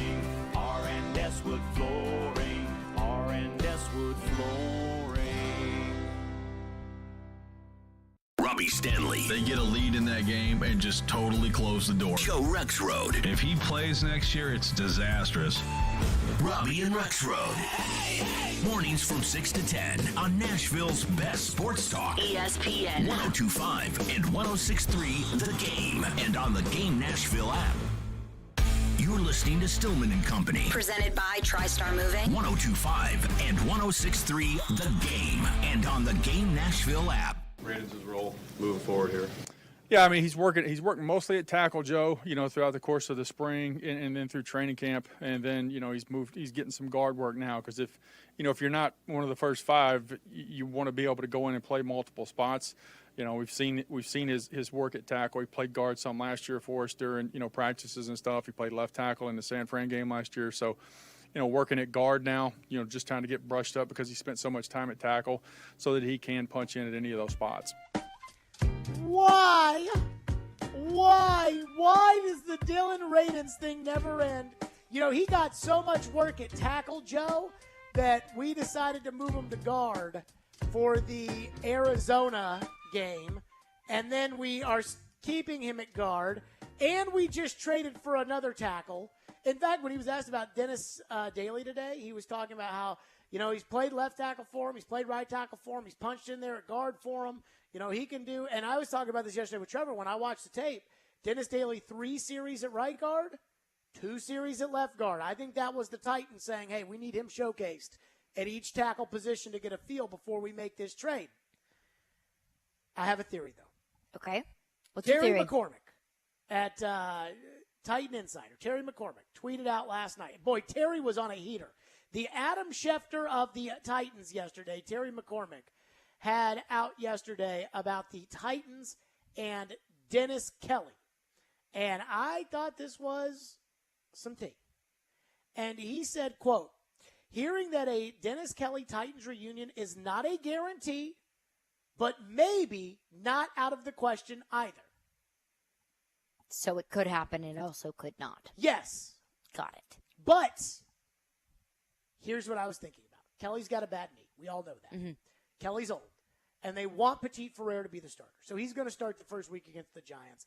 And Dennis Daly is the insurance in case he doesn't. Mm-hmm. Corey Levin is the backup at guard and at center because if something were to happen to the center, Ben Jones, Brewer slides over to center, and then Ben Jones gets in there. Or Corey Levin gets in there. I don't know what Jamarco Jones' status is, but he's at least played in the NFL before, which is better than I can say for Radens, who last year was deactivated for most of the season. Dennis Kelly is a vested veteran, which means that if he were on the Titans week 1, his salary would be guaranteed for the entire season. If the Titans play the Giants, then they can sign Dennis Kelly the next day, and they pay him for every game he's on the team. And it's not guaranteed for the whole season, which an older guy as a backup, that would make a lot of sense. It's not like it would be hard for the Titans to tamper with Dennis Kelly. Everybody on the offensive line knows him, and his brother's basically the co-offensive coordinator of this team. I think that might be what the Titans are thinking, which is, right now, going into the Giants game, Radens is no better than 8th on the depth chart, right? Probably so. If you're starting 5 starters, Daly, Levin, Radens, or Jamarco Jones. Mm-hmm. So he's not going to be active that first game, I would assume. He's going to be inactive. And so they go into the game against the Giants, and if something happens at tackle, Daly plugs in. If something happens at guard, Levin or Daly plugs in. If something happens at center, Brewer slides over, the other guy plugs in. Levin also can play center if he has to in a pinch, which would be if the Titans were on their 3rd string center, which none of these other guys can play center. Knock on wood. So I wouldn't worry about that. Everybody gets a game against the Giants. They see how Petit Ferrer plays. They see what Kelly's knee, what condition his knee is in, and then they decide, okay, do we want to bring Dennis Kelly back, keep him active, keep Daly active, and then cut Radens, because they can't cut Jamarco Jones, only because it will add to the cap. If they cut Radens, it won't detract from the cap, but it won't add to the cap. With Jamarco Jones, it adds to the cap if they cut him. So that doesn't make any sense. So I think that we could see the Titans go after Dennis Kelly after the first game so that he doesn't get a fully guaranteed salary. And that I like. That's an idea. And I kept trying. I must have looked at this tweet from Terry 800 times. Hearing that a Dennis Kelly Titans reunion is not a guarantee, but maybe not out of the question either. Which to me, I read that and I finally decided what I think this means. They'll consider it. Yeah. But they won't consider it for a guaranteed contract for the season. Well, that would make sense. And also, the next question would be, well, oh no, what if Dennis Kelly gets picked up by another team? I don't think the odds are very high. An old offensive lineman who's coming off surgery, no? I believe he's coming off of knee surgery, yeah. So that's not necessarily the most attractive pickup for any other team who doesn't already. Seeing a little stuff here from the Colts on Twitter. It says, we have signed tackle Dennis Kelly and placed center Trevor Denbo on IR. We have signed defensive back Tony Brown to the practice squad. No! Whoa. No, the Colts signed Dennis Kelly. God, why will they not get rid of Dylan Radins? He freaking second round pick? Sucks. He sucks. What does Radins have to do with all of this? Well, I mean, that's a roster spot that they'd clearly get rid of one of these guys. And again, if they get rid of Jones, it adds to the They would have gotten rid of someone to add in Dennis Kelly. Well, they're not going to get rid of Daly. No, they just brought him in. And Levin plays guard, so he doesn't. Those guys don't count against each other. It'd either be Jamarco Jones or Radins. Probably so. I mean, I'm just convinced. Like, I don't even need Trevor to tell me this, but I don't need Trevor to tell me that Radins can't play, to know that he can't play, because I saw it in practice. I watched the tape. Like, I literally watched the 49er tape. Sent clips that show that he can't play. We all saw the games. Like, we all saw him against Tampa Bay and Arizona. You know what's so funny? And I know Joe's going to argue this. Joe's going to get on here and talk about how he thinks that Radins can play in the NFL. You all do know that Tampa Bay and Arizona were not playing their starters because they had joint practice too. So they were playing their backups against Radins. And Carl Nassib is a backup on the Buccaneers. He's not going to be taking Shaq Barrett or Joe Tryon's spot. And Carl Nassib just absolutely annihilated Dylan Radins. We all saw the games. He can't play. He cannot play. He looks very lost. Why is Dennis Kelly? Was that the Bucs game when he just got walked like a dog? That was all 3 games. Well, yeah, but there's one play in particular where Radins is trying to block and the defensive lineman just completely pummels him over, and Radins is like holding on to him like, wait, no, don't go, and he's getting dragged on the ground. I think that was the Bucs game. That might have been the Ravens game. Maybe so. Because there was one play where Trevor said that Radins got tossed and that Levin saved his ass. And so I think that was probably maybe several plays. I honestly think that happened in all the games. Like, Radins was terrible in all the games. He was terrible in all the games. And so, Dennis Kelly to the Colts. Man. That's sad. But at least the Titans are working out Josh Gordon. What are they going to get out of Josh Gordon? Nothing. But old Peepop Gordon? Oh, man. Old Peepop Gordon smoking that weed. He's going to hit one of those Delta 8 He's got glaucoma. Places. By the way, remember how, I don't know if this was on the air or off the air, but we were talking about that Delta 8 stuff? Yeah. And we were talking about how, like, sometimes people are like, oh, we should make it illegal or whatever. Yeah. They try to make it illegal in Kentucky. They try to make it illegal here. Well, it's like, I guess it's like a federal law that they have to be able to sell that stuff.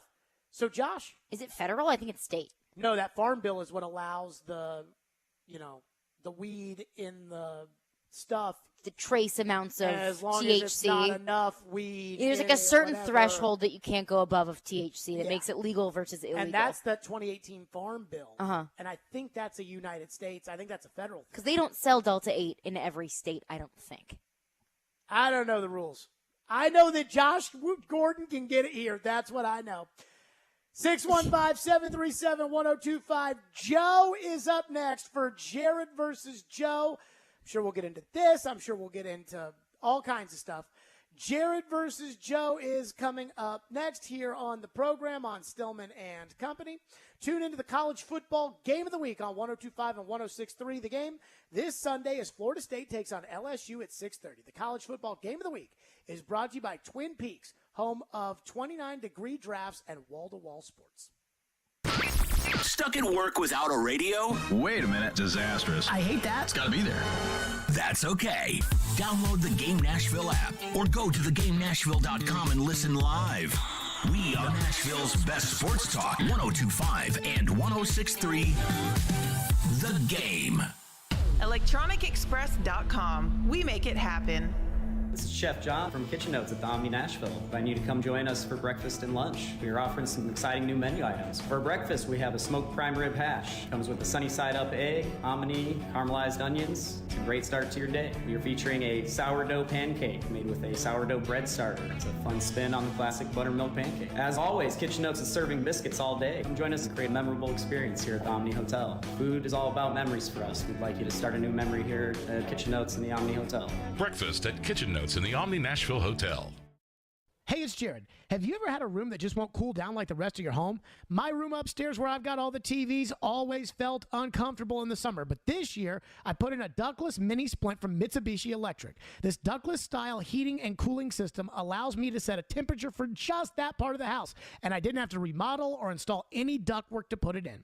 My friends at Hiller Plumbing, Heating, Cooling, and Electrical are experts at installing these systems. You can book your appointment in minutes online, like I do with my phone, and their techs will make sure that your new system is installed exactly how it was designed. Hiller techs are background and drug screened, and their work is backed by the Happy You'll Be or Services Free 100% satisfaction guarantee. If your home isn't keeping your family cool, you need to call Hiller and upgrade to a Mitsubishi Electric Zone Comfort System. This month only, take $1,200 off qualifying Mitsubishi Electric ductless mini splint HVAC systems. Visit happyhiller.com today to learn more. Hey, summer's over, but is that joint pain still there? Well, it's time to do something. Willie Donick here, and I want to tell you about QC Kinetics. You've put it off long enough. It's time to get real lasting relief from chronic pain in your knees, your back, your shoulder, and hips. QC Kinetics can get you moving again with cutting-edge regenerative treatments. No drugs, no downtime, no surgery. Regenerative medicine uses highly concentrated healing properties from your own body, and it restores and repairs the damaged joint tissue. Plus, QC Kinetics is the nation's leader in this exciting breakthrough natural approach to eliminating joint pain. Lots of people here have done this, and they're living life to the fullest pain-free. So don't assume that the old ways of dealing with joint pain are the only ways. Stop putting it off. Call for a free consultation. 615-249-4024. That's 615-249-4024 for QC Kinetics. Once again, 615-249-4024. From the Hillside Medical Game Studios, WPRT FM Pegram, WPUC HD2 Laverne. Chase Elliott scores the win in the Ally 400 at the Nashville Superspeedway. Nashville's exclusive home for NASCAR. 102.5 and 106.3. Terang, it's a high fly ball. We got pass rushers. Awesome game. Checkered flag in the air. The Game. A Cromwell media station. Where you have a voice. We're one play away from an injury. He knows this. He's a study of the game. And we have strong opinions. He's been awful. I don't think they were trying, and that's why I feel the way I feel. This is Stillman and Company with Jared Stillman and Caroline Fenton. Presented by TriStar Moving on Nashville's best sports talk, 102.5 and 106.3 The Game. And on the Game Nashville app. Stillman & Company is delivered by TriStar Moving, 102.5, 106.3 The Game. Streaming live on Twitter, Twitch, YouTube, and Facebook Live. Thanks to the law offices of Amanda Gentry. Live in the Hillside Medical Game Studios, Joe Rexrode is here with us. Roster cut down date. I heard them talking some smack this morning on Robbie and Rexrode, Caroline, about how I said 85% chance that Dylan Radins doesn't make the team. I felt pretty good about my 85%. I still feel good about that, and that in a real world where we're not sitting there looking at somebody's draft picks and saying, you cut a guy you drafted in the second round, Dylan Radins would be gone. And I still don't think he'll be on the week one roster. I stand by that. Joe Rexrode is with us, as always, for a little Jared versus Joe. Congratulations on Dylan Radins making the team, Joe. Yes, very exciting.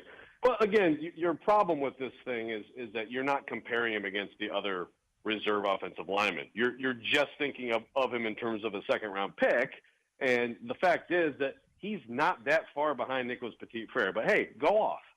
Is he far? Well, you know what? Let's just get right into it. Jared versus Joe. Jared Stillman versus Joe Rexrode. Now on Stillman and Company. On ESPN. 102.5 The Game. First and foremost, Joe, you go first. How do you feel about Malik Willis being the Titans' backup?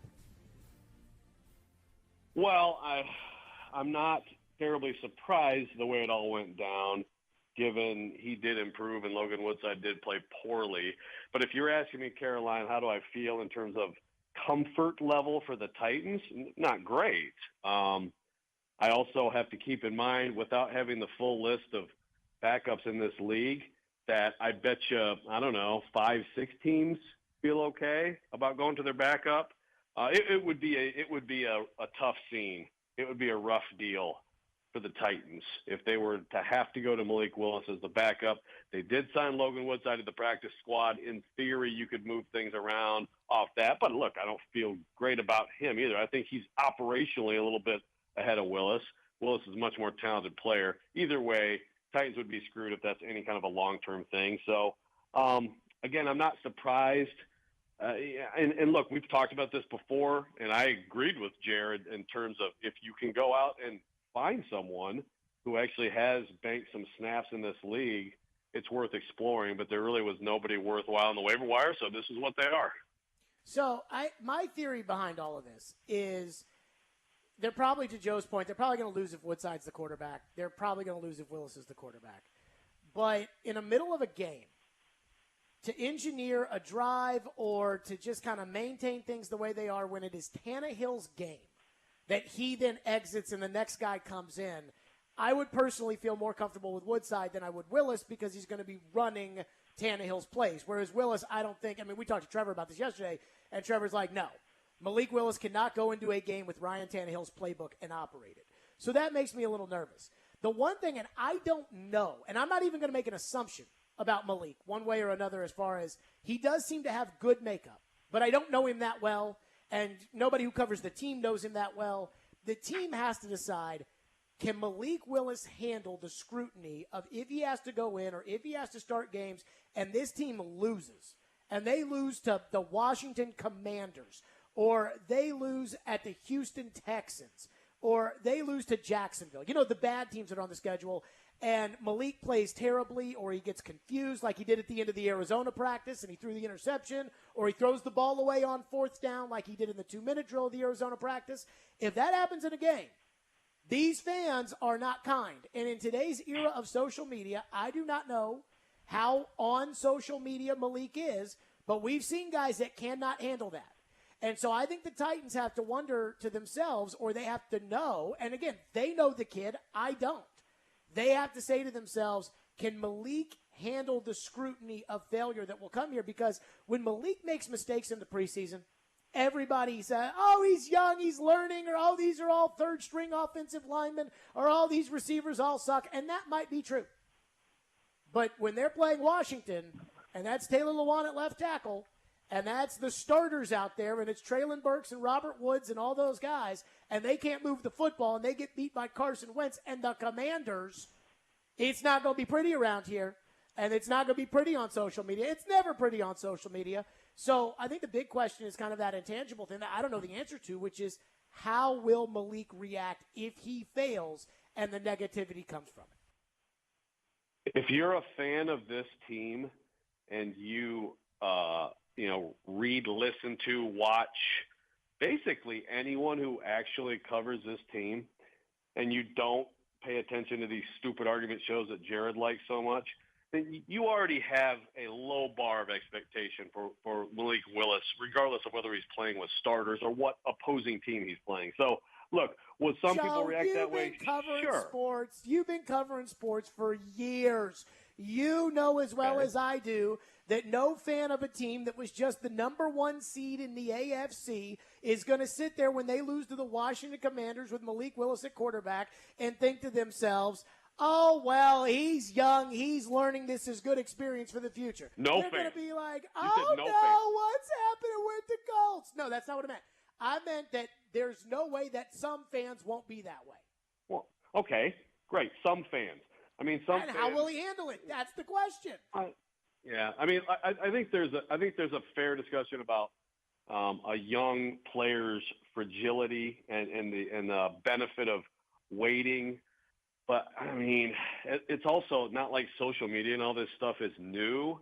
So I feel like you've got to be able to handle that stuff or turn it off. And I think most people who get to the point where they're professional athletes have a pretty good handle on that. Maybe. I think a lot of people, though, that are professional athletes completely fall apart because of pressure or expectations or outside noise or whatever. And I think this league ruins more young quarterbacks than it builds. Joe Burrow, I got no problem with Joe Burrow throwing 7 interceptions in a game. He'll be fine next week. Some of these other young quarterbacks, Daniel Jones, not so sure I feel the same way. What's next? Jared, you go ahead and go first. Yes. In your opinion, why did Dylan Radins make the team? Because he was a second-round pick, and because John Robinson doesn't want to cut a second-round pick from what was a horrendous draft class, just like the 2020 class was a horrendous draft class. They didn't want to cut Isaiah Wilson, and then Isaiah Wilson gave them absolutely no choice. Remember, they dismissed him from the team in 2020, and they were going to invite him back in 2021, and then he went off the reservation, and then they sent him to Miami. Like, that is, they don't want to admit the mistake here. They want to see if they can get some blood from this stone. But the truth is, he can't play tackle. He can't play guard in the National Football League. No amount of Keith Carter's turbo coaching will be able to get him to that point. He is a bust. He has no business on this team. He's not better than the guys that are all ahead of him. He's not better than Levin. He's not better than Petit Ferrer. And what Joe said about there not being a huge gap between the two, one, I don't agree with. But two, if that's the case, then that is a nightmare situation for the Titans. He's not better than Dennis Daly. He's not better than getting Dennis Kelly would be, which why the Titans aren't looking at Dennis Kelly, although the old man Terry McCormick did report. Our guy Terry was on a heater yesterday, and Terry reported that the Titans may be interested in Dennis Kelly and that they also may not be interested in Dennis Kelly. Which great reporting. You got good options there. I'm at least the only two thankful scenarios. So I'm thankful for the report. But he's not better than any of these guys. He is not. I was on the midday show today talking about this. He is not a replacement level player. He is below replacement level. Like if he were a baseball player, he should go down to AAA and he'd never get called up to the major leagues. That's what Dylan Radins is. He has no business on this team. And just like Julius Chestnut has no business on this team, I expect there will be some roster movement. I was surprised nobody got claimed. But there will probably be some roster movement here in the next couple of days, perhaps. And I would expect to see one or both of those guys gone by the time they get to the Giants. You are truly clueless. And here's the thing, Jared. I can't. I have no idea if you're right or wrong about the whole bust thing. You know, can't admit I'm wrong. John Robinson has admitted he's wrong before. I mean, he's fallen on the sword before. Certainly not a comfortable thing. So I can't sit here and say I know for a fact that is not one point of discussion in the building, the Titans building. But let me ask you this: do you think that Mike Vrabel agrees with you? Said, "Oh, he's not as good as Corey Levin. Dennis Daly, not as good. He sucks. He's the worst." But yes. John asked me to keep him, and he's a second-round pick, so let's keep him. How do you think that conversation went down? I believe that Mike Vrabel thinks he sucks. Okay. That's you what I actually think. are sitting there. You're sitting there, Jared, saying, "Oh, he's not as good as Corey Levin." Corey Levin is a journeyman who is barely hanging on in the league, and good for him for making this team. He is a replacement level player. Right? Fair point. Radins is below Corey Levin. If a guard gets hurt, Joe, they're putting Levin in the game. They're not putting Radins in the game. Okay, it's my turn to talk. You have no freaking clue about trying to evaluate Dylan Radins against Corey Levin, against Dennis Daly, against Jamarco Jones, against any of these guys. You don't have a clue. You are mad because he's a second-round pick. You like to, Radins sucks. Fine. I'm not even disagreeing with you on the bus. We've already talked about that. But this idea that it's clear that he's behind all these guys and this can only be that he was a second-round pick is just you popping up at the mouth with absolutely nothing to back it up. Okay, do you respect Trevor's opinion when it comes to this stuff? I absolutely respect Trevor's opinion. Because that is Trevor's opinion that all those guys are better than him. Okay. Well, I haven't heard Trevor say that, but I'm very interested in hearing his specific scrutinizing breakdown of Levin in those games and Daly in Panthers games and Jamarco Jones and the 2 snaps he's taken off camp. If you can produce that for me from Trevor, then I'll change my mind. Hey, back me up on this because you played the cut on your show, Joe. He compared Levin to Radunz in the Baltimore game and said Levin bailed him out. Trevor thinks Levin can play guard in the NFL. He doesn't think Radunz can play guard in the NFL. And you can sit there and say, I don't know anything about offensive linemen. And everybody else. You listed a whole bunch of guys. It's clear. It's factual. He is behind all those guys. I just want to make sure. He is absolutely behind Dennis Daly. He is absolutely behind Dennis Daly, who actually at one point was a starter in the NFL at multiple positions on the line. But let me say this. And on another you point. can say that I don't know anything about evaluating the offensive lineman. Did I not come in here and say on this show that I watched them in the drills and I could tell that Petit Ferrer was a better player than Radunz, even when Radunz was starting ahead of Petit Ferrer? Back me up on that. Yeah, that is true. There you go. Great.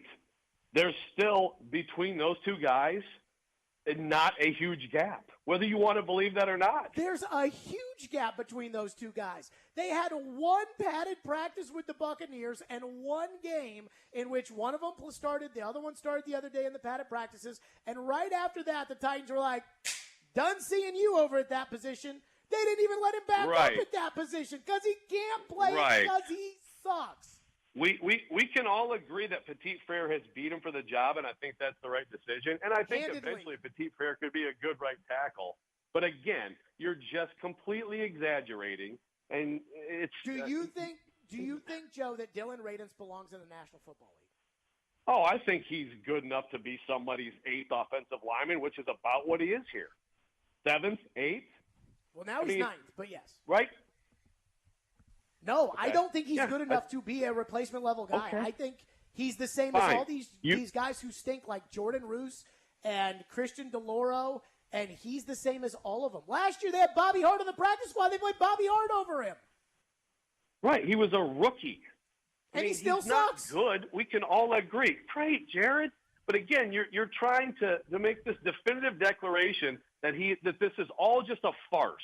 It's all a farce. He was a 2nd-round pick. He's horrible. He's clearly behind these guys, and you're basing it on nothing other than reality. I do have a thought. Sure. I do have a thought on this, but we got more to get to with Joe. Jared versus Joe right here, Stillman and Company, 102.5, 106.3 The Game. Join Chase McCabe for Chasing Checkers every Sunday morning at 8 for all the news in the world of motorsports. Joey Logano gets the very first victory in the next-gen car while hearing from the big names. 2-time champion Kyle Busch. Being able to bring NASCAR, the Cup Series, back to Nashville is cool. It's Chasing Checkers, presented by Apple Collision Centers and the Nashville Fairgrounds Speedway on ESPN 102.5 and 106.3 The Game and the Game Nashville app. Hey football fans, Patrick Mahomes here, and I'm here to tell you that with NFL Sunday Ticket only on DirecTV, you can watch your favorite team no matter where you live. Because NFL Sunday Ticket gives you every live out-of-market game every Sunday afternoon.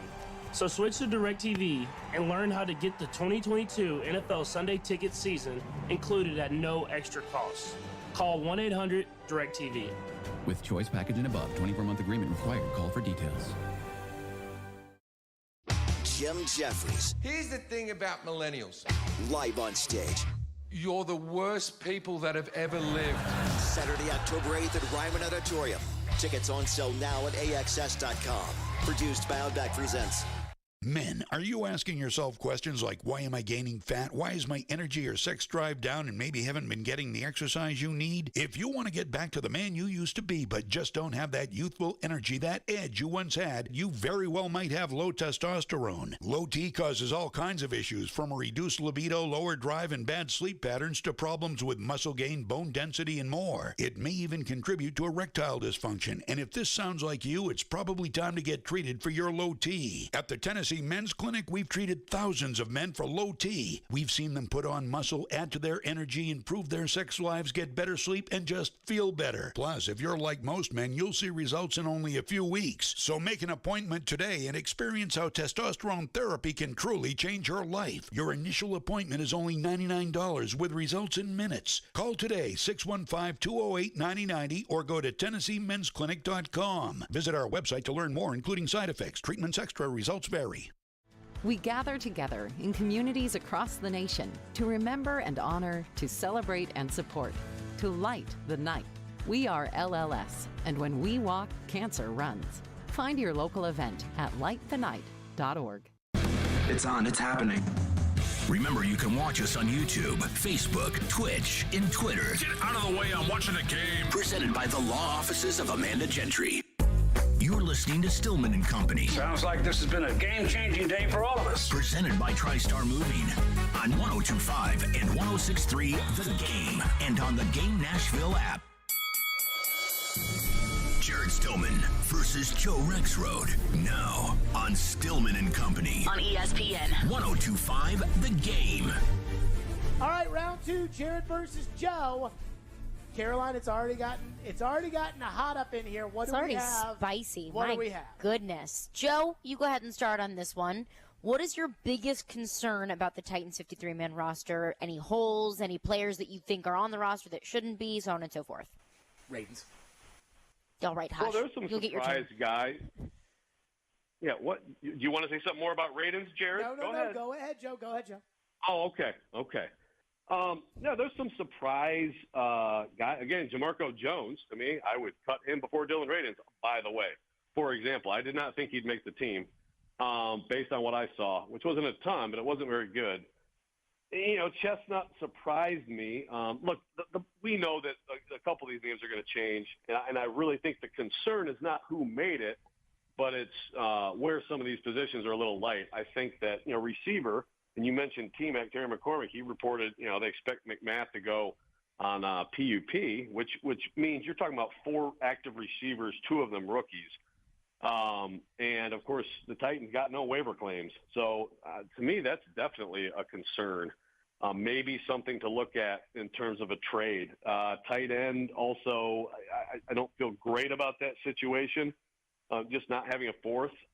And, there are some guys out there, but they didn't make any claims. So, those 2 spots, and then still, excuse me, offensive line is a concern, but I don't think we're going to see anything addressed. Other than that,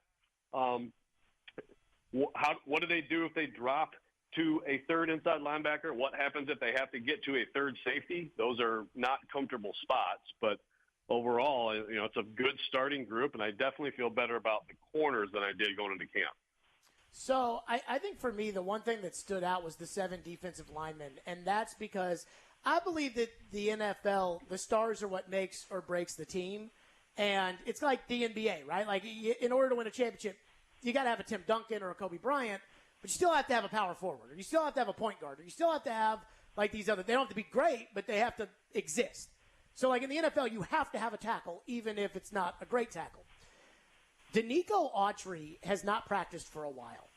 And so to see that he hasn't practiced for a while and that they've carried 7 defensive linemen onto their initial 53 makes me nervous that the Titans are going to IR Autry with that injury, and that would knock him out for the first 4 games of the season. And so while we can talk about the guys at the bottom of the roster, whether, Julius Chestnut, I don't think he belongs on the team, but, you heard Vrabel earlier today. I feel personally like if Autry's not in there, they can still win without him, but I'm not as confident because I think he's a really, really, really important player. I think he's very good. I think he's almost underappreciated for how much he helps Jeffrey Simmons and the rest of that defensive line. And the first 4 games, the Giants stink, but after that, Buffalo, the Raiders, and the Colts, those are 3 huge AFC games, and of course we know how important the Colts are, and if they end up IRing Danico Autry, that's a big deal. So when I was asked this on the midday show today about the roster, and I'm like, when I'm asked about the roster, I can get into the bottom end guys, but I don't think the difference between Racey McMath and Reggie Robertson or Racey McMath and signing Cody Hollister 3 days from now to play in that spot against the Giants, I don't think that matters or that is something that I care about as much as if Danico Autry's not out there for the Bills, the Colts, and the Raiders, like those are 3 big games in which they really, really need him. And going back to last season, what was the difference between the Titans and the Bills? The defensive line. Foot. It was a 1 foot. And so this game's going to be in Buffalo. They're the favorites. I mean, I'd like to have all my artillery going into that, and obviously Autry's a part of it. So to me, the biggest thing that I saw yesterday was the 7 defensive linemen knowing Autry hasn't practiced in a while and thought, oh, boy, is he going to be IR to miss those first 4 games? I would agree that Autry is a major concern. And Autry kind of reminds me, there used to be a linebacker for the Titans by the name of Eddie Robinson. I think he's the head coach now at, like, Georgia State or something like that. But Eddie Robinson was a solid player on those very early Titan teams. But nobody ever wore Eddie Robinson jerseys to the game. And I remember one time during COVID, we were just kind of talking about old Titan stuff or whatever, and I said to Floyd, I was like, Eddie Robinson was pretty good. Nobody ever talked about Eddie Robinson being – he said, I don't know about anybody outside of here talking about Eddie Robinson not being good, but inside the building, Eddie Robinson was the man. And that's kind of how I feel that this team looks at Autry.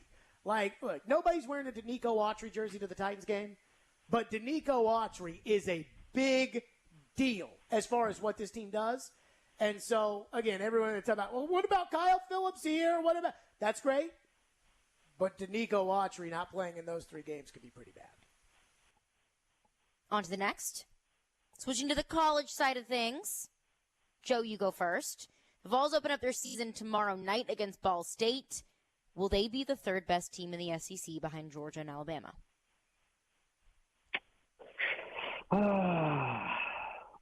There's so many candidates for that. I'll say no. I think that, I think there are a lot of possibilities. I'm intrigued by your Tigers. I'm really intrigued by Arkansas.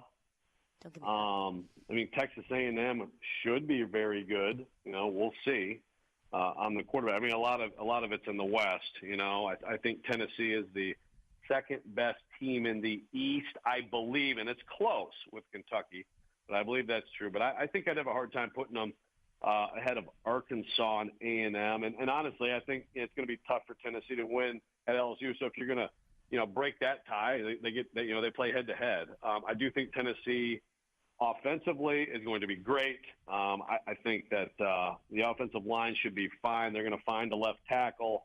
Overall, the interior I like a lot. I like Jabari Small a lot. Their top 3 receivers are going to be very good, and Hendon Hooker should be outstanding this year. Their defense is problematic. They average giving up 40.8 points a game to the 6 best teams on their schedule. That does not include the 48 they gave up to Purdue in the bowl game. Took that out of the equation because they were missing some key guys, but they made plays and they've got some good players, but I have real doubts about that defense against the better teams on the schedule doing enough. I don't want to give away our official SEC predictions, which will come tomorrow, in which Caroline and I are literally picking every game in the Southeastern Conference with the composite schedule, which will be tomorrow at 5 o'clock, with the composite schedule. So, for instance, it's not like the SEC Network has these shows where it's like, let's break down Kentucky season, and then they pick the Tennessee game as a win. And then on the let's break down the Tennessee season, they also pick the Kentucky game for Tennessee as a win. This way, it is just, if you say they're going to win this game, then they have to lose that game on the other one. So I don't want to give this away. But I would say this. In my opinion, there's a really good chance that it's going to come down to the Kentucky-Tennessee game in Knoxville. And right now, Kentucky, they both have good quarterbacks. I think that there's probably Kentucky is more of a known quantity as far as we know what they're going to be. They're going to be a solid team. Stoops has, good players, not great players. He's got good players. They'll never beat Georgia. They'll never beat Alabama. They'll never, hang 100 on somebody like Tennessee can. But Kentucky will be a solid team. Tennessee, to Joe's point, they could have an explosive offense and a horrendous defense. And so I think it all comes down to that Kentucky-Tennessee game as far as perhaps the 3rd best team in the SEC is concerned. A&M is certainly up there with their schedule this year and kind of how they avoid in my opinion, some real road bumps that they would have, if they were to get a Georgia or somebody else in their schedule. So I'm going to say right now, without giving away a big chunk of what tomorrow's show is going to be, there's a real good chance that Tennessee could be the third best team in the SEC, and I think it all comes down to that Kentucky game in Knoxville. Joe, your thoughts? Yeah, it could. It could. I mean, I like Kentucky, and I agree that they're more solid, more well-rounded. I think they have the more highly regarded – well, I don't think. I know they have the more highly regarded NFL prospect at quarterback. I'm not convinced that he will outperform Hendon Hooker this year as a quarterback, and, some of that is scheme. But I think that game means a lot. Look, bottom line, I have Tennessee going 8-4. I could see them going 9-3. I think 10-2 is just a little bit of a pipe dream. If you're 8-4, I don't think you're going to be the third best team in the SEC. Vandy Joe, 8-4 for Tennessee. A little surprised by that. Caroline? I had Vandy going 3-9, and I feel like I shot too low. Caroline, who won? Well, you guys actually did a good bit of agreeing today. Oh, we also did a lot of disagreeing. You did a lot of disagreeing as well. But looking at the Dylan Radins thing, I mean, just based off of what I've seen with my own two eyes and based off of what Trevor said, because I don't evaluate offensive linemen. I'll never act like I do. Trevor does. Trevor was one, and Trevor is not thrilled with what he's seen from Dylan Radins. I don't think that he's... No one is. No one is. Sorry to interject, but, we all agree he's not very good. I know that. Jared is going on a leap with information he doesn't have. Sorry. I know that. We can all agree he is not very good. But I don't think that he made the team just because John Robinson wanted to save face. I think it was one of those things of, if we already invested the pick in him, and he can at least be the 8th or 9th offensive lineman, just stick him in there somewhere because there's got to be a body. We may as well just make it the guy that we spent a second-round pick on, even if he is god-awful trash. So, I mean, I can't really rationalize the roster spot other than, why not him? Why not just plug him in as a body? Do I think that Tennessee could be the third best team in the SEC? Yeah. Do I think they will? No. Well, you got it. We tomorrow. I don't want to give away a big chunk of tomorrow's show. I know. I'm just saying I don't think that they'll be the third best team in the SEC. I've never heard more love and more hype for a team that won 7 games last year.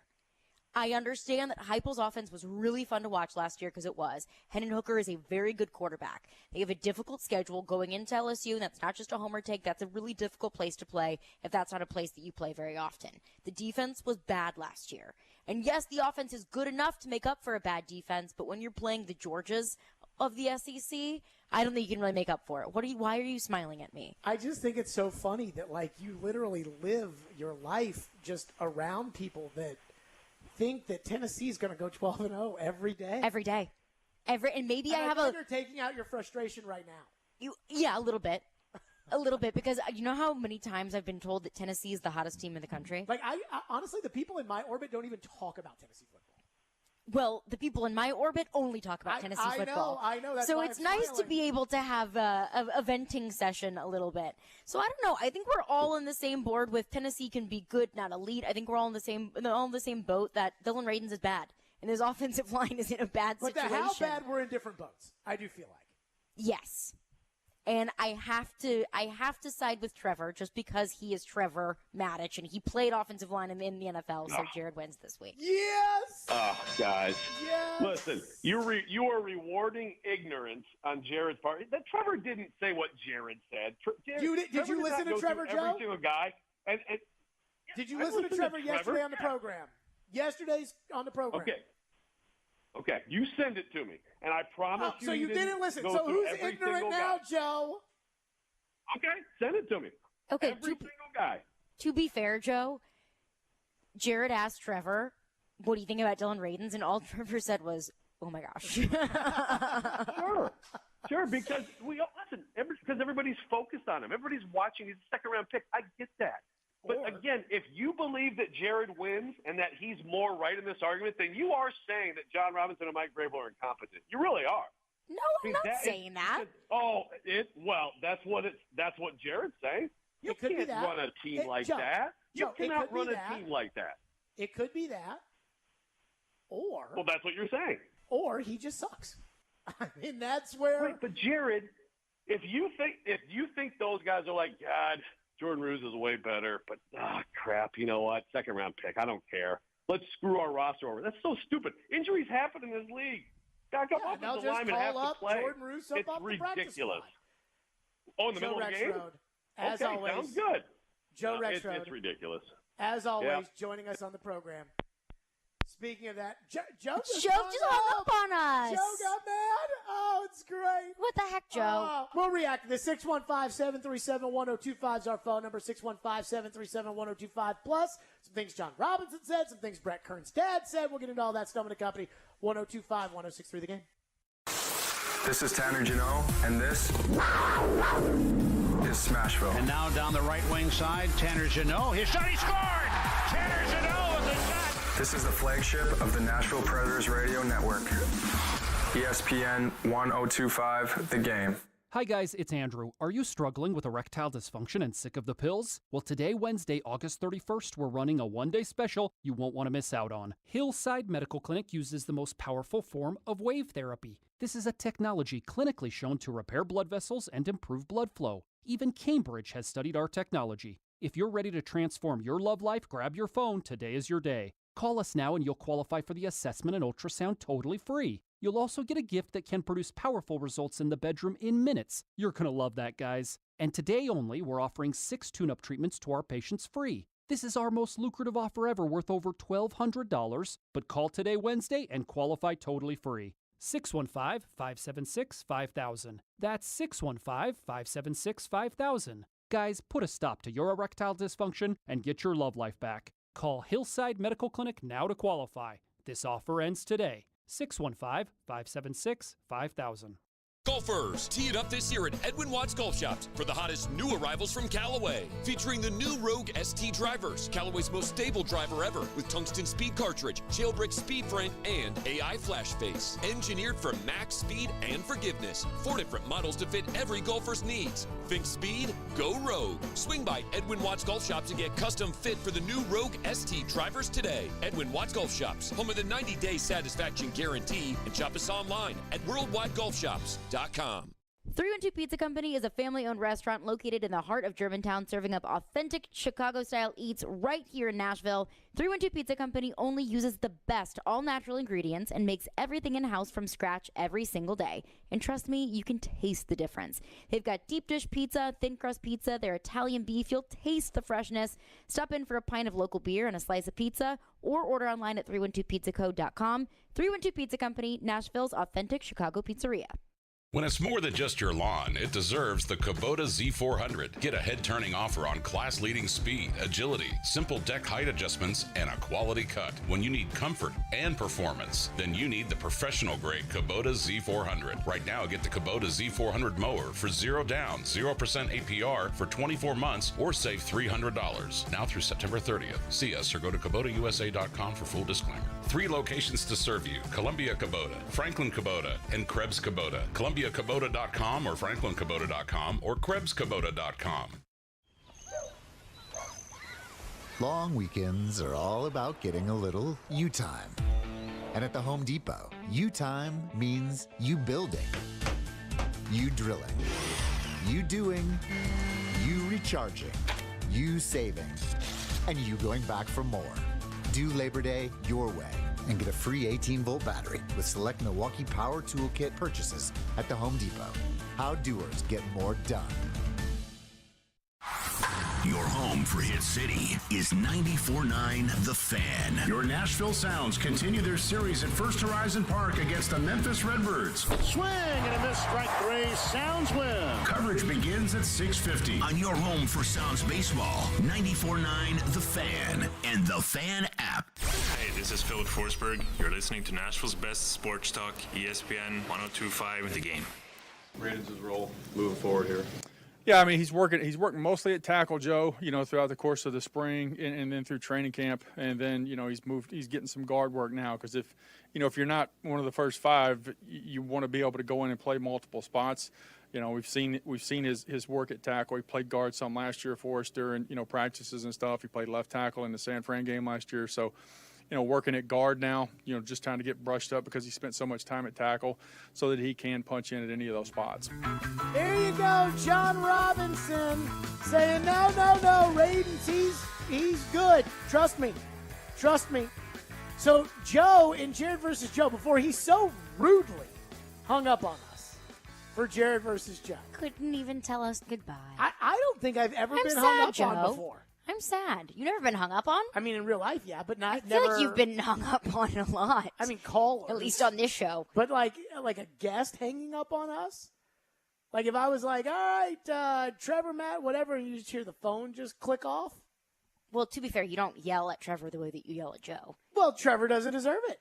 But Well, Joe it is not a said, debate segment with Trevor. Joe said that, find the audio for me of Trevor saying all of this as if it is my job to prove his points for him.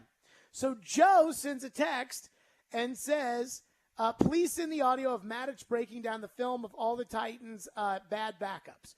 I said, you already played the cut where he said that Levin saved Radens. He goes, that is what you were talking about? My God, you are so dishonest. So I texted Trevor.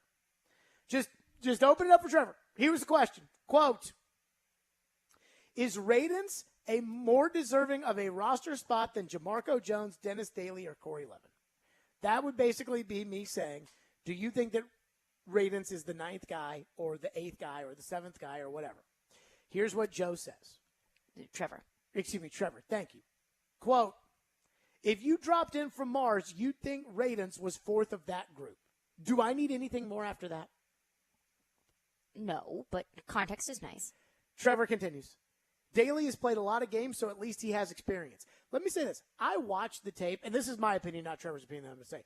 I watched the coach's tape of Daly on Friday night against the Buffalo Bills in the Carolina Panthers' last game. And what I saw from him at right tackle and at left tackle is better than anything that I have seen from Petit Ferrer or Radens, but definitely way better than Radens. We've all seen the two of them. Petit Ferrer looks like he's got a lot of work to do. Radens looks like he stinks. We all know this. Daly was better than what I saw. He didn't do anything good, but he didn't do anything bad. And that's important. Daly has experience, so at least he has experience. Levin was a bit of a revelation. Much more consistent and steady than I expected, although he had some bad moments too. So Trevor's saying he likes Corey Levin. But also has some bad moments too. Jones also has some experience, but haven't seen him here yet. Jones, got hurt. Who knows? He goes, so what does Radens have that trumps any of that? Haven't seen it yet, but maybe the coaches have seen more in practice than we have in games. That, to me, is the Trevor glass half full. He's got to be. Trevor's so nice. Trevor's telling you he's not good. How many different ways does Trevor have to tell Joe that he's not good? And then for Joe to say, well, I know that Trevor said that he's not good, but is he compared to the other backups? I just asked him, and Trevor said if you dropped yourself in from Mars, then you would think that he's 4th, which is the way of saying if you didn't know that he was a second-round pick, you would think that he's worse than all of those guys. And I believe that. Now, Jamarco Jones, I don't know, because I didn't really watch guards in practice when he was practicing, and he played a little bit in that Ravens game, not a lot, not enough for me to be able to go off of it. But I still believe that he's got to be better than Ravens, which is not, that's not really fair to say that my gut says he has to be better because he can't be worse, but that is kind of where I'm leaning as far as it's concerned. And also to, the point that Joe was making and the point that you both were debating on about, that's stupid for Vrabel and Robinson to put him on the roster when he's so much worse just because he's a 2nd-round pick. Well, I just think that the difference between Radens and the other practice squad linemen like Jordan Roos, Christian DeLauro, I think the difference is so negligible that it's like, okay, well, we invested a 2nd-round pick in this guy. We didn't invest a 2nd-round pick in these other guys, so we may as well just give the nod to Dylan Radens because we have more investment. If Christian DeLauro or Jordan Roos were so much better than Dylan Radens, I have to think they'd get a roster spot over him. They would look away from the 2nd round. If any of those guys were as good as Corey Levin, they would be on the team ahead of Dylan Radens. I have to think so. Radens is, they're paying him $1.4 million whether he's on the team or not. So if they're going to pay him $1.4 million and it's like, okay, we can cut DeLauro and that'll cost us $30,000 and then we put him on the practice squad. We pay him $15,000 a week. And then if we have to have him, we just elevate him for a game, and then we send him back down because nobody's going to take him off of our practice squad. That's how this works. But, I mean, to think that those guys don't care about how the league looks at them or how we look at them or how people or how you all look at them for drafting. Ian, do we have that cut from the question TD asked Robinson about earlier today about the 2020 draft class? Because listen to this cut, and you tell me if John really wants to talk about the 2020 draft. And then the 2021 draft, which has also kind of stunk. Farley might be okay, but right now he's not ready to play. Radens, bad. Monty Rice, not good and hurt. Weaver might be good, but he's played in one game so far in the NFL. Racy McMath might be good, but he's hurt. Molden might be okay. Yeah. But, that's it. That's not a good draft class, at least not yet. Now, it's some time. But TD asked him about the 2020 draft class. You tell me if John Robinson cares about the perception of, hey, man, your draft's got to stink. What do you think went wrong with the 2020 draft class? And is that something that you could learn from going forward? Well, I think, Christian Fulton was in that class. Murch was in that class. Murch has made our team a couple times, and then he ended back up on the practice squad this year. We've got some guys in the, that were undrafted that are on that class. I've spoke about the guys that aren't here anymore. I'm not going to talk about those guys again. But I think that whole period of time was kind of weird for all of us, right? Because we were in this pandemic. We were locked in our houses, and we couldn't do anything. And it certainly, we tried to go through our process, TD, but it was just different. And it wasn't, I personally was not able to do what I normally do as I prep for the draft. So not only did he not want to talk about it, then he brings up the one guy who is actually still on the team. Like, hey, Fulton's on the team now. Don't get too, Fulton, don't forget about Fulton. Then he gives a 2-minute excuse as to why they didn't draft well. You think these guys don't care about what people think about their ability to draft? Well, they do, but also they're not going to put a bad player that they drafted on the team just because they drafted them if they are that bad. If there's a better alternative, I have to think that John Robinson and Mike Vrabel are putting them on the active roster over the worst player. But there is something to say about draft investment. I think it matters about hey, we drafted a second-round pick. Let's see if we can try. I think that it matters when the difference is negligible enough. And when push comes to shove, I truly believe that they'll do what they did last year before the Rams game, where they elevate Bobby Hart off the practice squad and play him over Dylan Radens.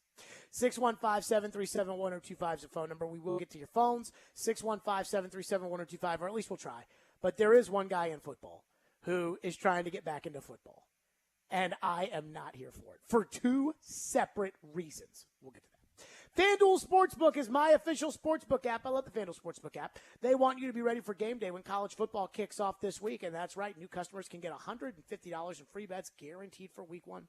Just place a $5 bet, and you can get $150 in free bets, win or lose. Tennessee, I told Caroline, I do not expect, I will not prepare for this show tomorrow by learning anything about Ball State.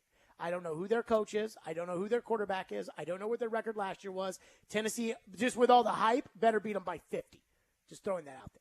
If you've been thinking about joining FanDuel, now is the perfect time to give it a shot. The app is easy to use, and they're always hooking you up with great odds. And when you win, you'll get paid fast. So see for yourself why FanDuel is America's #1 sportsbook and my official sportsbook app. Download the FanDuel Sportsbook app today and sign up with the promo code JGM and place a $5 bet to get $150 in free bets guaranteed to kick off the college football season. That's promo code JGM. 21 and older in present Tennessee. First online real money wager. Only $10 first deposit required. Bonus issued is non-withdrawable free bets that expire 14 days after receipt. Restrictions apply. See terms at sportsbook.fanduel.com. Gambling problem? Call the Tennessee Red Line at 1-800-889-9789. The Sports Talk doesn't end on Friday. Join Michelle Knezovic every Saturday morning at 9. I've got my extra large coffee. As she talks about the big stories of the week. Predators news, the Tennessee Titans. And looks ahead to the weekend. Oh, I'm so excited. On Nashville's best sports talk, 102.5 and 106.3 The Game and the Game Nashville app. From from the Fox 17 News Code Red Weather Center. Get ready for a wonderful evening as temperatures drop back to the mid to lower 60s under mainly clear skies. Another nice day on tap for Thursday, mainly sunny with highs near 90. For Fox 17, I'm Chief Meteorologist Katie Morgan. This weather report brought to you by Hiller Plumbing, Heating, Cooling, and Electrical. Call the Happy Face Truck today. Hey Nashville, it's Jared, and there's a new go-to for home furnishing. The summer clearance sale at Social Furniture, where all furniture is reduced in every department. Designer sofas from $5.99 and leather sofas from $7.99. Queen bedroom sets with queen bed, dresser, and mirror from $11.99. They come in solid, cherry, oak, and gray. Casual 5-piece dining room sets starting at $3.99, and formal dining sets starting at $5.99. Sealy, Stearns & Foster's, Simmons, Serta, and Purple Mattress, all sizes on sale. Social Furniture on the west side is independently home-owned furniture store in Nashville. Forget the big box stores. Shop local, shop social. They have all the best brand mattresses, sofas, recliners, love seats, sectionals, coffee tables, and more with no waiting. They will deliver it the same day. That's with everything at Social Furniture. Enjoy new furniture now with no waiting. Shop local, shop social. 5412 Charlotte Avenue near White Bridge Road, and tell them Jared Stillman sent you. Hey, homeowners and home buyers, listen up. Loan Pronto has 30-year fixed rates with APRs in the 4s and 15-year loans with APRs that start with 3. Hey, it's Willie Donick. Don't be confused by the media's hype about interest rates. At Loan Pronto, their rates have plummeted recently, and they're currently refinancing homeowners who locked in a 5 or 6% rate. So if you've got a rate over 5%, or if your lender has you pre-approved or locked in at anything 5% or higher, you need to call Loan Pronto now. Not all lender rates are created equal. Loan Pronto's rates are down big time, and you need to take advantage. Whether you are buying, refinancing, getting cash out, or even if you just closed a few weeks ago. Call Loan Pronto today, and you could save tens of thousands of dollars. Loan Pronto can help keep more money in your pocket. Loan Pronto, 615-499-5780. That's 615-499-5780 or loanpronto.com. Equal housing lender, NMLS 166-1781, subject to lender approval. Cromwell Media, who owns this radio station, is observing a significant milestone this month. Our founder, Bud Walters, is celebrating his 50th year as president. Joining Bud with anniversaries of their own are Max Hurst and Scott Meyer with 102.5, 106.3 The Game, and Ryan Burke in our sales department is also celebrating 1 year with us. From 1 year to 50 years, Cromwell Media is a great place to work, and you're invited to join us. Send an email to together@cromwellmedia.com and tell us about yourself. That's together@cromwellmedia.com. Robbie Stanley. To avoid non-contact injuries and not repeat last year. Joe Rexroad. Just wait until next year's national TV schedule comes out. Robbie and Rexroad. Mornings from 6 to 10 on Nashville's best sports talk. ESPN 102.5 and 106.3 The Game. And on the Game Nashville app. You're listening to Stillman and Company. Presented by TriStar Moving. 102.5 and 106.3 The Game. And on the Game Nashville app. I know you're in a lawsuit right now, so you can't really comment on that particularly, but you know, the kind of person you are, I thought maybe it was important that maybe you sort of share and just my little bit of exposure around you and the things I've read that your players have said and your assistants have said and the coaches you've been under. I think maybe there's been a different kind of person portrayed. I just want to give you the chance to talk about that. Well, I appreciate it. I'm not going to say anything but honest things here. I'm ashamed about what has come about in these emails, and I'll make no excuses for it. It's shameful. But I am a good person. I believe that. I go to church. I've been married for 31 years. I got 3 great boys. I still love football. I've made some mistakes, but I don't think anybody else in here hasn't. And I just ask for forgiveness, and hopefully I get another shot. But I get choked up, because there's a lot of misunderstanding out there right now. What you read, what you hear, what you watch on TV. Hell, I worked at ESPN for 9 years. I worked hard at that job. I don't even want to watch the channel anymore because I don't believe everything is true. And I know a lot of it is just trying to get people to watch. But I think we got to get back to reality, and that's why I look forward to Saturdays, because you're going to get what you deserve when the whistle blows, and we'll see if the Razorbacks can get after Cincinnati, which I hope they do. Jon Gruden at the Little Rock Touchdown Club, which is like where the coach's redemption tour begins. Is it the Little Rock Touchdown Club? That's where Bobby Petrino went, when he was disgraced. And An infamous guest list there. Jon Gruden, hey, I go to church. I got 3 boys. I'm a good person. Okay. Couple thoughts. Number 1, John, we all read the emails. And you can blame ESPN all you want. And you can say, I don't watch ESPN anymore because I'm mad at ESPN. You can blame them all you want. It was the New York Times and the Washington Post that put out those emails. And it was you that clicked send. Hey, it wasn't ESPN who clicked send, John. Number 2. This is the other part about this that bothers me. I think there's this belief that Jon Gruden is a good coach, which bothers me.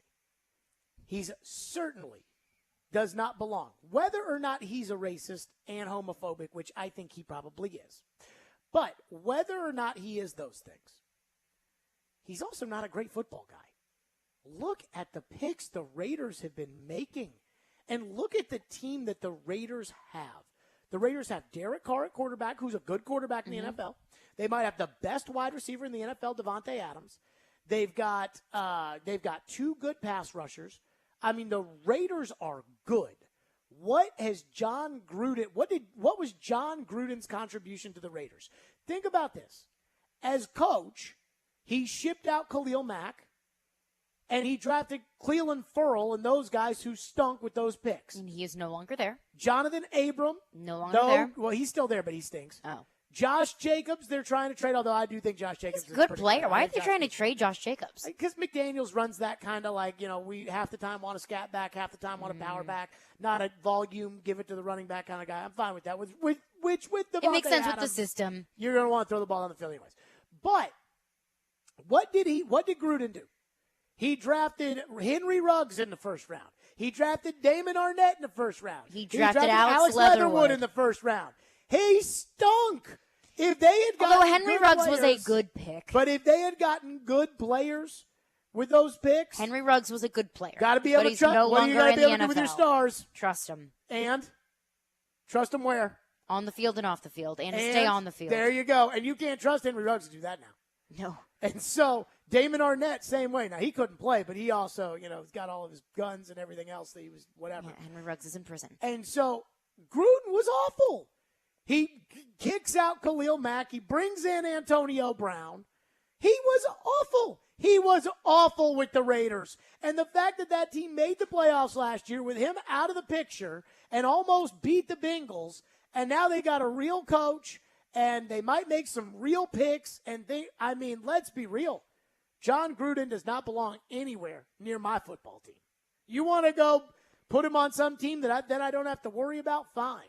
But the love affair for Jon Gruden, John, stay at home, turn off the TV. If you don't want to watch ESPN, turn off the TV, John. We don't miss you in football. You miss football. We don't miss him. Is there a love affair with Jon Gruden? Oh, because I think it absolutely existed. Like, remember in Tennessee was going to hire him a few years ago? How could I and not? people were taking their pants off over the thought of Jon Gruden. Yeah, the groomers. At this point, I don't think a love affair exists anymore. I don't think any program, college or NFL, would get into bed with Jon Gruden. I think a college program would. Maybe like Liberty. Like, I bet you, let's say Heupel bombs out. Let's say that Tennessee would not hire Jon Gruden. Let's say that this year for Heupel is like Pruitt's third year, where everybody thought all these good things about Pruitt, and then the team absolutely freaking was terrible. Do you think that if Jon Gruden was available, because he'd take the job? Of course he would. He doesn't have a job. Do you think that the Tennessee fans? No! I do. No! I do. We'll revisit this. Stillman and Company right here. ESPN Radio's next. College football official predictions tomorrow. We'll see you, Stillman and Company.